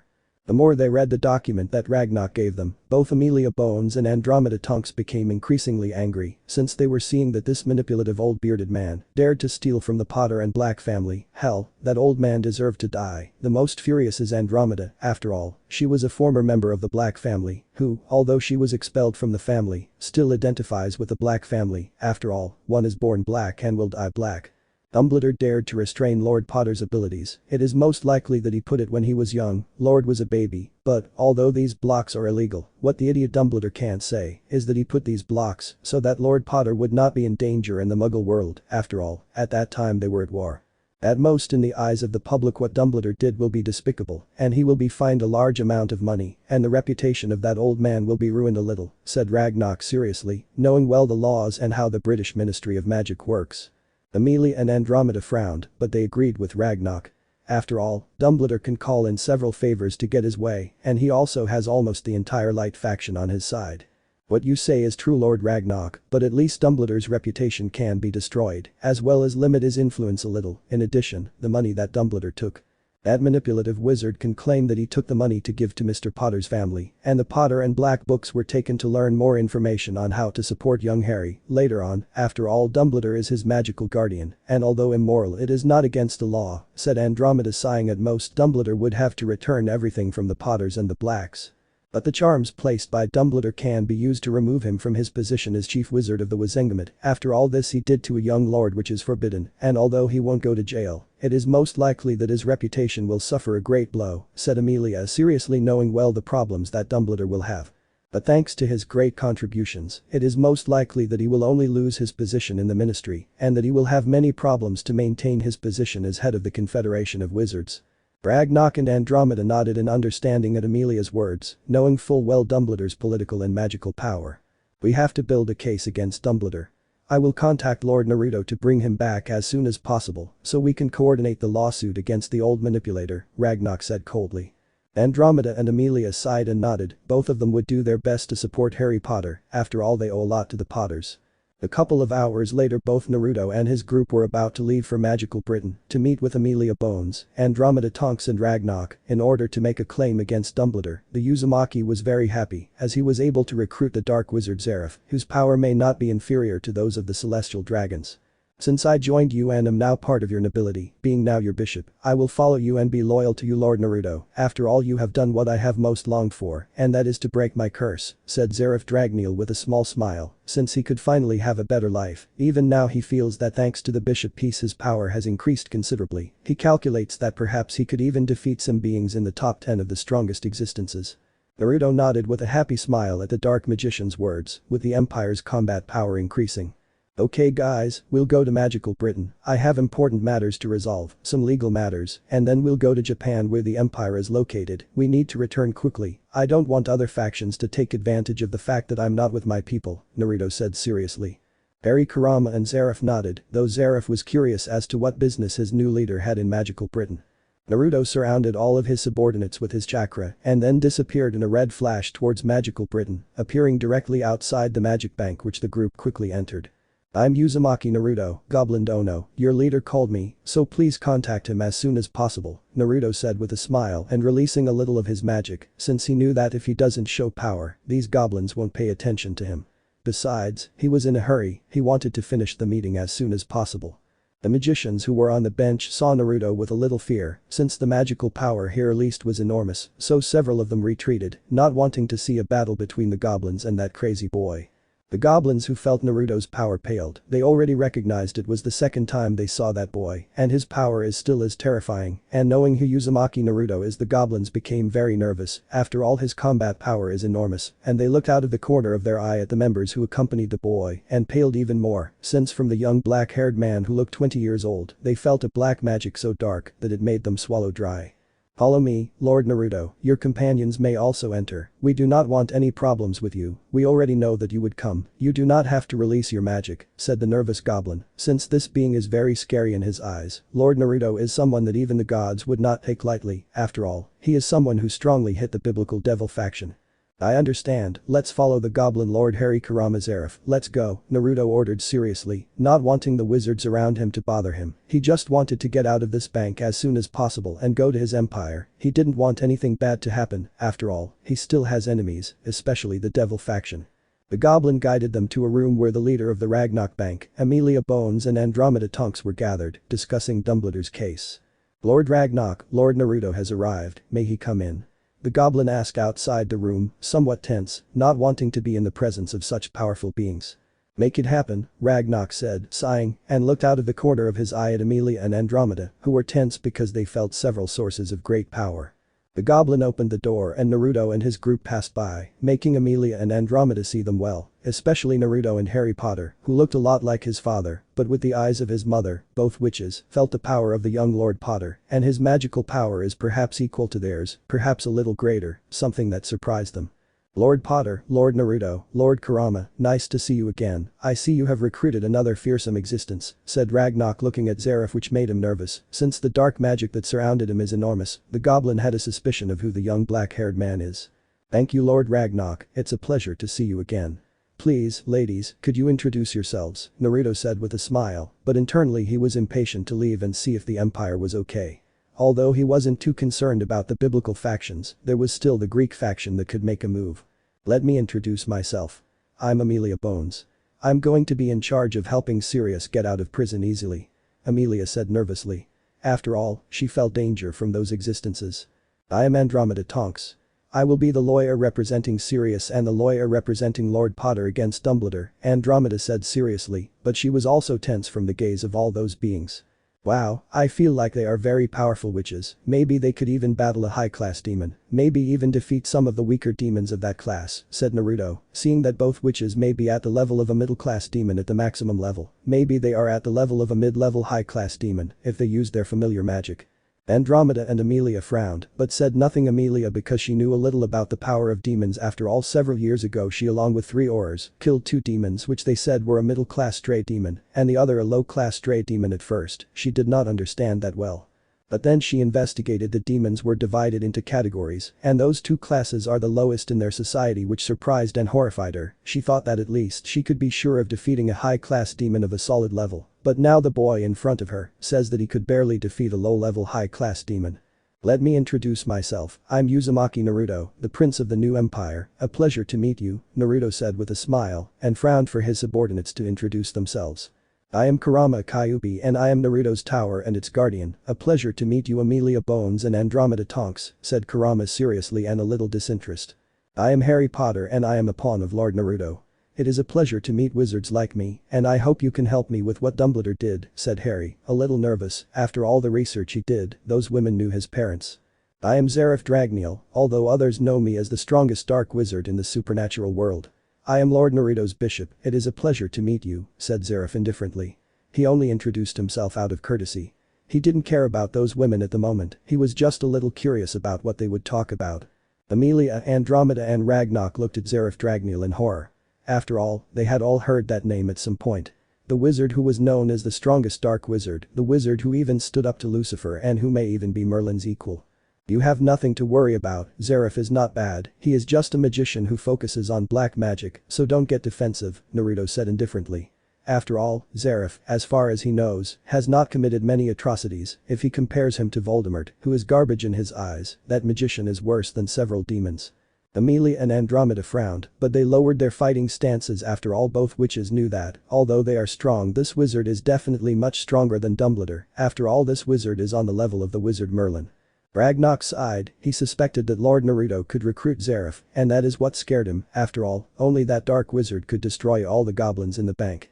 Lord Naruto is right, I'm not going to do anything to you, I have no interest in you, I'm only in this room because Lord Naruto came to this place, therefore, as his subordinate I have to follow him, said Zareth indifferently. He just wanted to leave and maybe look for his brother as soon as possible. The witches and Ragnarok nodded in understanding, but said nothing. They were still a little wary of Zareth. After all, he is a renowned dark wizard who, in terms of power, made Voldemort look like a cockroach. Lord Naruto, in about a week, maybe a little more, I will be able to see to it that Sirius Black can be released, and in Dumbledore's case it will take longer, since his political power is very strong in Great Britain, Andromeda said seriously, although she was tense, and she also wanted to meet Harry Potter and maybe teach him a little magic. What we need is for Harry Potter to be able to come in a few days, so we can take his statement about everything he's been through and what he learned from Dumbledore, Amelia Bone said seriously. Naruto frowned, he didn't have time to return to magical Britain, so he would have to send some guards to accompany Harry after all. Although Harry is strong, he couldn't fight against several elite wizards, he wouldn't risk it. I understand, since you need Harry, he will come when you tell me the day you need him, but he will come accompanied. I will not allow anything to happen to him, Naruto said coldly. He did not trust these wizards, and although until now they have shown goodwill, he would not risk it for two reasons. The first is that he sees Harry as his little brother, and the second is that Harry has a lot of potential in his eyes. The potential he has may even surpass Seraph and Merlin in time. I understand, I will give you all my dates and that of Andromeda. Lord Naruto, soon we will see each other again, young Potter, and you do not have to worry, soon your godfather Sirius Black will be released from prison, and Dumbledore will suffer, Amelia said confidently, but she was nervous about being in the presence of such strong beings. I hope to see you again and get to know you better, Harry Potter. I'm happy that you're okay. You look exactly like your father and have your mother's eyes. Andromeda said with a smile, since Harry seemed sweet to her and reminded her a lot of the foolish James Potter and the powerful Lily Potter. Did you know my parents? Harry asked with a little curiosity. He wanted to know more about his parents, to know how they behaved, how strong they were as wizards. Naruto sighed, knowing that Harry wanted to talk to Amelia and Andromeda. He would give him a couple of minutes. After all, the boy just wanted to have a little information about his parents. Harry, you can go with Amelia and Andromeda. You have 5 minutes to talk to them. We need to go to Kyoto as soon as possible. Lord Ragnarok can provide them with a room so they can talk peacefully, Naruto said with a sigh. Amelia, Andromeda and Harry widened their eyes in surprise, but then smiled, as both parties would get what they wanted. After all, Harry would find out about his parents, and Andromeda and Amelia would meet little Lord Potter. Ragnarok nodded and led the three mages to another room. He has no problem giving those mages a place to have private conversations. Harry is still a child, he needs information from his parents, it will only take a few minutes, you have nothing to worry about, those witches are not going to do anything to him, rather from what I felt they want to support him, said Kurama seriously. You have nothing to worry about, Lady Andromeda and Lady Amelia will not do anything, they are respectable witches, besides, they are in my bank, and the wizards will not do anything to offend me or offend you, Ragnarok said seriously. I understand, then I will talk business with you, Lord Ragnarok, so I investigated, goblins are good at investing and making money grow. What I want is for you to use Harry's assets so you can generate greater profits. You can invest in the magical world, and I also want you to invest in the non-magical world and increase my income. I also want you to make me investors and if possible, conquer several companies. If you do well, you will have a reward, said Naruto, taking out a small gem that had small seals. Ragnarok opened his eyes wide as he loved money, and if he could do what Lord Naruto asked, it could be beneficial in the long run. After all, he could soon gain Lord Naruto as an ally. This gem that I have in my hand has a large amount of gold, I will give it to you when you get to my vault. You have to destroy the gem, and the gold and other things will appear. I hope you use the gold that I give you well and make it grow, said Naruto seriously. He did not want the goblin to scam him, because if he does he would finish him. I understand, Lord Naruto, I will do what you ask me today, I will start the investments after this meeting, Ragnarok replied, grabbing the gem that Naruto gave him. He will not disappoint him or he will be dead. End of chapter. Chapter 12. Peace Meetings Part 1. Currently Harry, Amelia and Andromeda were talking about James Potter and Lily Potter before Evans. Both powerful witches were telling him everything they knew about their parents, but more about Harry's mother. After all, they knew Lily more, and because of James, although they considered him a good friend, both women did not know him as well as Lily. How strong was my mother? Harry asked curiously. He had researched his mother and knew she was strong, but he didn't know how strong she was. After all, he hadn't met her, he only knew stories about her and how great she was in the war against Voldemort. Amelia smiled at Harry's question. After all, she knew well the power of Lily Potter, but her power was not the most dangerous thing about that woman, but her knowledge and her skills in magical runes, and how creative she was in that type of magic. Andromeda reminded Lily Potter, a powerful woman who fought and defeated Bellatrix Lestrange in several battles in the ancient magical war. In her eyes, Lily was one of the strongest witches who even challenged Voldemort's bastards several times, which almost no wizard did, making Lily a woman to admire by the female magical community. Your mother was a powerful witch, but that didn't make her dangerous. She was also an excellent teacher of runes and potions. In my opinion, if Lily Potter hadn't died, it's most likely that she would have been the potions teacher at Hogwarts School, said Amelia, fondly remembering that powerful wizard, the previous Lady Potter, if it was out of respect. I agree with Amelia, your mother was very intelligent when creating potions. Even when we were studying, she was a very capable woman in that area. I think that if she had not died in the war, it is most likely that she would have reached another level in terms of recognition, knowledge and power, said Andromeda. After all, Lily was still young when she died, and she still has room for growth. She may not be able to reach the level of Dumbledore and Voldemort, but she definitely would not be much inferior.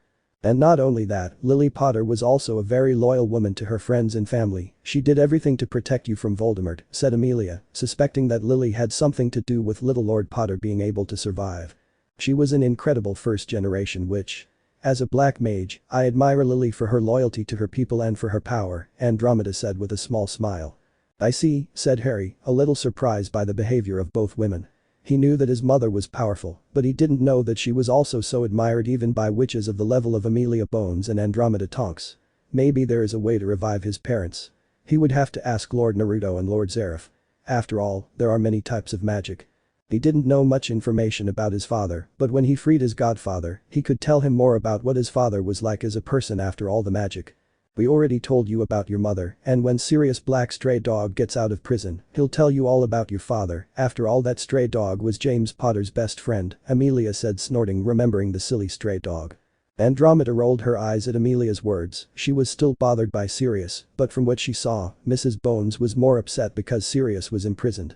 We will get Sirius out soon, and although I know that he will not be able to raise you as he would have wished, since from what I see you will never leave Prince Naruto, but at least I hope that you can accept Sirius as your godfather, and if possible help him overcome everything that happened in Azkaban, said Andromeda, sighing, knowing well that when Sirius gets out of prison, he would not be the same after all the Dementors will have already tormented him in these years. I promise I'll try to get to know him and see how we get along. I don't trust people much since what happened to me with my old relatives, Harry said sadly, remembering his uncles. He didn't quite understand why they hated him. After all, he never did anything wrong. Amelia and Andromeda frowned at Harry's sad look. They had an assumption about everything that happened to Harry, and with everything that Ragnarok told them, it is most likely that he was not only ignored but also physically and psychologically abused. They would then calmly talk about that subject with Lord Potter. They did not want to do it now. After all, there is no trust. You suffered a lot, little Harry. I'm sorry I'm not here for you, Amelia said sadly when she saw the young wizard. She cursed Dumbledore. If it were up to her, she would finish him off. It's a shame she didn't have the power to do it. We'll discuss it later, young Potter. Now we have to go with Lord Naruto. We don't want to anger him because we took too long, Andromeda said with some sadness for what happened to Harry. Harry frowned, but said nothing, just sighed sadly and frowned at Amelia and Andromeda to go to the room where Naruto and the others were.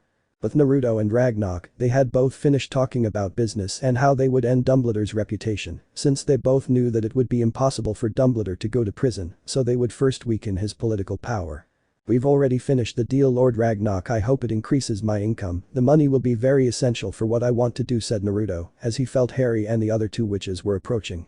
You have nothing to worry about, Lord Naruto. I promise that your money will grow enormously, Ragnarok replied seriously and sighed internally, since at least this existence is not so tyrannical. He knew that other beings like Lucifer or Zeus would most likely want everything from them, and he would have no say in anything.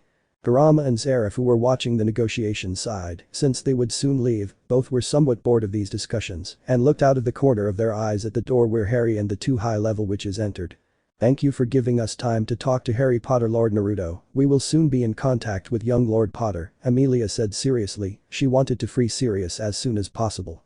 I understand, but you must also understand that when Harry is in Wizarding Britain, he will come with some guards.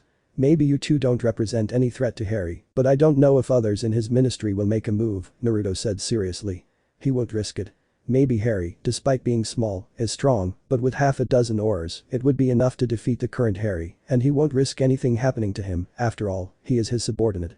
I understand your request, and there is no problem with Mr. Potter coming with layers, Amelia said with a sigh. She knew that if she angered this young man, it was most likely that Harry would not come to Wizarding Britain, or worse, she could be eliminated.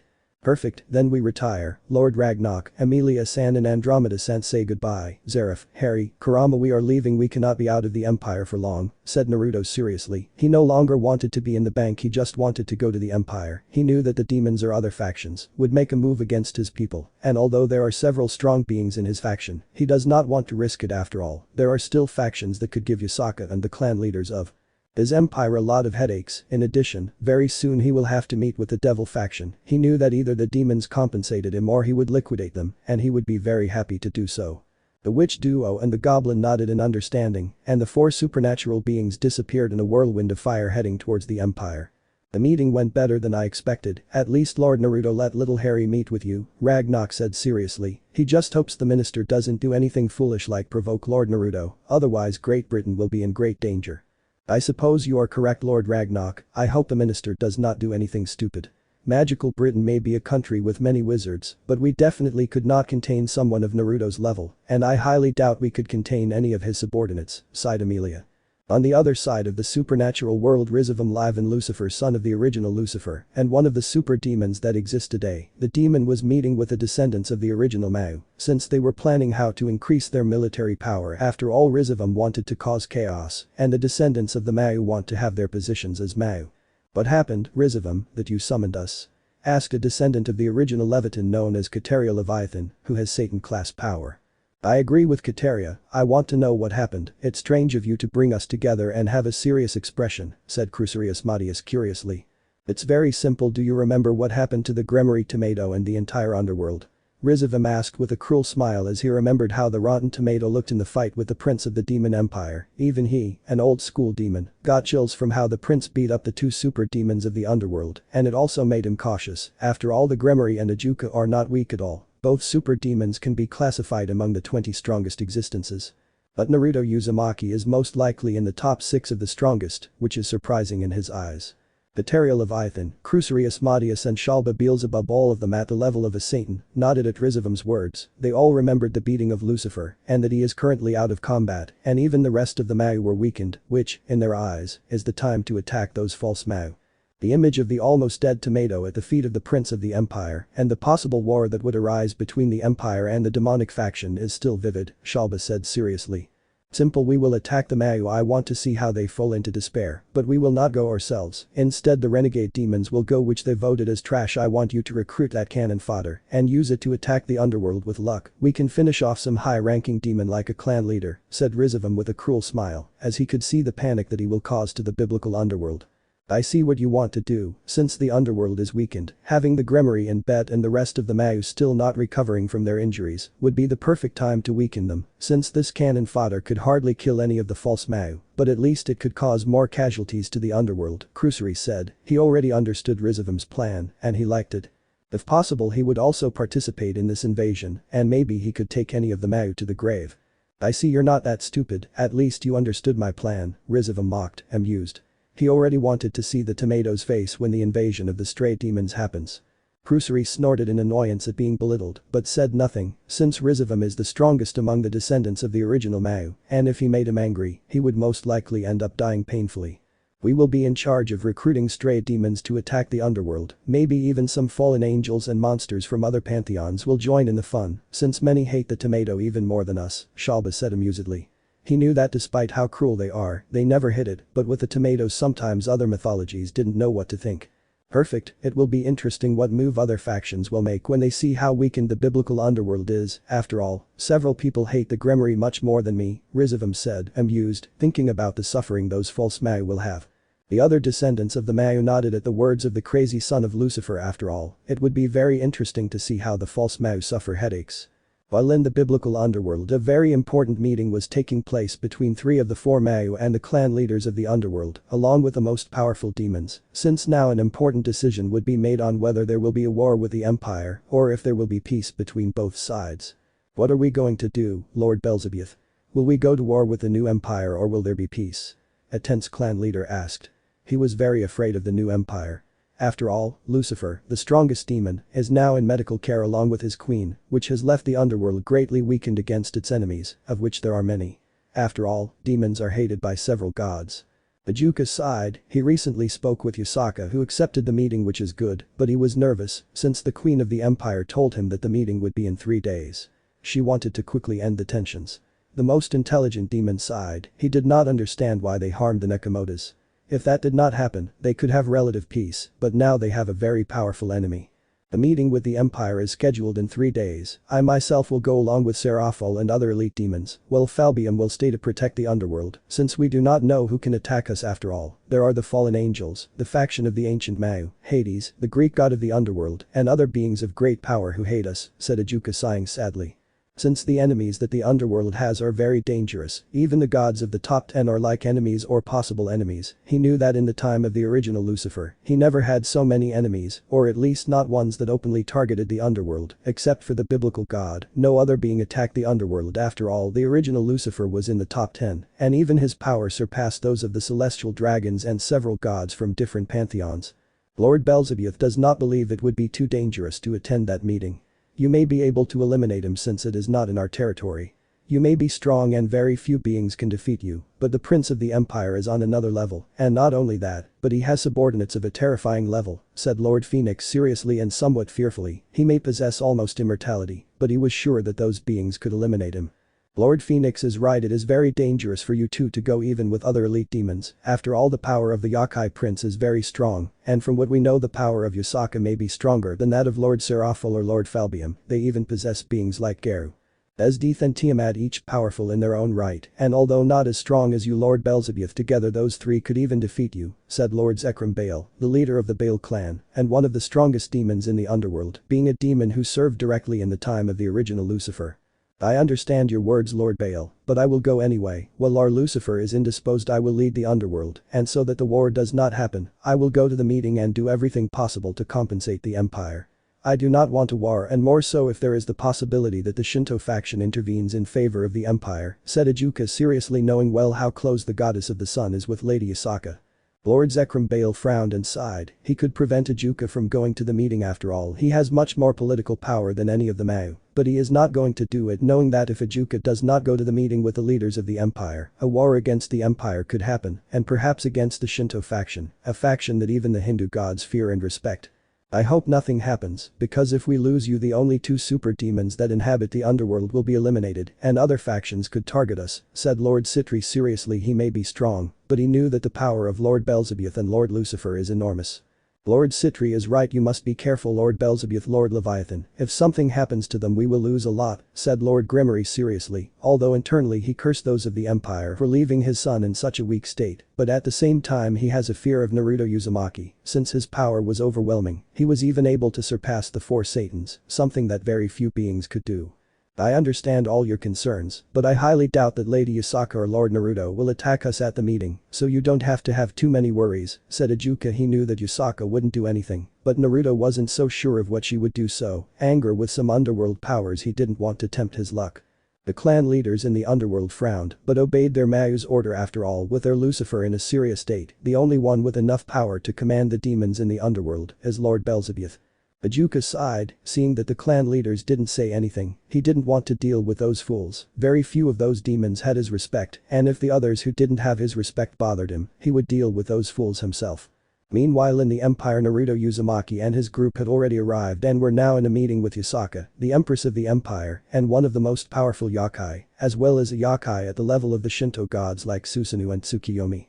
Little Naruto, Mr. Kurama, little Harry Potter, you're finally back and I see you've brought a new companion, and from what I see he's a very powerful one, said Yasaka. Looking at Zeref, the Empress was very surprised, since the magic she felt from Zeref was enormous. It definitely surpassed her by a large margin. Before, only Kurama and Naruto surpassed her in power, but now feeling the power of that young black-haired man, she felt great pressure. The only thing that kept her calm is that he is a subordinate of Naruto, so she knows that this boy is loyal to Naruto, and she looked towards Harry Potter, and the Empress felt that Harry's power had increased considerably, perhaps already at a level higher than that of a high-class demon. Nice to see you again, Lady Yasaka, said Kurama with a smile upon seeing the other 9 tails again. Nice to meet you, Mrs. Yasaka, said Harry somewhat shyly upon seeing that powerful woman. Nice to see you again, Yasaka-chan, and the young man with black hair is my new member of nobility, and you have nothing to worry, he is loyal to me, and therefore to our faction, so do not worry, Lady Yasaka. Also, You should know him or heard of him, after all in the supernatural world he is known as the strongest dark magician. Zeref Dragneel, said Naruto seriously. He knew that the dark magician is a serious subject and did not want to scare Yasaka. After all, now Zeref is the third strongest combat power in the empire. Yasaka was horrified to hear the name of the magician who is said to be able to even rival Merlin, who is known as the strongest magician. She did not understand how little Naruto was able to recruit such a strong existence. She now understands why that black-haired man is so strong. Hells, she now believes that that black-haired man is most likely in the top 10 of the strongest. Zeref frowned at the expression of the Empress of the Empire, but said nothing. He knew that his reputation in ancient times was very bad, since he was known as the strongest dark magician, a magician who even fought against the original Mao, and even had conflicts with the Seraphim.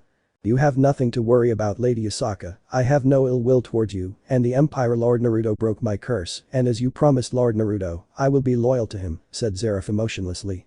I understand, Lord Zeref, and as long as you are loyal to Naruto I will have no problems, said Yasaka, sighing, since she did not want to have any conflict with that magician.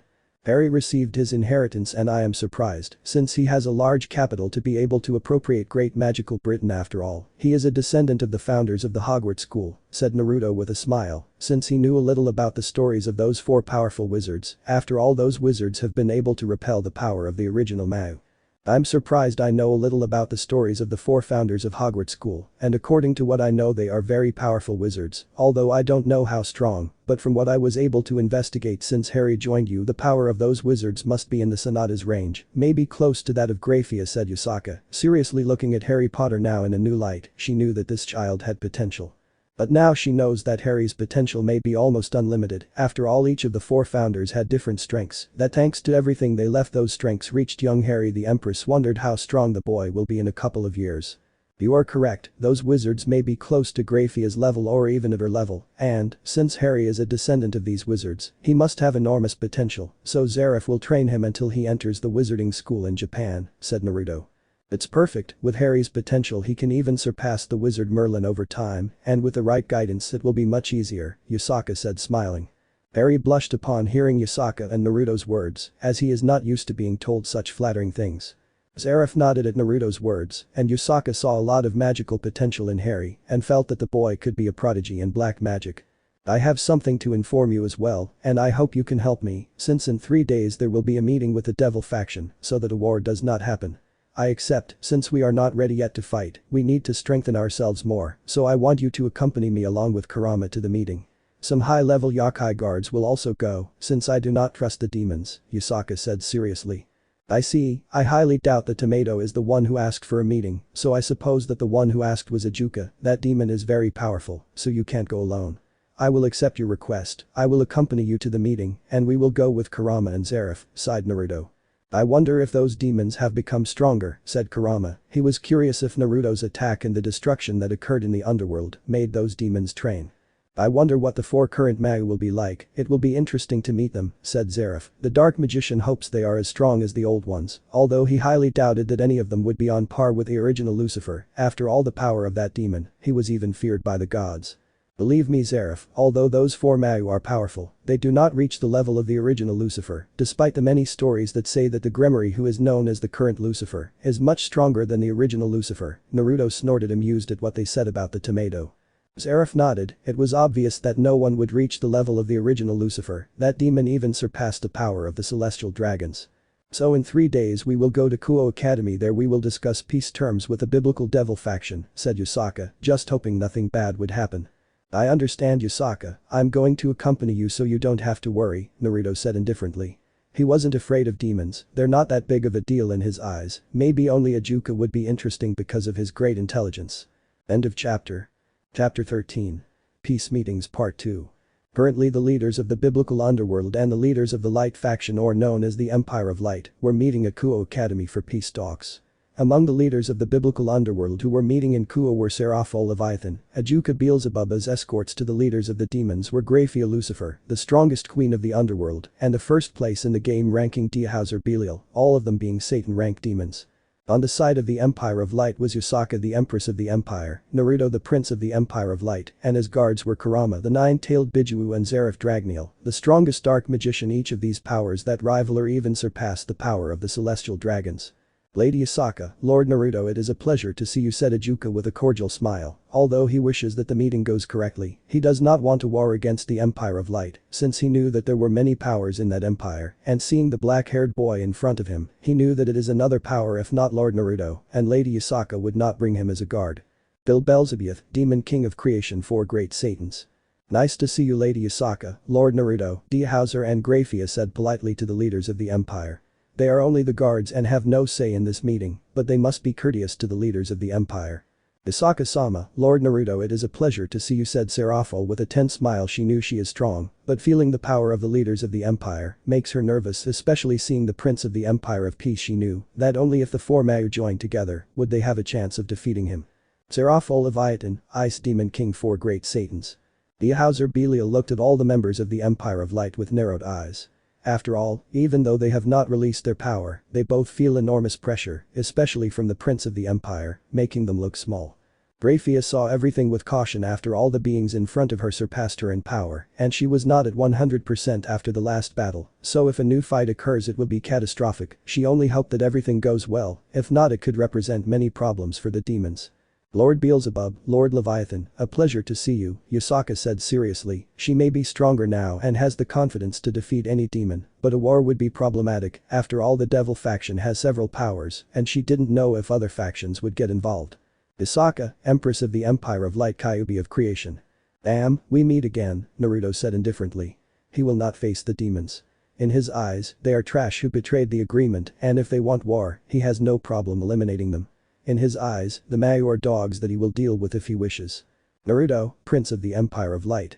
Kurama and Zeref didn't care either. The demons in their eyes are much weaker than them, especially Zeref. He had felt the power of the originals, and only Beelzebub has decent power, but the Leviathan in his eyes does not come close to the power of the original Leviathan.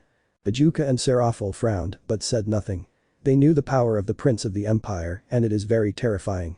According to their calculations, he may be in the middle of the top 10. Grafia, Lucifuge and D. Hauser Belial shook their heads, but said nothing. They are just guards, not the leaders of the demons. Yasaka looked at Naruto and sighed, since Naruto's character is very strong and authoritarian, and these are peace talks, he cannot behave that way, but she didn't say anything. We want peace between us, the biblical devil faction, and you, the Empire of Light.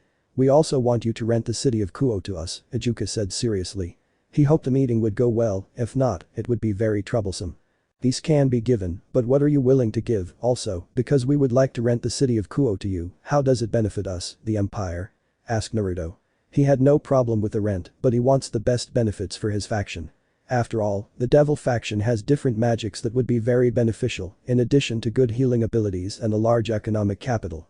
Yasaka and Kurama, who knew Naruto well, saw him somewhat surprised. They realized that Naruto wanted to get a lot of things from the demon faction. Zeref Dragneel watched the entire program with curiosity, very interested in what the demons would offer to appease the wrath of their leader. Ichigo frowned, but meditated for a few seconds what he could offer the Prince of the Empire. He knew he couldn't give him much after the whole Nekomata incident was a catastrophe that caused several deaths. Sighing, Ichigo knew what to offer to calm Naruto's anger. I can give you $120 million in compensation, plus jewelry and gold, Ichigo said. The amount of money and the jewelry can be recovered.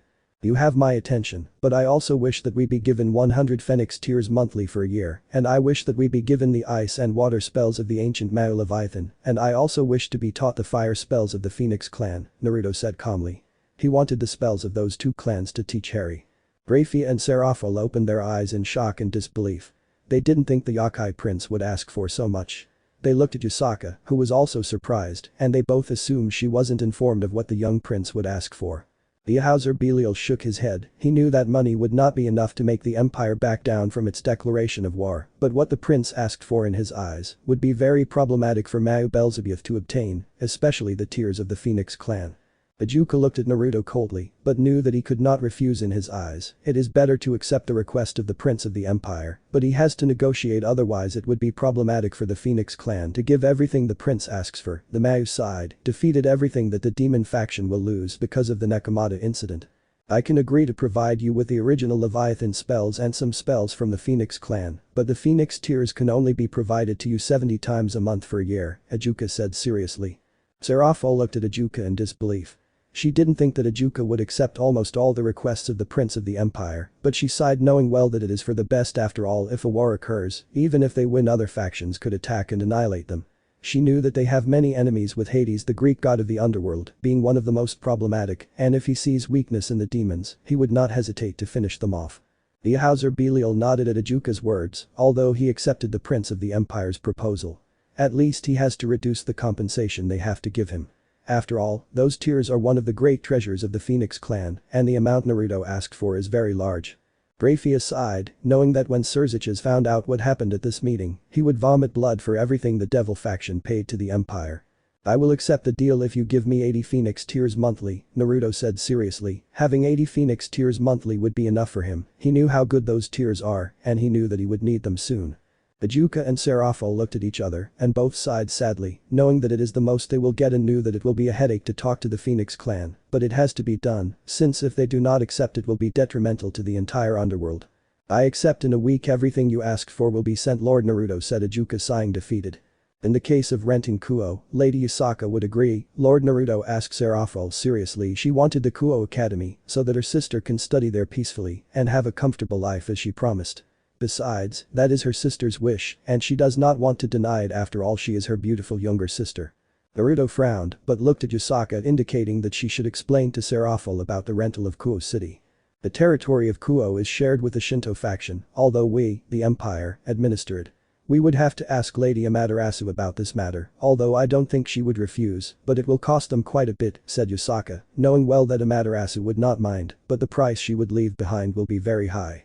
Seraphol frowned, but sighed defeated. At least they didn't say no, but maybe, and from what Yasaka indicated, most likely Lady Amaterasu will accept her request. I understand, Lady Yasaka, please inform us as soon as possible if you accept or not. Seraphol said sighing, knowing well that she couldn't be tough, especially with the powers in front of them. The power they possess is terrifying. You have nothing to worry about. When we speak with Lady Amaterasu we will contact you, said Yasaka sighing. This meeting happily did not end with any incident. A few minutes before, in the underworld, a group of rebellious beings were approaching to attack the faction of the biblical devil. These beings are the ancient Mayu. Among those who were leading the attack were Rizavum Livan Lucifer, Kateria Leviathan, Crucery Asmodeus and Shalba Beelzebub, all of them at the level of a Satan. Each of these powerful demons are descendants of the ancient Mayu of the underworld. Next to them, there was an army of medium and high-level demons. Fukuku, we will finally have the underworld under our control, laughed Kateria Leviathan with a cruel smile. She wanted revenge against some of the council elders for everything they did to her. The demon's eyes shone with power. Crucery Asmodeus and Shalba Beelzebub nodded. They were eager to kill the only Mayu left in the underworld. They knew that Seraphol and Ijuka were in a meeting with the new Empire of Light, and the Gremory was in bed weakened, so they doubted that it represents a great threat to them.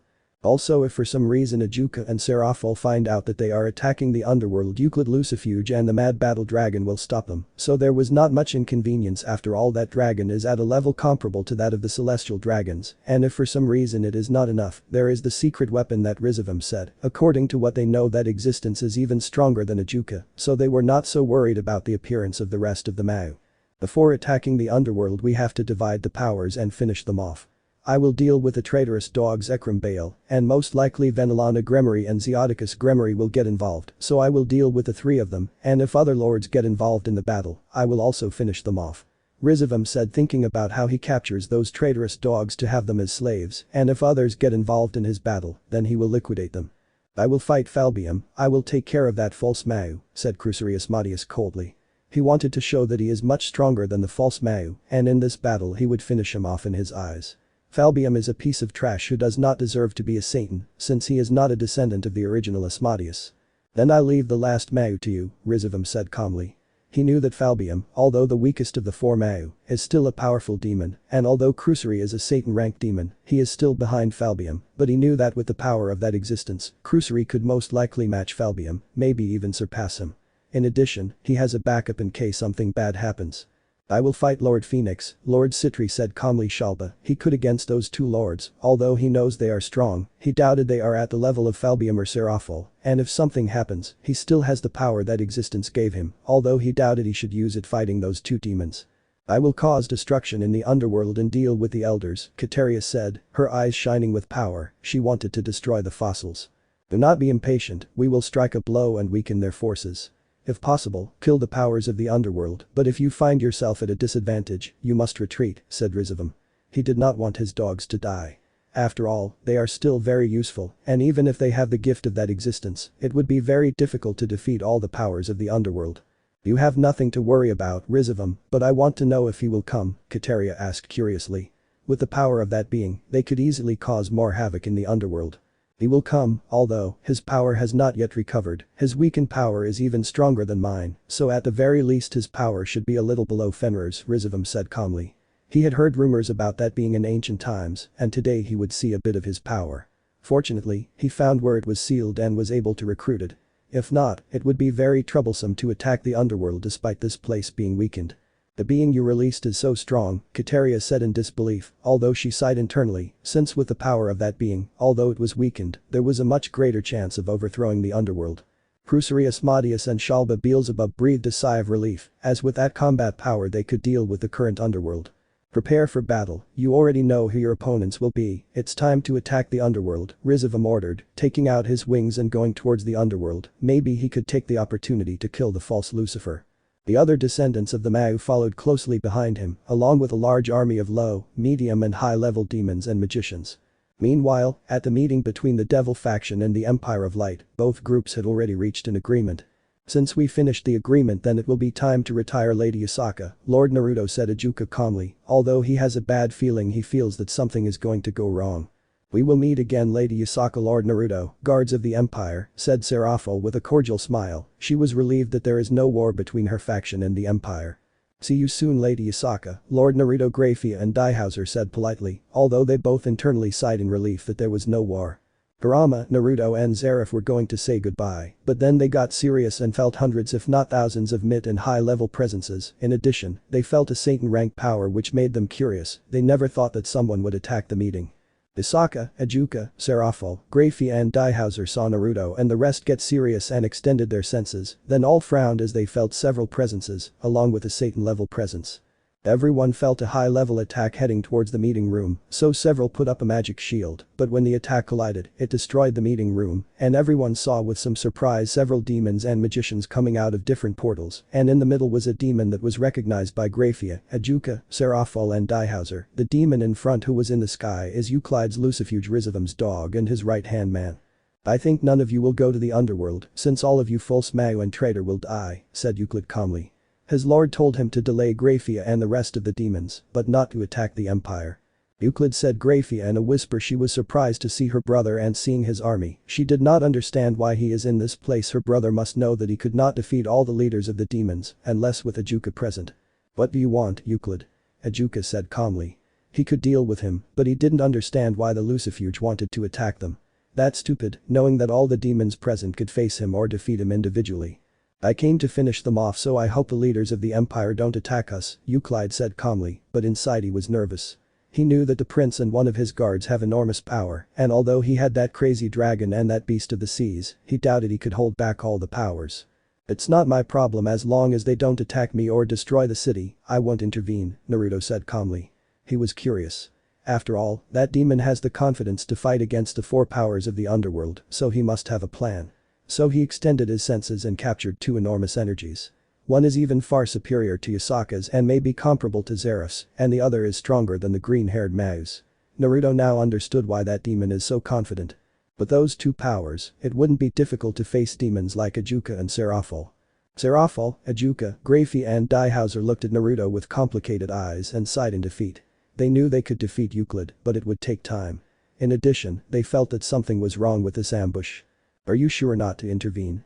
Naruto-kun asked Yasaka somewhat tensely. She knew something was wrong and Euclid at most has the level of a Satan. She didn't understand how he had the courage to interrupt the meeting. We won't make any move for now, we'll just watch the show. I know that demon is here not to kill the demons, but to hold them back, Naruto said with narrowed eyes, thinking about why the demon wanted to hold back the leaders of the underworld. Zeref and Kurama watched the spectacle with curiosity, wondering what the white-haired demon's plan was. You false Mau will not leave this place alive, Euclid said calmly. He was sure he could kill them. After all, he has the mad dragon and the beast of the seas, so there is no problem with being arrogant in his statement as long as the Empire does not interfere. He was sure he would kill the false Mau. After Euclid spoke, two magic circles opened. From these came out two beings that exuded an enormous aura. Each of these beings, their power surpassed even that of the current Lucifer. The first was a young man with blue hair who appeared to be about 20 years old, and the second was a man who appeared to be just over 20 years old, with a black suit and blonde hair with black. From this, he exuded a terrible aura that made almost everyone pale, even his allies. "Who are you?" Ichigo said with narrowed eyes, but if he was tense, the power exuded by those two beings surpassed him, especially the man in the black suit. His power, in his eyes, even with the help of his friend Surzich's, he doubted they could defeat him. Seraphol, Grafia and Diehauser were tense. The power exuded by those two beings made them look small. Now they understood why Euclid was so sure of stopping them. "I introduce myself. I am the biblical beast Leviathan, the ruler of the seas. I owe a favor to the son of Lucifer for freeing me, so to pay it, you will have to die, leaders of the underworld," said the young man with blue hair calmly. He was indifferent to the life and death of those demons, and although he was still weak and had not reached his peak, he knew that he could defeat any of those demons. "Leviathan, biblical beast ruler of the seas. I am Crom Cruach, the dragon of the crescent circle. It will be interesting to test the power of all of you," said Crom Cruach calmly and looking askance at the leaders of the empire. He wanted to test himself against the prince. It is said that his power can be classified in the upper middle of the top 10 of the strongest existences. Crom Cruach, stronger evil dragon crescent circle dragon. "The biblical beast Leviathan," whispered Seraphol in horror.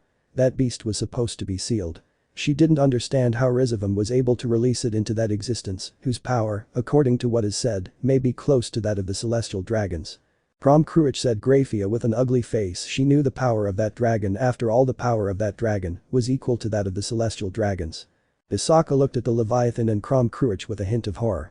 She was now stronger than any of the demons, but she still had doubts about whether she could defeat the Leviathan, but she was certain that she could not defeat Crom Cruach, who was in existence at the peak of the heavenly level. Zareth squinted at one of the three legendary biblical beasts, the ruler of the seas. He knew the three biblical beasts. Each of these existences are very powerful in their own right, but he cautiously glanced at Crom Cruach. That being has incredible power, even he wouldn't know that he could defeat him. Kurama now understood why that pathetic demon had the nerve to attack the meeting with those two heaven-ranked powerhouses.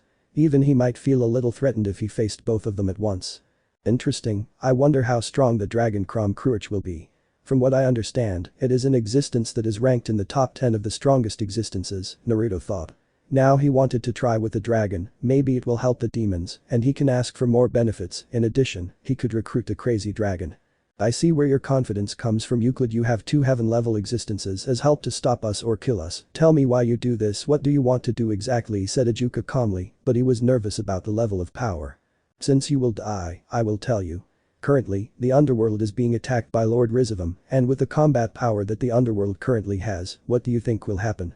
Euclid said calmly. Ichigo, Diehauser, Seraphol and Grafia opened their eyes in horror. Now they understood why Euclid was attacking. He wants to hold them back or eliminate them, while Rizavam takes over the underworld, and most likely the descendants of the Mau will also be on Rizavam's side, and with his Lucifer weakened, it will be problematic to deal with the descendants of the original Mau. "Lord Leviathan, take care of the green-haired demon and the white-haired demon. One is the Mau Beelzebub, and the other is an existence comparable to that of a Satan," Euclid said. "I see, then I'll take care of those two. You have nothing to worry about," said Leviathan calmly, disappearing at high speed towards where the demons were. "You still won't make a move." "I'm right," Crom Cruach said calmly. Euclid, he wasn't that worried. Even without Crom Cruach's help, he was confident that he could match the combat power of Ichigo and the rest. "I will watch the show. When it is necessary I will fight," said calmly Crom Cruach. Staring at Naruto, he felt his power, and at least he has the peak level of a celestial. "Seraphol, take care of Euclid and Grafia. Take charge of the army of Mago and demons. When both finish with their opponent, support us. I highly doubt that we can defeat the Leviathan. I highly doubt that Crom Cruach will make a move at the moment. From what I see, that dragon is looking at Prince Naruto, so most likely he will make a move against him. We should take advantage of this," said Ichigo calmly and looking out of the corner of his eye at Naruto and Crom Cruach, who were staring at each other as if they wanted to fight. "I understand. Lord Beelzebub has nothing to worry about. I will deal with the cannon fodder," Grafia said coldly, disappearing and going against the army of magicians and demons. "I understand, I'll go for Euclid." Ichigo-chan, said Seraphol, to quickly disappear and be in front of Euclid. "Then you will be my opponent," Seraphol said calmly. Euclid is not afraid, although perhaps not as strong as Seraphol knew he could hold her back. "Euclid, even though you are strong, you know that you will not be able to defeat me," Seraphol said calmly. She knew that Euclid was at most at Grafia's level, maybe a little stronger, but not much stronger. Don't be arrogant, Seraphol, you may be strong, but you are far from the level of the true Mao Leviathan. Besides, even if you defeat me there is still Crom Cruach, said Euclid calmly. Seraphol frowned, raised her aura and went against Euclid who was not far behind, raised his aura and went against Seraphol. Then let's fight, I owe Rizavam a favor, so unfortunately they will have to die, said Leviathan calmly, raising his power, forming a bluish aura. Prepare for battle, Dihauser, do not hesitate to draw any of your cards, otherwise you will die against the Leviathan, said Ajuka, raising his aura terrifyingly. I understand, Dihauser said calmly, raising his aura. It's the first time he's faced a celestial level opponent and although he was a little nervous, he was also excited. Interesting, they are not that weak, it seems that this battle will not be so boring, we saw what you two have, said Leviathan with his aura increasing drastically, it seems that their fight will not be so boring. End of chapter. Chapter 14. The War Begins Part 1. Currently Ajuka Belzebuth and Dihauser Belial were facing one of the three biblical beasts, this being the Leviathan, the ruler of the seas, an existence of the celestial rank. Both demons were tense after all the power that the Leviathan has, even surpassed that of their Lucifer. You demons are very powerful, but if I compare you to the original Lucifer you are nothing, said one of the three biblical beasts known as the Leviathan. He remembered the terrifying power of the demon who was considered the strongest of his time. I may not be as strong as the original Lucifer, but I am definitely not weak and by the underworld we will defeat you, said Ajuka calmly raising his power greatly, it was time to move on to his true form. Dihauser Belial raised his aura more and more, his power was such that it could even surpass that of Seraphol. The demon Belian was thinking about whether to turn into his demonic form, he knew that if he did, his power would even surpass that of Seraphol, he even believes that he could reach the rank of the gods. Interesting, now I see that they will be worthy opponents. I see that they still hide a little of their true power, but I recommend that you do not do it, and although I am weakened my power is enough to defeat them, said Leviathan indifferently and then raising his aura which far surpassed Ajuka's. Space destruction, whispered Dihauser Belial, launching a torrent of energy towards the Leviathan that was destroying the space of everything it touched. Dihauser would not hold back after all his opponent is a celestial class being. Leviathan opened his eyes a little at such an interesting attack. Now he realized that the white-haired boy might have spatial abilities, a rare but interesting opponent. When Dihauser's attack approached Leviathan, the biblical beast raised its hand and covered it with energy. When Dihauser's attack collided with Leviathan's hand, the biblical beast took a step back from such a powerful attack, which surprised him a little. He didn't think the demon's attack would be that strong, but he also felt more curious about that demon. Ajuka looked at Dihauser somewhat surprised. He knew that Dihauser had spatial abilities, but he didn't think that his attacks could distort the space around him. Dihauser sighed, he knew well that his attack would not work, now he knew that he should go all out and enter his true form, his power was going to increase considerably, and although he would be weaker than Ajuka, he would not be much weaker. It's time to get serious, this will be the first time I enter my true form in front of so many spectators, said Dihauser Belial, releasing his power and entering his true form, which had some changes in his appearance and made him increase a few centimeters in size, and some small white horns grew out of him. Ajuka looked seriously at Dihauser Belial, he never thought that the rating game champion would have such power and be so exaggerated, he is definitely much stronger than Seraphol and Falbium, which made him feel relieved, but at the same time he was worried, after all Dihauser's power is very close to his and his best friend Searches's, he did not understand why Dihauser Belial chose to hide his powers, but he will not ask for the moment. After all they have to deal with the opponent in front of them. Since you entered your true form then I will do it too, said Ajuka, with his eyes glowing green horns grew out and around them a green aura, his power is so great that even several high-level gods would have trouble dealing with a demon. I see you demons have a true form. It is surprising that currently, in addition to the son of Lucifer, there are other demons who could obtain their true form, since, from what I understand, only demons who reach a certain level could obtain their true form. Testing my powers against you will be interesting, said Leviathan calmly, but he had a small smile, since his opponents, although weaker than him, he knew they would give him an interesting battle.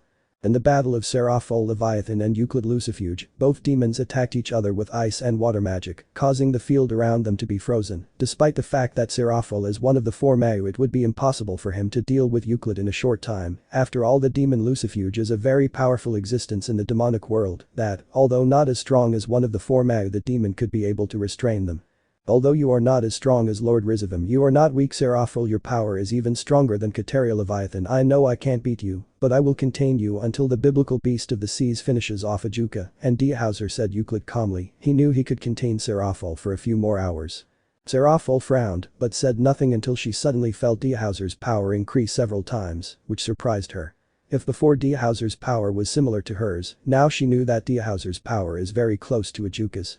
Euclid Lucifuge also felt that Dihauser's power increased several times, and although not as strong as Lord Rizavum, he is very close to the level that his lord has, which surprised him after all. It was supposed that only Tomato and Ijuka have the level of a super demon, and now he finds out that there is another demon at that level, and although it worried him a little, he is still confident that Leviathan can deal with both super demons. I see that intelligence is wrong. I thought there were only 2 super demons from the underworld, but who would say that Dihauser is also a super demon? So many talents, it's a pity that all of you die in this place, Euclid said calmly. Although I didn't know that Dihauser is so powerful, it's good to know that Dihauser's power is very strong. With his support, Ijuka might have a chance to defeat Leviathan, Seraphil thought, a little happy that Dihauser is strong. On the battlefield of the strongest queen of the underworld, Grafia Lucifuge was battling with a large number of demons and magicians, destroying them little by little, but the number was so much that even though she is stronger than those beings, they could still give her problems. This is troublesome. I have to finish off these flies so I can support Seraphil Sama to fight against Euclid. Grafia thought, worried for Seraphil and Ijuka. After all, if one of them dies, it would be a hard blow to the underworld, since each of them belongs to the 4 demon kings of the underworld. Demon 1. You may be the strongest queen of the underworld, but even you couldn't defeat all of us. Demon 2. We will finish you off, stronger queen, and you will pay dearly for the betrayal you committed against the Lucifer family. Demon 3. It's time to pay for your betrayal, queen of false Lucifer. Several demons agreed with the words of the 3 demons who spoke. They all hated the traitor and wanted her to receive her punishment. The magicians who were together with the demons did not say anything, they just stared at Grafia ready for battle. After all, they all knew the power of the strongest queen of the underworld. You will all die, I don't have time to fight flies, Grafia said coldly. She was already tired of fighting with these flies, besides, if she doesn't kill them quickly, their leaders could die. What bothered her was that the Yokai leaders didn't support them in this battle, but she couldn't say anything. After all, she knew that the Yokai hate demons, which is why what happened. Grafia was angry, and with her ice magic she was wiping out dozens of demons and magicians. The strongest queen wanted to quickly finish off the flies in order to help the Mau, since if one of them died, it would be a big blow to the underworld. Meanwhile, with Naruto, Kurama and his group, they were watching the battles and were surprised that Dihauser is so powerful. According to their information, that demon at most should be at the level of Seraphil. It's surprising the power that Dihauser has, he's definitely at the level of a super demon, Yasaka said, surprised watching the battle of Ijuka and Dihauser against one of the 3 biblical beasts, the Leviathan. His power even surpasses some high-class gods. It is surprising that this demon is so strong, since according to intelligence the power of this demon was at most at that of Seraphil, Kurama said seriously. He was somewhat surprised by Dihauser's power. The power of these demons is strong, but it is not yet close to the power of the original Lucifer, Zera said indifferently. He knew the biblical beasts and knew that this being would defeat those demons who, although powerful, are nothing compared to the madman Lucifer. Zeref, you know very well the power of Lucifer, am I right? Naruto asked with curiosity. He didn't know how strong Lucifer is. The only thing he knew is that he is stronger than the celestial dragons, which already says a lot about him, but he wanted to know how strong he is. Zeref meditated for a moment his answer. In his eyes, Lucifer's power is terrifying. Only beings of Indra's level or higher would be sure to defeat or match him. Lucifer's power cannot be told exactly, but his power is definitely comparable to that of the 2 celestial dragons together, Zeref said calmly. I see, Naruto said calmly. He knew it after all, Lucifer was the strongest demon and even stood up to the biblical god, and not just any existence could do what that demon did. Kurama and Yasaka were somewhat surprised by Zeref's words, but said nothing and quickly accepted Zeref's words, as the original Lucifer is still greatly feared today. Prom Cruich was looking at the group with narrowed eyes. He felt the auras of those from the Empire, and they were definitely not weak. He even felt threatened by those beings. I see that you are strong, and since I'm already bored I wish to fight you, Prince of the Empire. I want to see the power of existence that made the demonic biblical faction kneel, so let's fight or you will hide behind Yasaka and your guards, said Prom Cruich with a battle-thirsty smile. Naruto got a little annoyed by the dragon's words, but he didn't say anything yet. It wasn't time for him to make a move. If you don't want to make a move, say so, kid, and don't hide behind your pets and that woman, Prom Cruich said mockingly. He wanted the kid to get angry and be able to fight with all his might. He knew the kid was no light bulb, and he wanted to test his power on that brat. Kurama and Zera frowned at the dragon's arrogance. Although they understand that the dragon is strong, they cannot allow the king to fight first. Yasaka frowned, but said nothing. She knew she was no match for the dragon in front of her. After all, she felt its energy, and it was immense. Naruto was going to make a move, but seeing the appearance of Kurama and Zeref, he knew that he did not like the dragon's behavior, and from what he saw they wanted to face him. He was curious. He knew how strong Kurama is, but he also wanted to see the power of the one known as the Dark Wizard. Before they start a battle, Zeref, have you put barriers around the battlefield? Naruto asked seriously. Lord Naruto has nothing to worry about. I put up barriers of the highest level, it will not alarm the citizens of this city. Zeref responded calmly, not taking his gaze off the evil dragon. Since there is a barrier protecting this place, it is clear it is time to teach this annoying dragon a lesson, said Kurama calmly, but in his eyes, you could see a great amount of murderous intent. I agree, it's been years since I faced an enemy, it's time for the world to remember my name, said Zeref calmly with a large amount of dark-colored magical energy surrounding him. The dark mage was a little annoyed. Kruich frowned as he saw the boy's bodyguards approaching to fight. He wanted to face the strongest, and his intuition tells him that the brat is the strongest. I don't want to fight with the pets, but with the owner, so go away, said Kruich indifferently, but in his eyes, you could see the murderous intent. Bukuku, big words for a lizard that will die soon, said Kurama darkly. He is not a pet, he is Naruto's brother, his guardian and his best friend, but a pet never, and that lizard called him pet. That word is a hateful one. That word one said to him, Uchiha Madara, whom he hates with all his being, and that lizard dared to call him pet. He will kill him, and let him bite the dust. You are a silly lizard to provoke us, although strong you are nothing in my eyes, Zeref said indifferently. He was a little angry when he had been provoked like that, not even the original Lucifer offended him in such a way. Lizard, I see you don't know who you're messing with. It's been a long time since I made a move, and the world may not remember my terrifying power and the terror I caused even to the gods, said Kruich a little angry. When they had offended him in such a way, not even Hades or Thor had insulted him like that, and that despite the fact that those two gods were first-class beings and these insects had called him lizard, he was very angry. The three beings that would easily rank in the top 10 of the strongest existences raised their aura enormously. Kurama released a crimson aura, Zeref released a black aura, and from Kruich came a yellow aura. The three auras were so powerful that even some weak demons and mages fainted upon feeling the killing intent and power emanated by these three beings.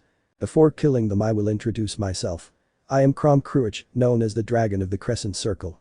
I want to know the names of those I will kill, said Kruich, his aura rising higher and higher, forming a large dragon behind him. Interesting lizard, you are the evil dragon who is known as the strongest. I hope you can survive, but since you ask for my name, I will tell you, I am Kurama, said the nine-tailed fox calmly. I'm Zeref Dragneel, I hope you don't die so quickly, said Zeref indifferently. Although he knew the power of that dragon, he also knew that at most it must have the level of a celestial dragon, something that he can handle. I see, Kruich replied calmly, but he was tense. He knew the name of Zeref, who in ancient times was known as the strongest dark wizard. He was tense and at the same time excited, facing such an opponent. He hoped he could push him to the limit. Yasaka tensed up ready for combat. Although she is not as strong as Zeref, Kurama and Naruto, she still has the power level comparable to a high-level god. Naruto was curious about the battle between both sides, but as a precaution, he put more barriers around the battlefield. He didn't want anything to happen in the city, and with so many high-level combat powers fighting, if there is no powerful barrier, this city would be in ruins. Yasaka, don't be nervous, let's watch the show, maybe we can subdue this dragon. I don't feel true malice towards us, I just feel that he wants to fight, but he's angry because of the insults Kurama and Zeref told him, so let's watch the battles. We've already done enough by containing Kruich, said Naruto calmly. The various battles stopped as they felt three high-level forces rising higher and higher. Ichigo's group was relieved as Kruich seemed like he would be restrained by Yasaka's bodyguards and the prince, and in the case of the Leviathan group, they tensed up and cursed Kruich for provoking such a terrifying enemy. How powerful the Leviathan thought. He knew that Kruich was very strong, but he didn't think he would meet two other beings of such a high level, and the most terrifying thing is that from what he saw they are only bodyguards of that child, which makes him understand that the child is much stronger than those two beings. Euclid's Lucifuge cursed Kruich for his stupidity. Now with the intervention of the Empire his group would be annihilated and would not be able to contain Ichigo and the rest of the trash for long. Seraphil sighed as she was worried that the dragon would attack them, but now that the prince's bodyguards intervened because they were provoked, then it would be one less powerful enemy. Ihauser Belial narrowed his eyes, but internally he was relieved since he knew how powerful that dragon is after all the power it has, making him feel very threatened. Ichigo didn't say anything. He knew that if the Empire intervened, they might ask for something else, which worried him a little. But seeing everything that's happening, there's no other option but to accept if the Empire asks for something more. Raphia, who was fighting, breathed a sigh of relief. She was worried that the dragon would intervene in the battle, but from what she saw, the prince's bodyguards contained it. End of chapter. Chapter 15. The War Begins Part 2. Currently, the battle in Kuo City was becoming increasingly violent. The surrounding battlefield was filled with demons and mages, frozen by the abilities of Grafia Lucifuge, the strongest queen of the underworld. Furthermore, almost the entire academy was destroyed by the high-level combat powers battling around Kuo Academy. In one part of the battlefield, 3 terrifying auras comparable to that of celestial dragons were going to fight. The aura of these 3 beings was so terrifying that even powerhouses like Leviathan, Ajuka, Seraphol, and other high-level beings moved a little away from the battlefield where these 3 first-level existences were going to fight. None of them wanted to interfere in a battle of such magnitude. This battle will be interesting. I don't know Zeref's abilities completely, but I want to see how strong he is, Naruto said with a smile and his eyes shining with excitement. After all, Zeref is a true powerhouse, but he is curious about what his limit is and if he will be stronger than the evil dragon. Yasaka looked at Naruto with nervousness in her eyes. Naruto is sometimes a little crazy by waiting so long for a battle of such a level. Although she was also excited for the battle, she also has to be cautious after all. A battle between Zeref and Kurama against Kruch could even destroy the city if not careful. Leviathan, who was fighting against Ajuka and Diahauser, looked sideways at the 3 terrifying beings who were going to start fighting.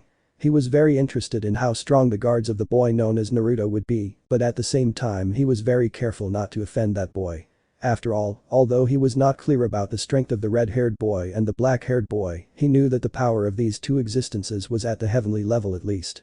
I can see why Rizavim is cautious with this child, thought Leviathan. There was a lot of curiosity and caution in his eyes. After all, he had never heard of a yokai reaching a level of power so terrifying as to command beings of such levels. In his eyes, the prince of the empire may be more dangerous than some beings in the top 10. You demons really offended a very terrifying force. I see why you wanted to sign a peace treaty with the yokai. Although arrogant, you are not idiots, said Leviathan calmly. He now realized that since Kruch offended the prince of the empire, this battle was already lost, so he would only fulfill his deal with Rizavim and contain these 2 demons as much as possible and then leave the battlefield. He is a being of his word, so he will fulfill his deal. Ajuka and Diahauser frowned but said nothing. They knew how terrifying the prince of the empire was, and what was worse was that he had monster-level subordinates that even they would find difficult to defeat.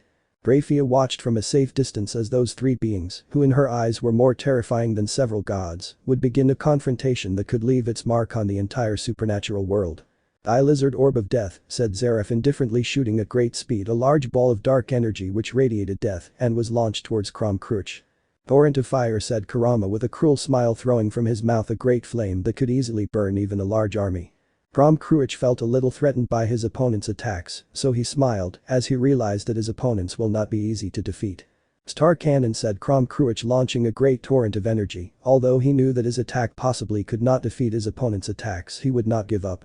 The 3 attacks collided, causing everything around to shake, but little by little, it was noticed that Kurama and Zeref's attacks were winning the attack collision. After a few seconds, Kurama and Zeref's attack surpassed Kruch's, but when Kurama and Zeref's combined attack was going to hit Kruch, he dodged it and the combined attack was fired towards a fenced forest, causing it to be razed. "His magical power is enormous to be able to surpass my attack," said Kruch calmly. He was a little surprised. He felt the power of both of them, and although he is strong, he didn't think he was that strong, but he wasn't scared. Instead, he was more excited. After all, he loves battle. "Even though you are powerful, you have no chance of defeating us. Even I alone could finish you off, but we don't have much time, so we will have to kill you by sieging you," said Kurama calmly. Kruch frowned but said nothing. The brat's words weren't entirely wrong.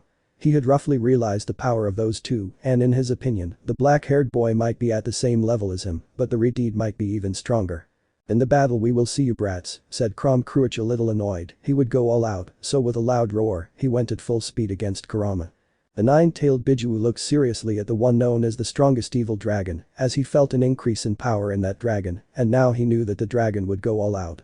"Zeref, don't hold back, now is time to show all our power. We can't afford to waste any more time. Besides, we must show our power to the world," said Kurama seriously, as he felt the mob wanting to observe them, but thanks to the barriers they weren't allowed to do so. Zeref sighed. Although he was a little annoyed with that lizard, he didn't take it very seriously, so he wouldn't do everything possible. But now that Kurama tells him to be serious, he will have to do it after all. He knew that there were some beings who wanted to see the battle, so to scare them away, they had to show more of their power. Well, it's time to finish off the dragon. Dark magic armor of the god of death, said Zeref with a cold snort, surrounding himself with a dark energy, forming in him a first-class armor made by his magic, and the remains of an ancient dragon king who killed even the original Lucifer would have a lot of trouble destroying it. I'll go too, seriously, said Kurama with a sigh, and took out his new tails and surrounded his entire body with a reddish lightning armor, making his hair stand on end and making the ground crack. Kruich opened his eyes upon sensing two terrifying auras, even he felt a little overwhelmed by such auras, he realized that each of those beings surpasses him in power, and that excites him. It's time to fight, said Kruich, coming out from behind him two black wings, and around him, there were dragon scales, along with a dragon tail that came out behind him, he transformed into his hybrid form, although, since it is the one that gives him greater mobility. Star Cannon, roared Kruich, launching a torrent of energy towards his opponents. He would not give up, even though he knew he was at a disadvantage. Death Bombardment, Zera said coldly, launching several balls of dark energy that exuded from this death. Both attacks collided, causing a gigantic explosion and making everything around tremble from the attacks of beings that could rival celestial dragons.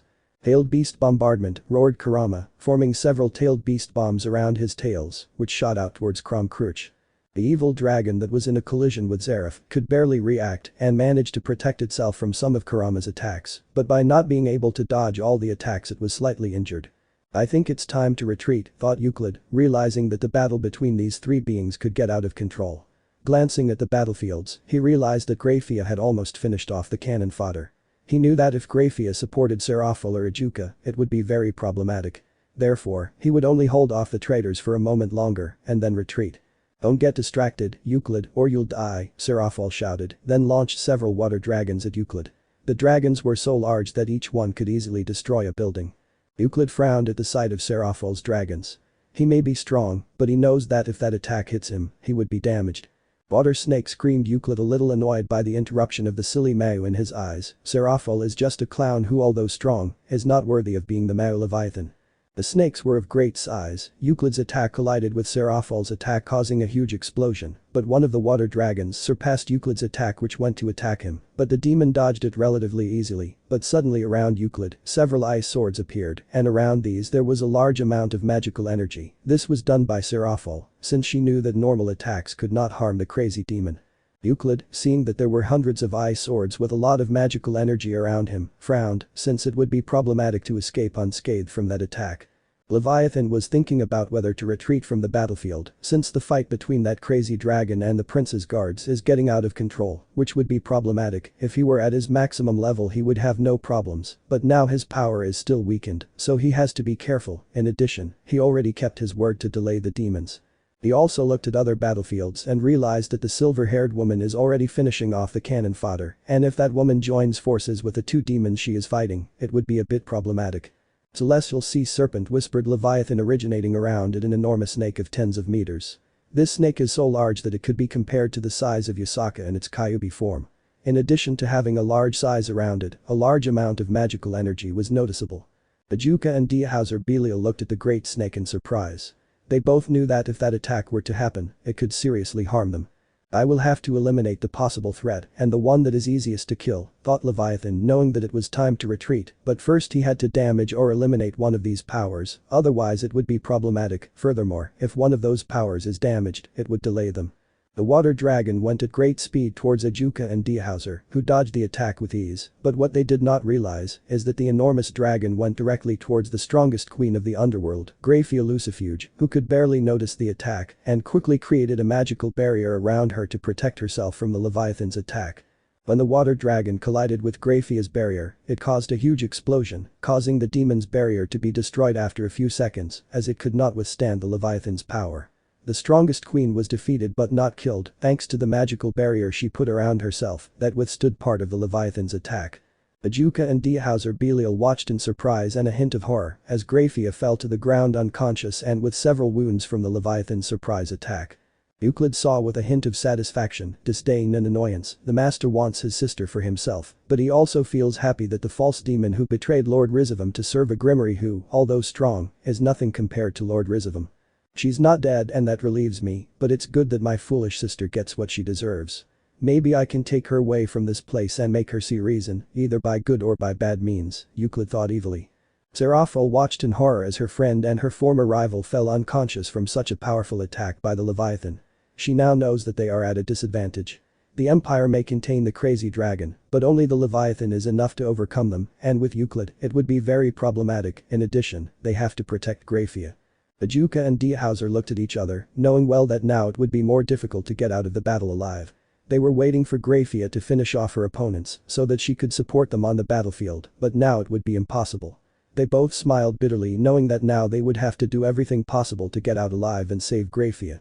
Leviathan, although he was relaxed, knew that he had spent a considerable amount of magic in the battle with those two powerful demons and in his previous attack that, although effective and eliminated a Satan-class power, but he also understood that, if he continues with the confrontation with those demons, although he would manage to defeat them, he did not know if the Empire would intervene, so it would be retreat. In addition, Rizavam must already be finishing his attack on the underworld. Euclid, it's time to go, Leviathan said calmly. He would not negotiate with that fly, since if he doesn't go with him he will have to go alone. He only indicated to him that they would go out of obligation. Euclid frowned, but nodded. He knew that if he refused to leave he could make the Leviathan leave him alone with all the demonic powers, and that would be certain death. He could barely deal with Seraphil, but if Ajuka or Diehauser joined forces he wouldn't last long and would be killed. Ajuka frowned, but didn't make any move, knowing that if he did, a battle to the death could break out, and he knew there was little chance of winning. Diehauser didn't say anything, he just sighed in relief. He was worried about what was happening in the underworld, and if the Leviathan retreated, it would be easy to end the battle and go to the underworld. "We leave Crom Cruach in this place?" asked Euclid calmly. He knew he couldn't intervene in the battlefield of those monsters, but Leviathan was different, although his power is not as strong as Crom Cruach's, even that beast is at the heavenly level. Leviathan frowned, watching the great battle where he could see fire magic, water magic, darkness magic and even chaotic magic. Leviathan wanted to intervene and retreat with Crom Cruach. After all, although he knew that the dragon was strong, he would not be able to defeat that magician and the Kyuubi, and even if he defeated them, the Prince of the Empire would take action, and they would most likely die. "I'll try to take him, but I won't guarantee anything," Leviathan said calmly. He had already done enough on this battlefield by taking Rizavam's right-hand man alive. He no longer owed the demon anything. Naruto looked at the Leviathan out of the corner of his eye and felt that it would make a move on Kurama and Zeref's battlefield, and although the battle is very interesting in his eyes, he does not want anyone to interrupt it, and he could also recruit a dragon when it is defeated. When the Leviathan was approaching the Crom Cruach battlefield, Naruto easily intercepted it and tried to cut it with a chakra sword, but the Leviathan barely dodged Naruto's attack, but when he saw who attacked him, he became tense since the enemy in front of him is very terrifying. "You will not intervene in this battlefield, Leviathan. I respect you enough. I saw your power, and although I feel that you are not at your maximum, you were still able to fight two super demons and even take the advantage, so I give you two options: retreat or you can die when facing me," said Naruto calmly. He knew that the Leviathan arrived at the battlefield weakened, and now it was a month after its battle with the demons. The Leviathan frowned at Naruto's words. He didn't like the tone and the words the boy said, but he knew that if he attacked he would possibly die. The Leviathan sighed resignedly. It seemed he wouldn't be able to take Crom Cruach. "I see you are on the side of the demons." Leviathan cautiously asked if the child was on the side of the demons, it would be very harmful. Naruto raised an eyebrow in curiosity. He wasn't on the side of any demon. In his eyes, those beings were annoying ants that caused harm to the Nekomatas, and if it were up to him, he would finish them off. However, if he did, it could cause a large-scale war, and for the moment, that doesn't suit him until he accumulates power. "I'm not on any demon side, I just don't want you to intervene in my friend's battle," Naruto said calmly, already taking away his desire to fight, knowing that the Leviathan didn't represent a great threat to him, especially given how weakened it was. "I am not your opponent, I admit it. I will leave, Lord Naruto. I will not be your enemy," said Leviathan calmly, already considering the crazy dragon of the battle dead. He is not a friend of that dragon, so it does not affect him much that he dies. "You are intelligent, biblical beast Leviathan," said Naruto, watching the biblical beast retreat. Then he saw out of the corner of his eye the battle of Crom Cruach, Kurama and Zeref, and knew the result. After all, the crazy dragon was quite injured, and his companions were slightly injured. The Leviathan quickly appeared next to Euclid, both of them already gave up, they knew they could no longer hold back the demons. "I guess we can't take Crom Cruach," said Euclid, indifferent to the life and death of Crom Cruach, although he knew that his lord would be angry because Crom Cruach died. "Let's go." Most likely Rizavam has already finished his battle in the underworld, although I doubt he can conquer it. I know that it will leave him very weakened, and most likely the false Lucifer is dead, said Leviathan calmly. Euclid frowned, but nodded and glanced at his sister, but then shook his head, since he couldn't take his sister with him. Sighing, he opened a magic circle and retreated. Leviathan took one last look at the Battle of Crom Cruach and shook his head, then looked at Naruto and thought that the prince is so young and terrifying that he has the potential to surpass the biblical god. Sighing, the Leviathan followed Euclid, both disappearing from the battlefield. End of chapter. Chapter 16. The War Begins Part 3. Currently, in the biblical underworld, a major invasion was taking place by Rizavum Livan Lucifer, the son of the original Lucifer, and one of the few super demons still in existence today. Furthermore, there was also a large army and several Satan-level generals under Rizavum's world, which put the entire underworld in a difficult position. Since the Prince of the Empire put the tomato in a critical state, I see that the underworld is greatly weakened. I did not think it would be so easy to lead power with the strongest forces of the biblical underworld. Rizavum said calmly. In his father's time, the power of the underworld was enormous. It was easily ranked as one of the strongest factions, but now even he, with an army, could easily invade his former home. The underworld has declined quite a bit since I retired, but it's better for me. It's time to teach the dogs a lesson. Rizavum Livan thought, Lucifer looking at his opponents who, although not as strong as him, are somewhat problematic after all. Some of them were close to Satan level, or at Satan level, that, although not at the level of Seraphol and Falbium, if 2 or 3 of them joined together, even those 2 demons would be in trouble. Rizavum, how dare you invade the underworld, roared Zeodicus Gremory angrily. He suspected that Rizavum knew that his son was weak and that Seraphol and Ajuka left the underworld to meet with the Empire, since if Rizavum did not have the information, then he doubted he would invade the underworld. Zeodicus Gremory, Gremory clan leader Crimson Death. Rizavum, you have a lot of courage to stand in front of us alone, said Zekrom Baal calmly. Although he knew that Rizavum is very powerful, he also knew that it would be difficult for the son of Lucifer to defeat them all. Zekrom Baal, leader of the Baal clan, king of destruction. You're a fool, Rizavum, to attack the underworld. Therefore, you will die by our hands, Venelana Gremory said coldly. She was angry. First, her son was in critical condition, and now Lucifer's son was attacking the underworld. She wanted to vent her anger, and what better way to vent her anger than by killing one of her son's enemies. Venelana Gremory, matriarch of the Gremory clan, queen of destruction. Bakaru Baal, the next in line to be Lord Baal, said nothing, just coldly looked at Rizavum, knowing that the battle against the crazy son of Lucifer would be troublesome and even a life-or-death fight. Bakaru Baal, heir to the Baal clan, prince of destruction. Wow, you guys are really brave. You still don't remember that in my father Lucifer's time you were just simple dogs. You have a lot of courage to speak to me in that tone, Rizavum said calmly, but his eyes shone with power. You're stupid, Rizavum, even though you're strong, you couldn't be a match for the 4 of us, said Zekrom Baal calmly. Although he knew it was a lie, he knew his power and that of his son, and knew that they weren't enough to defeat Rizavum. At most he could hold off a mare like Falbium. Venelana Baal frowned as she felt Rizavum's power more deeply. She could be considered a demon at Graphia's level, but she knew that if she went alone against Rizavum, she would die tragically. She just hoped that Ajuka and Seraphol would return soon to kill the idiot son of Lucifer. Rizavum snorted at the dog's words. He didn't deny that his opponents have some power, but in front of his power they would be killed. In addition, he has a secret weapon that with the power it possesses could destroy the underworld, and to stop him Ajuka and Serziches would have to work together. We'll see if you traitors can survive my power, so die chaos dragons, said Rizavum with a cruel smile, forming around him several enormous fire dragons and then heading towards his opponents. Venelana and Zekrom quickly put up a barrier protecting everyone from Rizavum's attack. They are not as pathetic as I thought, at least they were able to withstand my attack, Rizavum said indifferently. He knew that now he had to get a little more serious to destroy these flies. Everyone be careful, Rizavum is a demon at the level of Ajuka or Serziches. To defeat him, we must work together and not attack recklessly, said Zekrom calmly, but inside he was very worried as he felt several high-level energies attacking the underworld. Venelana said nothing, but she knew Zekrom was right, they should be cautious. Sighing, she prepared for combat. Meanwhile, in another part of the underworld, Falbium, one of the 4 Mayu, was cautiously watching his opponent, which is Crusory Asmodeus, the descendant of the original Asmodeus. Although Falbium knew that he could defeat his opponent, he also knows that it will be somewhat troublesome to defeat him. Why are you attacking the underworld, Crusory? Falbium asked calmly, but inside he cursed. He felt several terrifying auras, but there were 2 auras that worried him. One was comparable to Ajuka or Serziches, and the other, although hidden, he estimated that its power might be even stronger than Seraphol's.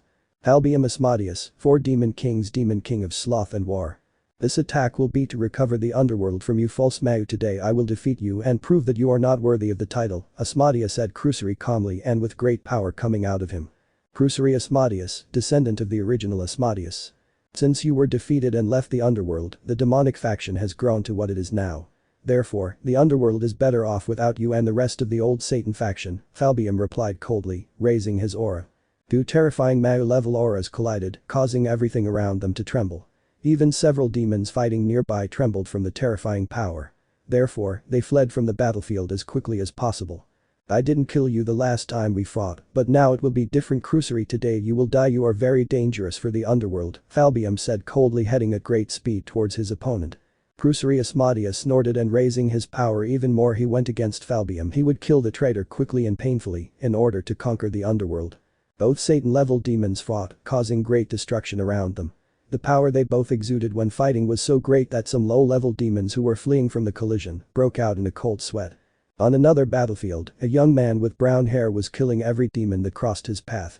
The young man is one of the three biblical beasts known as Behemoth, the ruler of the earth. Behemoth, biblical beast, ruler of the earth. This is boring, killing simple ants can't make me go seriously. Maybe it would have been better if I went with Leviathan to the meeting between the Empire and the rest of Mao, thought Behemoth with some regret. Maybe he isn't a fan of war, but it's been years since he had a good battle. He was just hoping to cover up with a Satan level being so he could have a decent opponent. The Behemoth was so deep in thought that he didn't notice the powerful auras approaching for a while until he suddenly felt a lightning bolt strike, but he easily dodged it. Behemoth saw his opponents, although not as strong as Rizavim, the beings in front of him are definitely at a level close to or comparable to that of a Mao. Who are you and why are you attacking the underworld?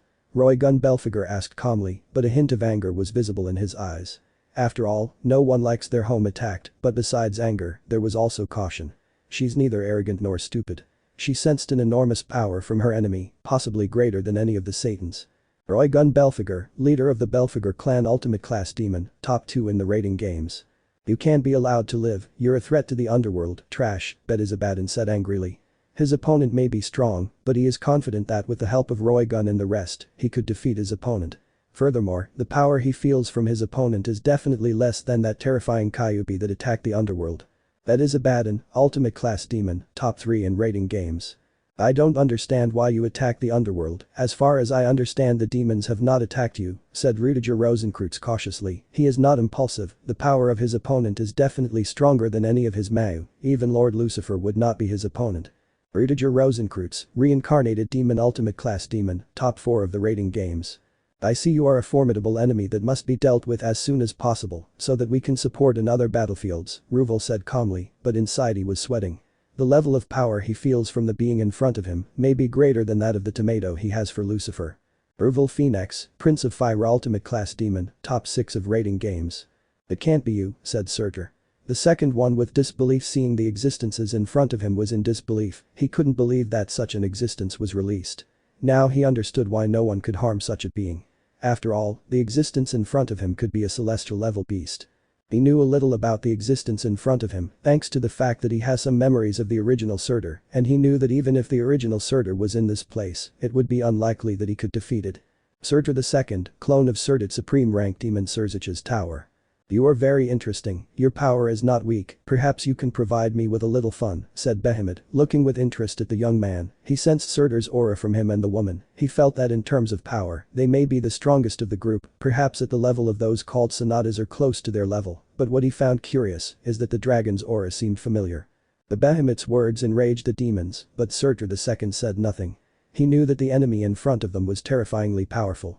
Containing it might be possible, but he didn't think they could defeat it without some casualties. After all, he wouldn't forget the aura of those two terrifying beasts, the Behemoth and the Leviathan. Their power, although not as strong as that of the celestial dragons, was definitely much stronger than that of Lord Surzich's Lucifer. Surtur, who is the being in front of us? Is your behavior abnormal? Ruvel said, curious and cautious. He knows how strong Surtur II is, and the fact that he's so nervous is making him wary. The rest of the demons were also curious about who the powerful being in front of them is. After all, it is rare to see existences of such a level. The being we are facing is the Behemoth, one of the 3 biblical beasts, the ruler of the earth, and a heavenly level existence that could even rival the heavenly dragons, Surtur said seriously. He would have to go with all his power, otherwise he would die. He may be reckless, but he is not stupid. Urval Phoenix, Rudiger Rosenkreutz, Bedizabadan, Roy Gun Belphegor opened their eyes in surprise and shock. They had heard stories of the Behemoth. It is said that the power of this existence can rival that of the celestial dragons. "But how can it be?" said Bedizabadan in surprise. As far as he understood, the Leviathan and the Behemoth died a long time ago. Weren't the Behemoth and the Leviathan killed decades ago? Roygun asked calmly, staring at the Behemoth with curiosity and caution. She knew the history of those beasts, and each of them could even make the heavens and the underworld fearful in ancient times. Behemoth looked at them amused. He will not interrupt their discussion. After all, in his eyes, they are children who, although strong, have not yet reached his level. Even in his weakened state he could defeat them. The only thing that seemed a little curious to him is the young man who has the power of Saturo. They were sealed but not killed, according to the biblical God who sealed the three biblical beasts for their great power and for being uncontrollable and dangerous. Saturo answered calmly, but he was sweating. He is not afraid of being killed in battle. What he is afraid of is that this existence will kill everyone in the underworld and therefore kill the Gremory family, which he protects. He only hopes that the rest of his lord's nobility can protect Lord Lucifer and the Gremory children. Now he must be cautious with his enemy, otherwise he could die. The rest of the demons were surprised, but they didn't say anything and prepared for combat. They knew it would be a very problematic battle. None of them held back and increased their aura. They had to defeat the Behemoth in order to help on other battlefields. They're done talking, now we can fight. Let me see the power of the greatest powers of the underworld below the four Mau, Behemoth said excitedly. He hasn't had a good battle in a long time, and at least these children could warm up his muscles. Ground bombardment, said Behemoth, causing everything around him to be destroyed and several energy balls to go against the demons. Saturo II and the rest of the demons changed their faces. Each of them realized that those Behemoth attacks would impact them and they could be injured. Now they have realized the difference in power, so they all dodged with relative difficulty.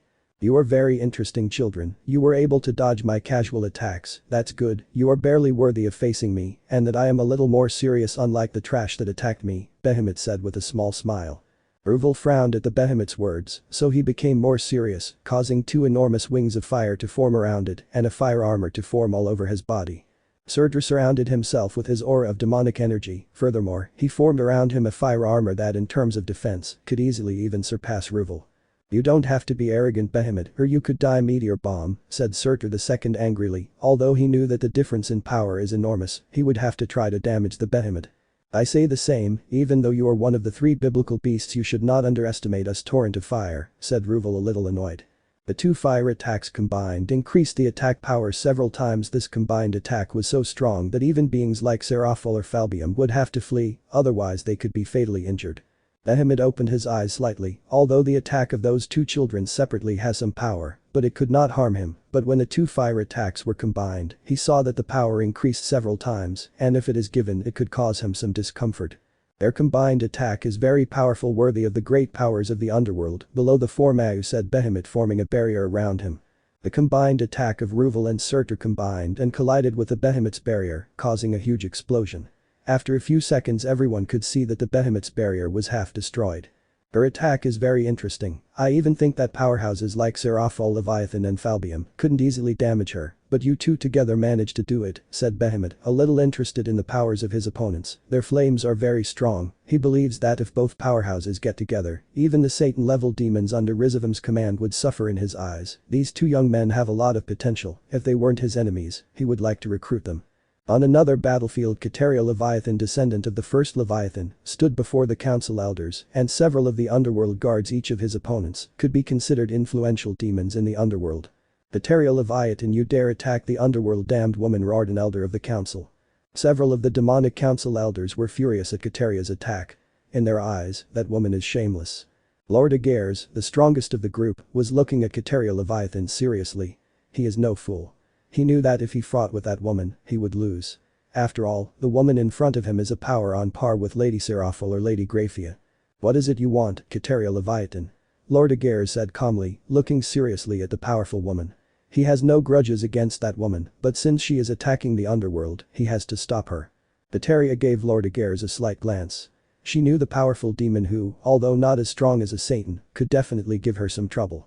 I have no grudges against you, Lord Aegir. Leave this battlefield, and you will not die by my hands. The only ones I want to kill are these old men, said Kateria calmly and looking with hatred at the old demons. I see, then I have no choice but to stop you, Kateria said Lord Aegir coldly and somewhat sadly, since of the ancient Mau the only one he respects is Kateria.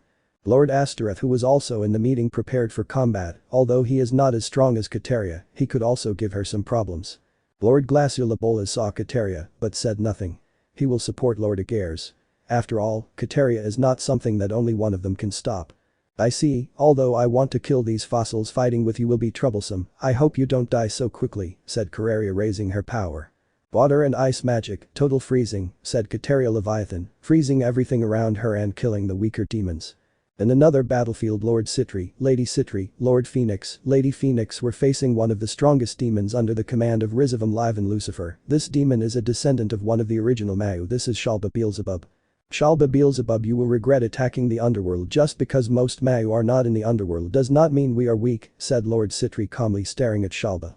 You will die today, Shalba Beelzebub. You are very arrogant to attack the four of us. Even if Rizavam arrives in person, it would be difficult for them to deal with us, and you a fool thinks you can against the four of us, said Lord Phoenix calmly, although he sounded very arrogant, and he knew that, if Rizavam arrives, although they would fight him, they could all die. But if it is only Shalba, he is confident that if he joins his wife and the Citri couple, he could defeat that madman. You trash are very arrogant, that's why you will die, traitors, said Shalba, raising his power enormously. He already wanted to finish off the arrogant Phoenix clan. We'll see about that, Shalba, said Lord Citri, raising his aura enormously. Although not as strong as a Satan, he could cause problems for one, and he is confident that if he joins his wife and the Phoenix couple, he could defeat Shalba. End of chapter. Chapter 17. The War Begins Part 4. Currently in the biblical underworld was in chaos. If other supernatural beings saw what was happening in the devil faction, they would be surprised, since the power of the devil faction, although not the most powerful, is recognized by the entire supernatural world as a faction with a large army and several supreme class demons and even some demons at the level of a Satan. In addition to having the four demon kings being two of these two super demons, that even gods like Zeus or Poseidon would be cautious if they faced them, but now this powerful faction has been severely weakened, first with the attack of Naruto and then the invasion of Rizavam Livan Lucifer and his army. On the battlefield where Shalba Beelzebub faced the Citri couple and the Phoenix couple, both sides were noticed with several wounds, and even the Phoenix couple, despite having their enormous regeneration, it was noticeable that they were exhausted, since despite the fact that they were high-level demons, they were facing Shalba, a Satan-class demon. In Shalba's case, it was noticeable that he was very injured with some burns on his right arm, and part of his left arm was noticeably frozen.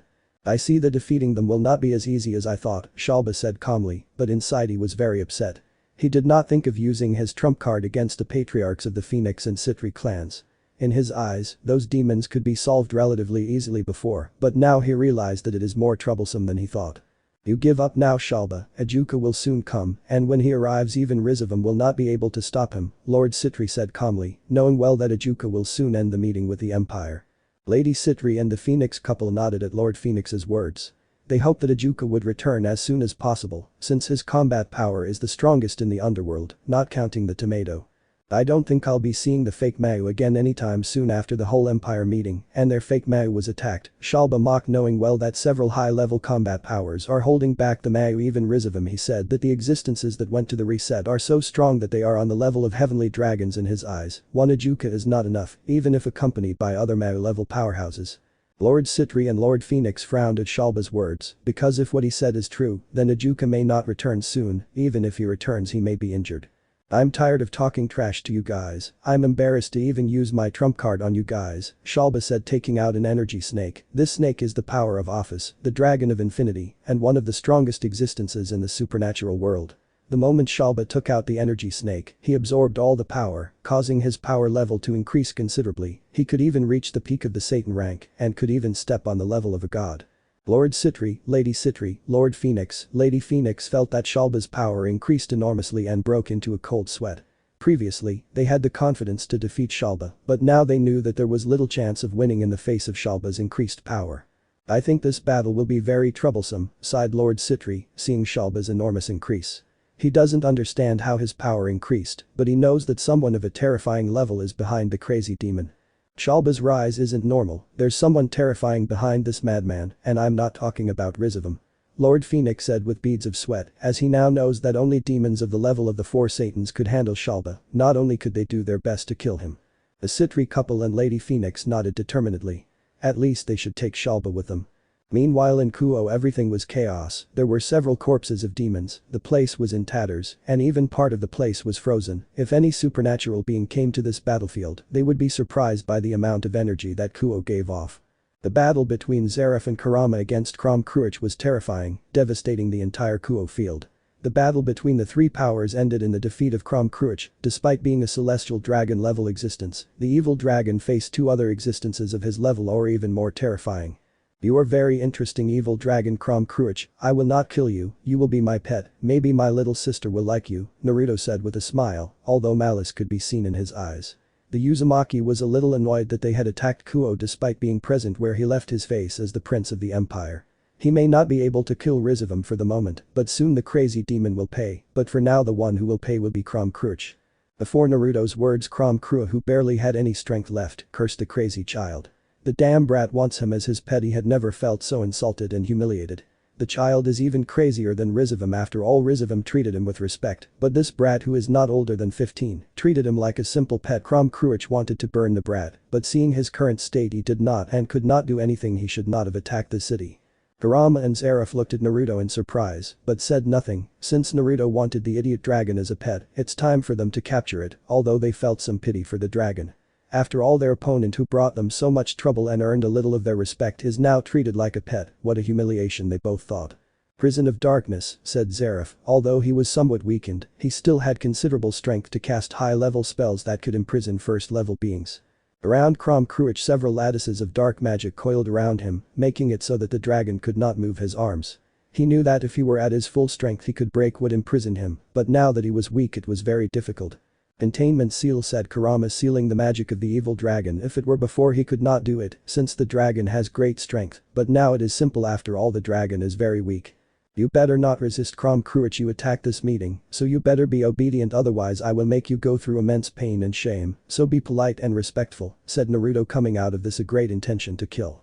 Kruch shuddered, not from pain, but when he looked at the boy he was afraid of what he would do to embarrass him. He saw the power of the brat, and he must be at least at the level of Indra, and now in his weakened state, it would be easy to subdue him, which the brat would take advantage of. The evil dragon cursed him. He never thought that attacking this meeting would be his worst mistake. I will follow you, Lord Naruto, said Kruch, irritated. He had no other choice, although he had the best fight of his life with Zeref, and Kurama also knows that he lost the battle, and he was the one who started the conflict. Now it was in the hands of the brat. Yasaka was sweating. Seeing what Naruto did to the crazy boy made the strongest evil dragon submit, and even crazier wants him as a pet for Kunu. But at the same time she was grateful that Naruto is the prince of the empire, since with his power, he could protect all the yokai. Let's go, there are no enemies anymore, and we can't be away from our faction for too long, otherwise other beings of great power could take advantage of our absence, Naruto ordered calmly. They opened a portal where the empire was located. Yasaka, Kurama, Zeref and Kruch followed him last reluctantly, knowing that if he didn't do what the brat wanted something bad would happen to him. Before I go, don't forget what you promised Lord Ijuka, Lady Seraphil, said Naruto with a friendly smile.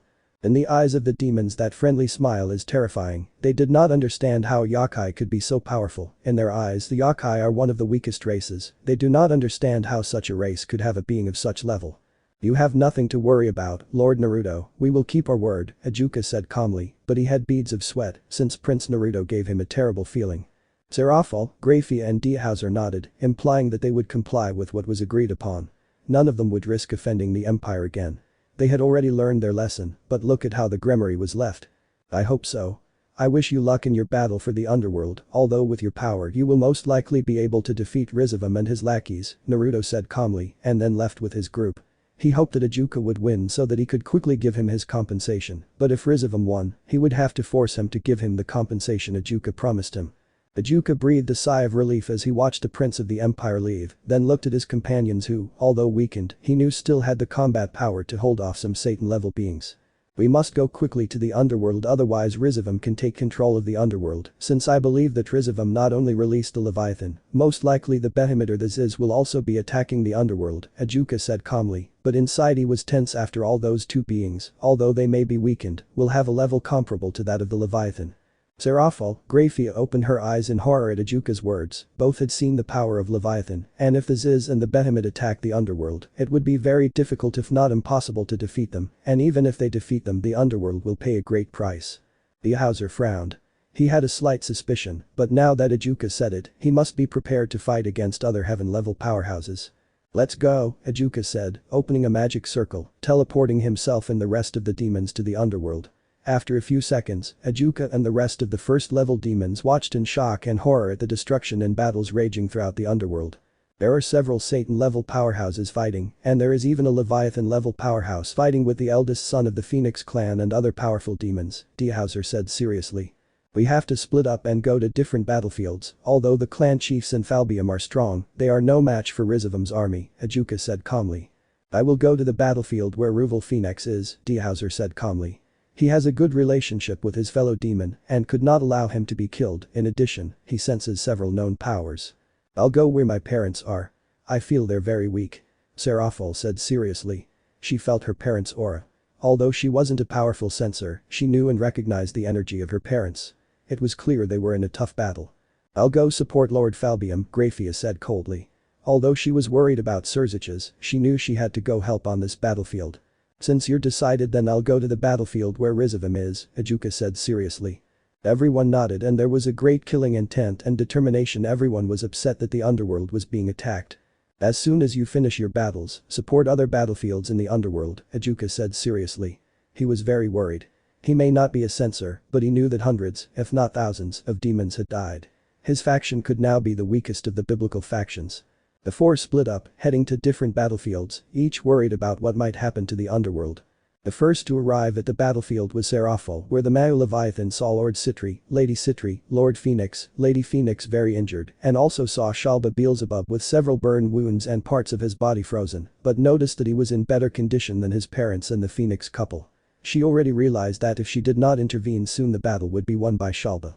Shalba Beelzebub was panting, although he was in much better condition than the Phoenix couple and the Citri couple, he knew that the power that office granted him was almost gone, but at least his battle is almost over and two of the strongest couples in the underworld will die at his hands, which is already considered a win. You will die Citri couple Phoenix couple, although you gave an excellent battle, you are nothing more than rabble compared to us, the descendants of the original Mau, said Shalba Beelzebub, loading a large amount of demonic magical energy and putting the last of Office's power into his attack, although he had very little left, it was more than enough to kill the rabble. Shalba Beelzebub's attack was towards the Phoenix couple and the Citri couple, but before the Mad Demon's attack collided with the Citri and Phoenix couple, a huge wall of ice reinforced with a large amount of magical energy. Shalba opened his eyes in surprise at the sight of the large ice wall. He knows that there are only two people in the underworld who could create such a powerful ice wall. The first is Graphia Lucifuge and the second is Seraphol. Either of them is a very troublesome opponent. Lord Citri, Lady Citri, Lord Phoenix and Lady Phoenix were shocked as the massive ice wall protected them from Shalba's terrifying attack, and there were only two people in the underworld who could make such a strong barrier, the first being Graphia, the strongest queen of the underworld, and the second being is the strongest woman in the underworld, Seraphol Leviathan. Shalba narrowed his eyes seeing who was the person who stopped his attack, and when he realized it he frowned, since the person in front of him is Seraphol. Although he despises the false Mau, he knows that now he is weak and it would be difficult to defeat Seraphol. I didn't think I'd see you again Seraphol, I thought you had died in the attack that Rizavum organized, said Shalba cursing internally, since now it will be very troublesome. Euclid retreated, since he lost to us, Seraphol said confidently, although she knew that if the Prince of the Empire had not intervened, she and her friends would most likely have died. I see, then I'll kill you myself, said Shalba raising his power, although he was severely weakened he still has confidence in containing Seraphol, he also noticed that Seraphol was weakened. If you have the ability try to kill me, but, although I don't have all my power I can still kill you, Shalba said Seraphol coldly. She was angry she almost lost her parents, because of the crazy Shalba in her eyes, that demon deserves to die. You are an insolent fake Mao Leviathan, Shalba said coldly, raising his aura even higher. You are weak Shalba, resorting to an external power to defeat my parents, and Lord and Lady Phoenix, Seraphol mocked, in her eyes Shalba is just an insect that deserves to die. In another battlefield Falbium was fighting with Crucerius Madius, although Falbium is powerful he could not defeat the crazy demon to the east, having the power of office. The power you used to confront me must be very troublesome. Tell me who gave you that power, Falbium said, panting heavily. Crucerius Madius looked at Falbium with indifference. He was tempted to say that office was the existence that gave him power. He wanted to see Falbium's face when he knew that they had the backing of the dragon god of infinity, an existence that even surpassed the Hindu gods and the Shinto gods. I'll tell you this Falbium, the power I have is thanks to Office the dragon of infinity, said Crucerius Madius with a cruel smile. Falbium opened his eyes in shock and disbelief, never thinking that the dragon of infinity could associate with the descendants of the original Satans. Graphia, who had just arrived at the battlefield, heard the words of Crucerius Madius and swallowed hard. She knew who Office was, the dragon of infinity. He is one of the two dragon gods and one of the two strongest beings in the supernatural world. She did not understand how he associated with the descendants of the ancient Satans, but it would be bad for the underworld to have Office as an enemy. Graphia shook her head. Now she doesn't have to worry about Office. The first thing is to help Lord Falbium finish off Crucerius Madius. It doesn't matter if Office gives you power. I highly doubt the Infinity Dragon will make a move if I kill you, Falbium said coldly. I agree with Lord Falbium, killing you will not affect the underworld at all, Graphia said coldly. Crucerius Madius opened his eyes in surprise and shock. He didn't think that Graphia appeared on the battlefield. He knew that, although that demon is not a Satan, he has the level of 1. What are you doing in this place, Graphia? Aren't you in Kuo? Crucerius Madius asked calmly, but inwardly he cursed Euclid. Facing a Mayu is already complicated, but if they add Graphia, the strongest queen of the underworld, he will be lost. Euclid retreated with a Leviathan I suppose, and now you will do the same or you will die, Graphia said coldly. Crucerius Madius opened his eyes in surprise not because of Euclid's withdrawal, but because Graphia mentioned the Leviathan, and what surprised him most was that the biblical beast that dominated the seas retreated. End of chapter. Chapter 18. The War Begins Part 5. Currently in the biblical underworld a great invasion was taking place by Rizavum Livan Lucifer, the son of the original Lucifer, and one of the few super demons that exist today. In addition, there was also a large army and several Satan-level generals under Rizavum's world, which put the entire underworld in trouble. The underworld was in chaos, there were several deaths, and despite the support from Ajuka and Seraphil having arrived, it would not be easy to defeat the invaders. Crucerius Madius was looking at Graphia Lucifuge in surprise. He knew that although the strongest queen of the underworld is not as strong as the 4 Mayu, she is definitely a Satan-class demon, and if she joins Falbium, even Asmodeus's descendant would be overwhelmed. I see that Euclid could not stop you, Queen Graphia Lucifuge, since you also want to fight then he will kill you, and Falbium said Crucery coldly, but in his thoughts he was seeing how to escape and if possible harm his two opponents. You're crazy, even you know you couldn't fight against the two of us, Falbium said calmly. He was confident in defeating his opponent, but with Graphia, he felt more confident in finishing off his opponent quickly to support the rest of the underworld. Crucery snorted in annoyance at the false Mayu's words and prepared for battle by raising his magical energy to the maximum. Graphia and Falbium frowned in annoyance and also raised their magical energy to the maximum and prepared for battle. The three auras collided with each other, causing everything around them to be destroyed little by little, but, although Crucery is strong, his aura was not able to surpass that of two Demon King level powerhouses. Ice spikes, Graphia said coldly, stepping on the floor, leaving these several ice spikes that went against Crucery. Rock spikes, said Falbium stepping on the floor, several rock spikes coming out of the floor and going towards Crucery at a terrifying speed. Crucery frowned and formed a magical barrier in front of him to protect himself from Graphia and Falbium's attack. When Graphia and Falbium's attacks collided with Crucery's barrier which he could barely resist, making the descendant of Asmodeus barely able to dodge the attacks of two Mayu-ranked powerhouses. Ice dragons, whispered Graphia Lucifuge coldly, causing several ice dragons of enormous eyes to form around her. The Monic Axe steel cut, roared Falbium, making a large slash that was directed towards Crucery at an enormous speed that even a Satan-ranked demon would have a hard time seeing the cut. Crucery saw astonished the terrifying attacks that were directed towards him. He never thought that Graphia could form such attacks, and Falbium's attack left him even more astonished. So, at great speed he put dozens of barrages to contain Graphia's dragons, but Falbium's attack that was heading for his head, he could barely avoid death, but one of his arms was cut off, causing Crucery to scream in pain, which caused him to lose concentration, causing the ice dragons to easily destroy Crucery's barriers, and causing these dragons to go against the descendant of Asmodeus at great speed, causing them to send Crucery flying and leaving him seriously injured. This was too easy, Falbium said calmly, although it could be seen that he was magically exhausted and his physical strength was weak. It's not that it's easy, but Crucery was very confident. He thought he could easily take on the two of us with that extra energy he has. We should be thankful that the foolish descendant of Asmodeus is an idiot, Graphia said coldly, but inside she sighed in relief. Then let's make sure Crucery dies. I doubt that with our attacks the crazy demon has died. We must finish him off to reduce the threats, Falbium said calmly. You're right, Lord Falbium, a Satan-class demon wouldn't die so easily, Graphia said coldly. Both demons walked towards where Crucery was, who was conscious, but was very injured by the combined attack of two Mayu-ranked powers. Even though I am hurt, at least I would take one of you, said Crucery, getting up with difficulty. Graphia said coldly. Several ice spikes went against Crucery, who was able to dodge most of them, but two of Graphia's spikes pierced his only arm and his right leg. "These are finished Crusory light diamond armor," said Falbium, appearing at great speed in front of Crusory and then with his axe cut off the head of the descendant of Asmodeus, putting an end to his Satan-level power. "We're done with Crusory, now we have to support other battlefields," Lord Falbium said Graphia calmly, but inside she was very worried since the underworld is losing a lot of combat power. "Lose Graphia, so let's split up, kill every being that attacks the underworld, we must quickly end this invasion," said Falbium with a tired sigh. Meanwhile at the Citri residence, Arafo Leviathan along with her parents were slowly cornering Shalba while the Phoenix couple was attacking from a distance, making it difficult for Shalba to resist the power of so many powers. "Shalba, surrender, you are no match for me, and even less so if I have the help of my parents and Lord and Lady Phoenix," said Serafo, coldly raising her aura. "You will die, fake Mayu," roared Shalba angrily, causing several balls of energy to form around him that went towards the Mayu and the rest of his opponents. "If you have the ability, try to kill me," Serafal said coldly. She was angry she almost lost her parents because of the crazy Shalba in her eyes. That demon deserves to die, and if possible she also wanted to kill Rizavam, the crazy demon attacked the underworld. Shalba frowned, he wanted to kill Serafal, but he knew it would be impossible now, he was not at his best, besides, he also has to take care of the Citri couple and the Phoenix couple. "King of the flies," Shalba said angrily after speaking around these hundreds of flies that formed and they showed considerable magical power. Shalba commanded the flies to go at enormous speed towards their opponents. Serafal, the Phoenix couple and the Citri couple looked carefully at the flies. The five noticed that the flies had considerable magical power, but they did not understand what Shalba wanted to do.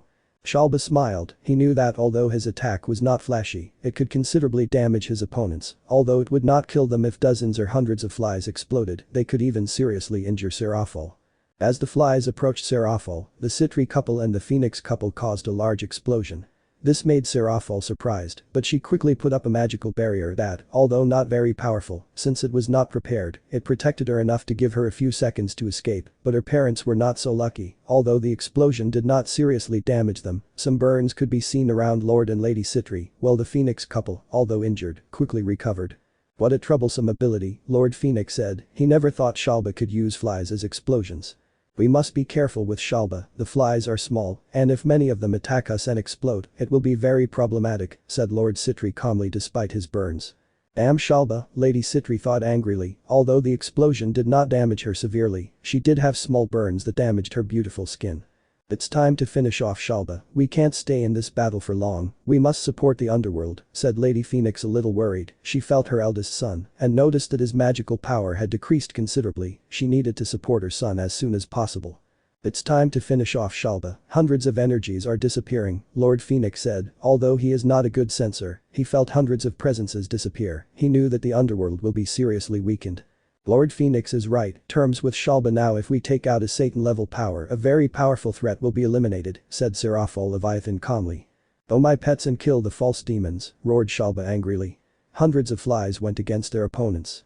"Let's finish off these ice dragon flies," Serafal said coldly, forming several ice dragons behind her that went against the explosive flies.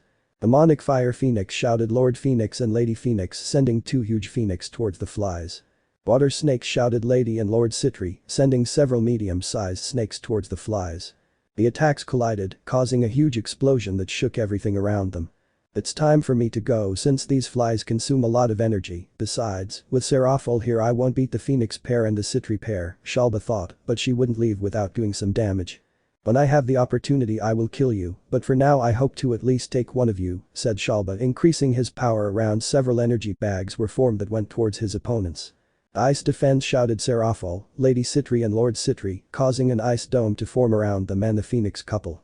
The energy bombardment was against the Citri family dome, causing a huge explosion, causing the dome to be damaged by such an amount of energy. "It's time for me to go, the invasion may fail, but the underworld is so weakened that most likely other factions won't stay still," Shalba thought with glee at the thought of how much the elders would suffer and the Mayu would prefer to be dead with the pressure that would soon come. After gathering his thoughts, Shalba quickly disappeared, knowing that if he stayed a moment longer, he would most likely die facing so many top-level opponents.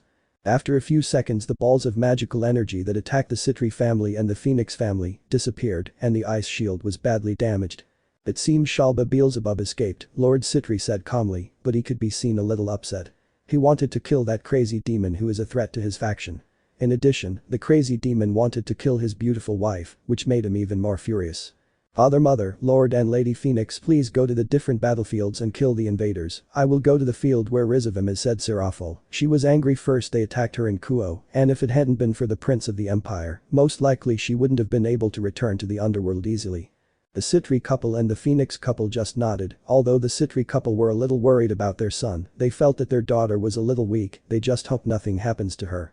Let's help on the battlefields. Although Shalba retreated, there are still several high-level demons attacking, said Lord Citri, a little worried about this invasion. He knows that the combat power of the underworld has severely weakened. On another battlefield, Kateria Leviathan was watching Lord Glaciolabolas, Lord Astaroth and Lord Ageres, who were very injured and had exhausted a large part of their magical energy containing Kateria. I don't want to severely weaken the underworld, I won't kill them, I just want to kill the fossils that hurt me, and I will leave this battlefield, Kateria said calmly. She only has grudges against the old men of the council, and a little against Seraphil, who has the title of Leviathan, but with the foolish demon it is not a hatred to death, it is just a little resentment or annoyance. Total freezing, death below zero, said Kateria Leviathan calmly. She had exhausted more than half of her magical power to defeat 3 of these lords and several low-ranking demons. After launching her attack, Kateria froze the 3 lords. Let's hope you 3 live. I have no hard feelings towards you, but these are the consequences of confronting me, thought Kateria, looking at the lords with indifference.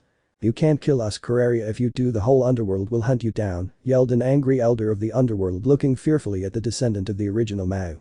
Several elders were upset and fearful of the descendant of Leviathan. After all, she had just defeated 3 of the strongest lords of the underworld and was still able to fight. You scum, before I kill you tell me where my son is, or I will kill you in the most painful way, said Kateria, raising her power and killing intent to the top. The elders looked at each other.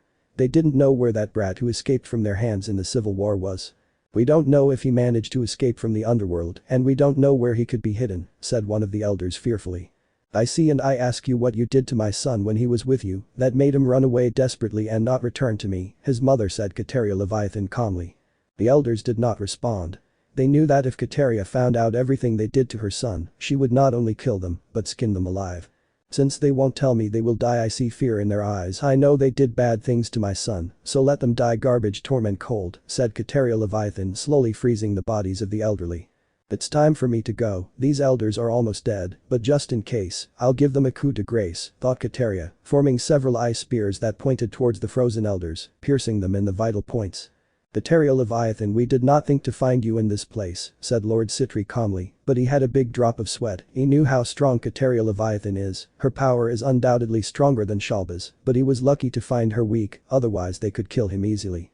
Lady Citri didn't say anything, but she seemed a bit nervous about facing Kateria Leviathan, since that woman is a Satan-level demon more terrifying than Shalba. Kateria saw her new opponents, but didn't say anything, she just wanted to find out where her son was, but at least she confirmed that he's alive, now all that's left is to find them.